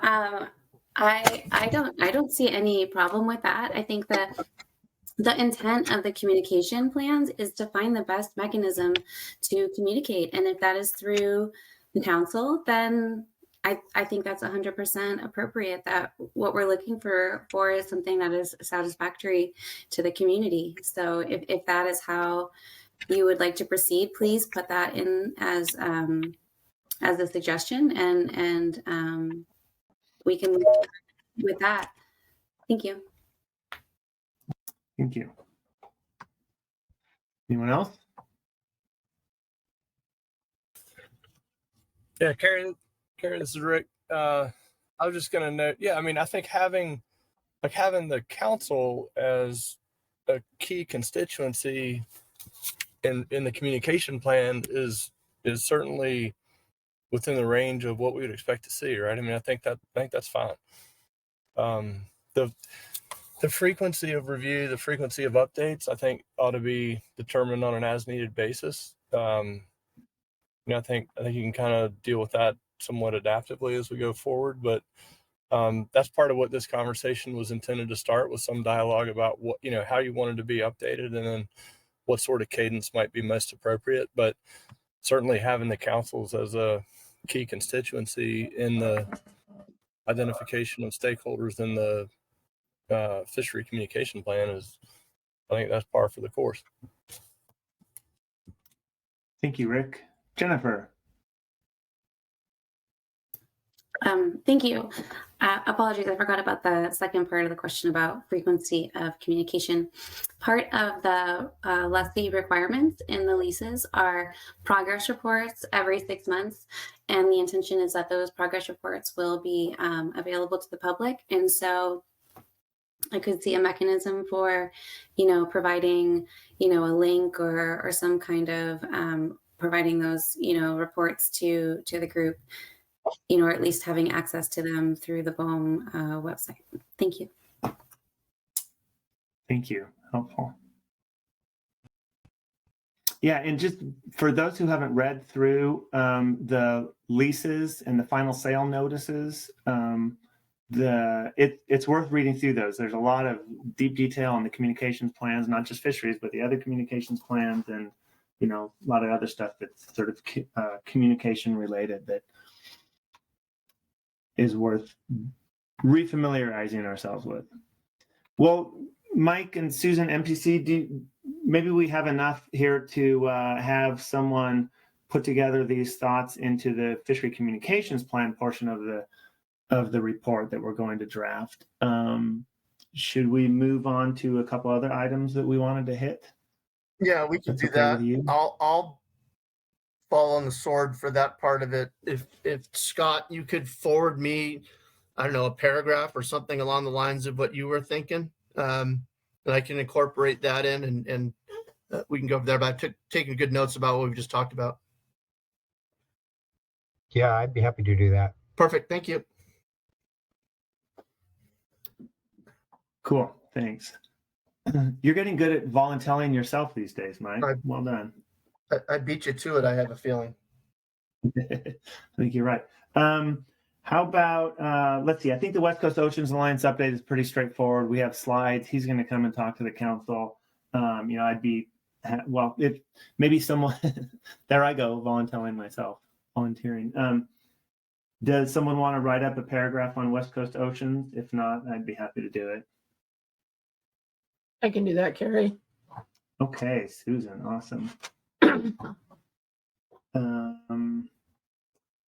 And then for upcoming dates, there's that Tethys blast that they send out, I think every 2 weeks. For those of you guys that don't get that, you should. And maybe someone clever like Lila or Susan can put in a link for how to subscribe to the email list. Those are super informative with upcoming events and conferences and comment opportunities and things like that. Lila, I know you're really dialed into these sort of things, so maybe between us all we can add the various upcoming events and dates. And then let's circle back to this notion of an in-person meeting. There was a in-person meeting tentatively scheduled for the September council meeting, but remember I talked to my boss about that, and I said, what is this, and when would we do it, and how, and all that stuff. And she said, well, that was just sort of a placeholder because there had been interest expressed in an actual in-person meeting. Steve, I heard you talk about June. That wouldn't be an official MPC meeting in person. It would be great to get together and shoot the breeze and convene, talk. It wouldn't be an actual sort of a formal noticed in-person meeting. I'm thinking more like in the fall when we can have a dedicated day or two. So this is kind of a two-parter. First of all, how do people feel? How strongly do you feel about spending some time in person at some point? And if it's the sense of the committee that like your plate's already full, this is working fine, let's not do that, then great, speak to that. But if we did want to pursue this, it seems to me like if there's enough to sort of warrant say a day and a half somewhere dedicated in like October where we could get together, or alternatively, like I mentioned, just arriving a day before the November council meeting. I think the advisory bodies start on either the 2nd or maybe the 1st, I think the 2nd. And so that would mean, flying in like the night of the 31st that a lot of people don't like because it's Halloween. And then having, all of Wednesday, or I'm just throwing a couple of ideas out there. So I see a couple of hands up. Go ahead, Jessica, and then Scott. Thanks, Carrie. I just have a question for you with what you were just mentioning of arriving a day before a council meeting. How would that work for most of the members who are also part of other advisory bodies, which would be meeting potentially later on in the week? Do you just stay through that? I assume we wouldn't be traveling back and forth, but just any clarification on your thoughts on that? Yeah, exactly. We do this sometimes. I'm going to try to multitask again here. The council will start on X date, and then the advisory body meetings will start the day before. Sometimes we have either subcommittees or other, meetings that start even the day before that. So let me see. I'm going to try to pull up just for fun. This is how it worked, future. So I guess, Carrie, my point is I understand it would be a day before, but so like, let's say in my case, I'm also part of the HMS management team. And let's say I'm meeting later on that Thursday, but I'm arriving then for MPC on Sunday. Would then I just stay through? I guess that's my question. Yeah, sorry. Yes, you would presumably just stay through. And this is part of the House of Cards that is involved in, building these agendas. So obviously we wouldn't want someone to have to come on, November 1st, and then their actual committee is meeting, 4 days later. That's not efficient. So we would, hopefully try to, make it so that people would be able, to be somewhat efficient, have to not fly back and forth. But yeah, you would probably just stay there. That's how that would work. Thanks. Scott. Yeah, I will sure prefer an in-person meeting. I have a harder time. Sometimes I have a hard time hearing what people are saying, and I think in an in-person meeting, it's a lot easier for me to comprehend things. So I would just encourage that an in-person meeting. And I think EAS usually meets at the beginning of the council week. Whenever the week starts, we usually are early, and I think the Habitat Committee often meets a day ahead of us. I think Steve and Arlene could mention that, but however we could work it out, I think it would be great to be meeting in person or in a room together rather than doing it this way. Thank you, Scott. And just to be clear, this would be, just a one-off thing. Most of our meetings would, I'm sure, remain remote, but maybe once or maybe twice a year, something like that, would be in person. And there's certainly value to that, even if the rest of your meetings are remote. Mike. Oh. Yeah, I agree with Scott. I think it's time assuming we keep going down the road here, which I think we would, having an in-person meeting, say once a year, would be, I think, a good addition to what dynamics we have now. Thanks. Sure. Anyone else on this? Don't be afraid to be a naysayer also. We want to hear from you, committee members. So provided you can stay awake, Carrie, I think an impromptu gathering in Vancouver at the scene of the crime, as Steve pointed out, would be warranted. I'm not sure if I should reply to that or not. Probably not. That's a happy hour, just to be clear. Not an actual meeting. No, an impromptu meeting or gathering, should say. Yes, correct. I stand corrected. I see Corey's hand up. I think he wants to plan that impromptu gathering. Can you hear me okay? Yeah. Sorry, are you saying September or November? And what was the reasoning for September instead of November, if I think I heard correctly? The only reasoning for September was that just last March or November, or I don't remember when it was, this came up on the council floor and they said, oh yeah, we've heard from the NPC, it'd be nice to have an in-person meeting. And so Kelly Ames, our deputy director, she just sort of, earmarked September as a potential in-person meeting. As we get closer, and it's almost a little late to make that happen. But so there was no specific reason for September. That's why I'm mentioning maybe. Okay. Yeah, the only thought there was what Jessica and Scott were saying is September can be the ecosystem meeting where some of us are already double booked, which you're not going to avoid, I'm sure, but November might not have that same problem. But okay, thanks. Sure. Yeah, I don't know which advisory bodies are slated to meet in November. I know which ones in, there's no ecosystem on at least at this point, on the November agenda. So maybe the EAS people wouldn't even be there, in which case you'd fly down for a one-day meeting and back. But I don't know. Anyone else want to chime in on this?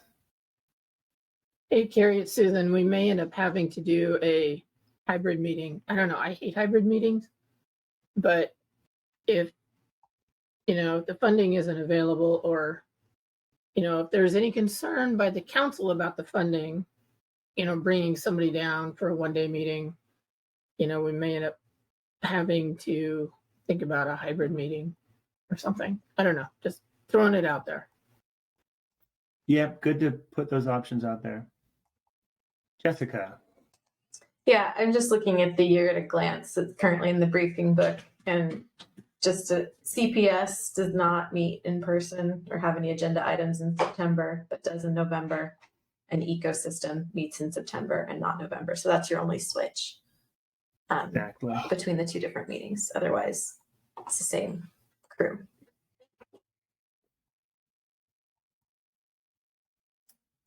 Yeah.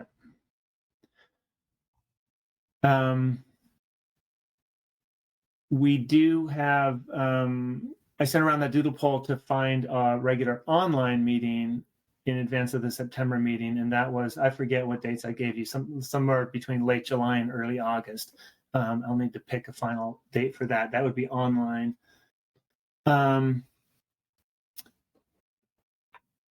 Yeah, I don't know. Unless someone else has, sort of strong feelings, I think we can kind of capture this conversation. We've heard a handful of people saying, yeah, it would be nice to be in person. And, even if it's a one-off sort of thing, it doesn't align with the council's expectation. Well, it can align with it. The council also wants us to meet, 5 or 6 weeks in advance to write an advanced briefing book report, which we do, and that's fine. Okay, thanks, Jesse. November. But that doesn't preclude, like we could meet we would have to meet probably late September again to get ready, online, and then meet in person to, write up some sort of supplemental, talk about substantive issues. We kind of would need to do some thinking about what is likely to be on the agenda. And as everyone knows, with offshore wind, it's a moving target. You never know. Well, for example, with June, we expected to have the draft WIAs ready, but they weren't. So anyway, I think we can write something up here to capture this. Oh, are there a couple of hands up? There's Susan. And then Hey, Carrie, one other thing to consider is if we keep going down this path of, communications plans, or if we have lessees who are based on the East Coast or somewhere, we can't really very well expect them to come in for a 3-hour meeting. I mean, I guess we could, but, so we may end up having to decide on an in-person meeting given whatever's on the agenda. Does that make sense? Say that one more time. Well, I mean, if we have, and there is a lot of interest in this topic, so, we may not be able to ask everybody who has been following this to attend an in-person meeting, or given, that like today we were discussing fisheries communications plans where some of the presenters were on the East Coast, it may not fit their schedule or be advantageous to fly in for a half-day meeting. So whether we meet in person may depend on what is on our agenda. Exactly. Or we should at least be cognizant of that, is all I'm saying. Yeah, no, you're absolutely right. And that's what I meant to say, probably not very well, that with offshore wind, it's a bit of a moving target because the time changes. And so, yep. Yeah. Corey, is your hand back up? No, sorry. Okay. Hey, Carrie? Yes. There's a question in the chat that is, and I think I maybe misheard this as well, but from Tim Sipple, he said, did he hear correctly that the Alliance's Offshore Wind Summit is not going to happen in August?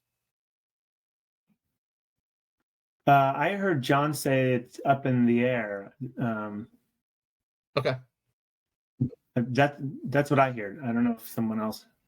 I don't recall him saying it's not happening. Carrie, I said that because I was asked if if I was okay with postponing it. So they're meeting on it soon, but I would just say that it's there were problems with having it ready by August. So I don't think it's going to happen then. It'll be postponed a few months. That's not official. That's just what I got from the email exchange. Perfect. Got it. And then I guess Lila. the only other thing, Carrie, to mention is I'll put together a few paragraphs introducing the slides that we got from the Energy Commission that are going to be, I believe we're going to attach them to our supplemental. Yeah, please. Just make it another, can you make it just a section in the supplemental report? Of course. Or an attachment, whatever. But of course. Lila. Following up on what Susan was talking about for the in-person meeting, are there things that, like if the committee met in person, would make it worthwhile regardless of like kind of, you know, we can't really predict everything that's going to be happening. Like you said, we thought something was going to happen recently and it, you know, moved down a little bit farther down the road. So just thinking about like, could there be invited speakers or like some kind of training or overview, you know, some lessons learned from maybe East Coast counterparts, you know, from the council, or I don't know. I don't have any specific ideas. I'm just trying to throw out like maybe there's some other things that we could consider doing aside from just regular business at an in-person. I like it. Yeah, I like it. I think we should think about those ideas, make it some sort of a, yeah, and maybe that way also it wouldn't be as tied to, you know, some comment period that we're expecting, but we're not quite sure if it's going to happen or not. Yeah, let's think about that. Okay, we should probably move on. I think we have enough to at least characterize this discussion and the thinking, and then we can see what happens, you know, on the floor in June. Roger that. And maybe, yeah, and maybe that covers the things, the pieces of the report that we need to put together. The communications plans, the West Coast Ocean summary that Susan's doing, upcoming dates that we'll all contribute to. Lila, I'll look to you to help with that, please. We talked about an in-person meeting. Mike is going to write up the CEC slides from our section on the CEC slides from the last meeting. The discussion on an in-person meeting. I'm happy to take a shot at that if someone else didn't already raise their hand for it. And speaking of hands raised, Mike Okaneski. Yeah, were we thinking then of just continuation of the way we've got the qualifications to be on the MPC the same, or are we going to talk about that or not? Oh yeah, thank you. Yeah, we talked about it briefly. Do you have any thoughts on, you know, other than what I asked everyone to go, you know, talk with your advisory bodies and, you know, see where you're at, and if you want to continue in your capacity or have someone else do it, or you know, that sort of thing. We talked about the possibility of adding a, you know, new tribal seat. You know, these are things we can just sort of put out there for council discussion. Any other thoughts as far as the makeup? I'm assuming that everyone sees value in this committee. I certainly do, and I know the council does. So it seems to me like it's a given that you see value in continuing. But aside from that, I guess speak now if you have any other thoughts on, you know, the formulation or function. I just briefly, I think this is a lot of work and a lot of pain involved, especially for Mike and Susan, but and you, Gary, but it works a lot better than I ever anticipated. We're losing you, Mike. Breaking up. Jessica, why don't you go ahead, and then Mike, you can jump back on. Yeah, Carrie, I was just going to. Oh, is he coming back? No, I don't. Carrie, did I lose you? Yeah, we couldn't hear you. We were going to let Jessica go and see if your signal recovers. I think this has been very successful, and I think continuation that some is ideal. Okay, got it. Yeah, I would just echo what Mike said. I think it's a good group and it's been really successful. I've just joined it. So excited to continue. But I just was curious, do you, Carrie, see this conversation coming up also in terms of like the council efficiencies discussion? Because I know like admin items and marine planning come in under that agenda item too. So I'm just curious from a council staff perspective, the views on that. Yeah, thanks. Glad you brought that up. There's been discussion here and there about making marine planning its own standing agenda item instead of having it under admin, if that's where you're going with this. Yeah, and definitely just to, keep it in its own bucket that spans all the FMPs, which is a little bit different, almost like an ecosystem item. That's right. Yeah, well, I mean, I think I would be in favor of that because I think it's more in line with the function of this committee. I mean, you guys do a huge amount of work and provide a lot of really good information to the council. And, so I think it would warrant kind of elevating this to, not to marine planning, not just to, an admin item. I guess then the other question, and I'll bet council members will bring this up, is whether they want to make it a permanent committee or keep it an ad hoc committee, which by definition is short-term and designed to address sort of specific issues. I don't know if you guys need to or want to weigh in on that, but I'll bet the council members will bring that up. Well, unless offshore wind goes away, which I am not banking on, we probably need to exist.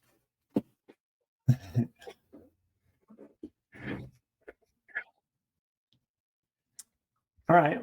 Well, we probably have enough to write up some thoughts on that, at least. Steve Joner. Yeah, just so we don't have to do a doodle poll, and so that we can make a recommendation on the in-person meeting. Is there a preference for September or November? If we could kind of decide that now, that'd save additional work down the road.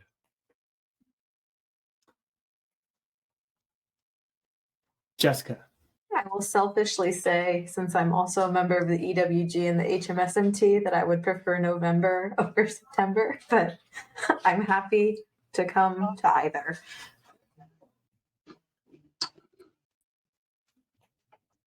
God. This is Steve Scheibler. I prefer November as well. I prefer November also.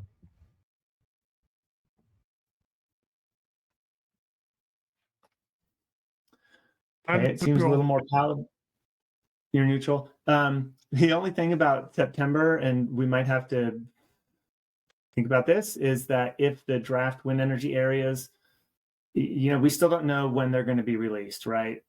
So we have a range of dates for our regularly scheduled online MPC meeting, late July to early August. And if the draft WEAs come out before then we will be able to have that discussion. But we might have to do another, like I did for this meeting. This was a sort of a placeholder.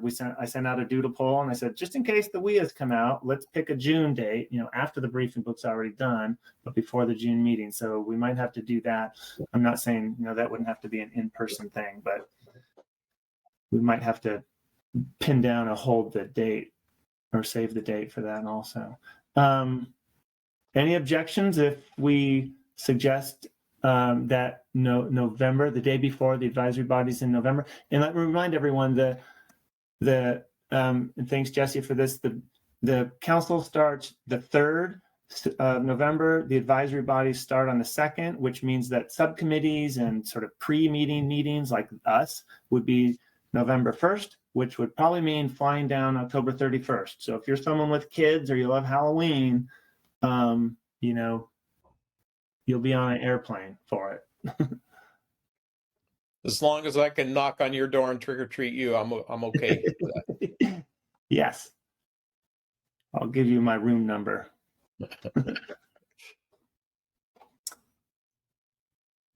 No, Okay. I'm neutral on the date. I just thought it'd be good if we could pin it down. Sounds like November is the preferred. So, All right. Yeah. Well, we'll put that in there as a suggestion. Mr. and Ms. Co-chairs, I think that we have enough to go on here. I think we've covered what we were supposed to. Let me look back at that laundry list we talked about the other day. Which means, yeah. Is there anything else that anyone wants to put out there, or anything that we missed before we adjourn and Couple hands up. start writing up? Carrie, we've got Scott. Is that a new hand or a leftover hand? Sorry, that was Legacy. Okay. And then I saw Rick threw his hand up. Yeah, if I may, just wanted to once again thank the co-chairs and the committee for the opportunity today for the conversation. I wanted to make one note. Jen Miller responded to a comment or question about the alignment of survey plans and fisheries communication plans and the other required plans. And I would just note that's still a subject of discussion for our permitting team with BOEM. That's an active discussion. So that may affect the timing of some of our plan submittals and deliverables, but we're actively engaged with BOEM in that discussion. But again, just wanted to thank the committee for the opportunity to have today's dialogue. Thank you very much. Thank you, Rick. I don't know if everyone knows this, but it was Rick Robbins who herded all the cats and communicated with all the other offshore wind lessees in California and asked them to participate today. So Rick deserves a lot of credit for that, and I appreciate that. As a reminder, we need to have this pretty much done. I need to turn it in, either late Friday or first thing Monday morning. And so we want to have a draft ready by Thursday night. So you guys will have one day to review it on Friday. And so make sure that you get your pieces in, either email to me, Mike, and Susan, or you can put them. I don't know if anyone started a draft report on the Google Drive. We could put a sort of a blank docket there also, and for people just to submit your portions of the report. So do that by Thursday COB. Mike, Susan, what else? Carrie, will you create that Google Doc for the reports and send the link around to everybody? And then, if folks have things that they want to add that's germane to the communications plans, the fisheries communication plan in particular, send me some bullet points or whatnot, but keep it to what the communications plan is. And I think, like Carrie said, I would encourage folks to go and, a link to all of the leases is included in the chat. If you didn't copy it down, you just go to the BOEM California activities website and the 5 leases are there. I believe it's page C17 has the fisheries communications plans language. Keep it specific to that. We talked about a lot of stuff that was kind of tangential to that. And I don't know that we want to get wrapped up on the axle and go down those rabbit holes when we're just talking about the communications plans and potential inputs on that. Yeah, good point. Keep it focused on communications plans. Susan, anything else? Nope, just thanks everybody for being here. Oh, and if you want, you can download the chat that has all those links. And Carrie did start the transcription of this, so I think he'll get a copy of it. Mike, you and I might get a copy too, so we can share that if if anybody wants that for reference. And what else? Oh, the video should be up within a day or two, right, Carrie? Yep, that's right. I was going to mention that. It'll be on the page, the meeting page for this meeting. Yep. And that was all I had, but thanks everybody. Okay. Yeah. Thanks, everyone. Appreciate it. Have a good rest of the afternoon, and the meeting is now adjourned. Thanks, Carrie. Thanks all. Thank you. Thanks, guys. Bye, everybody.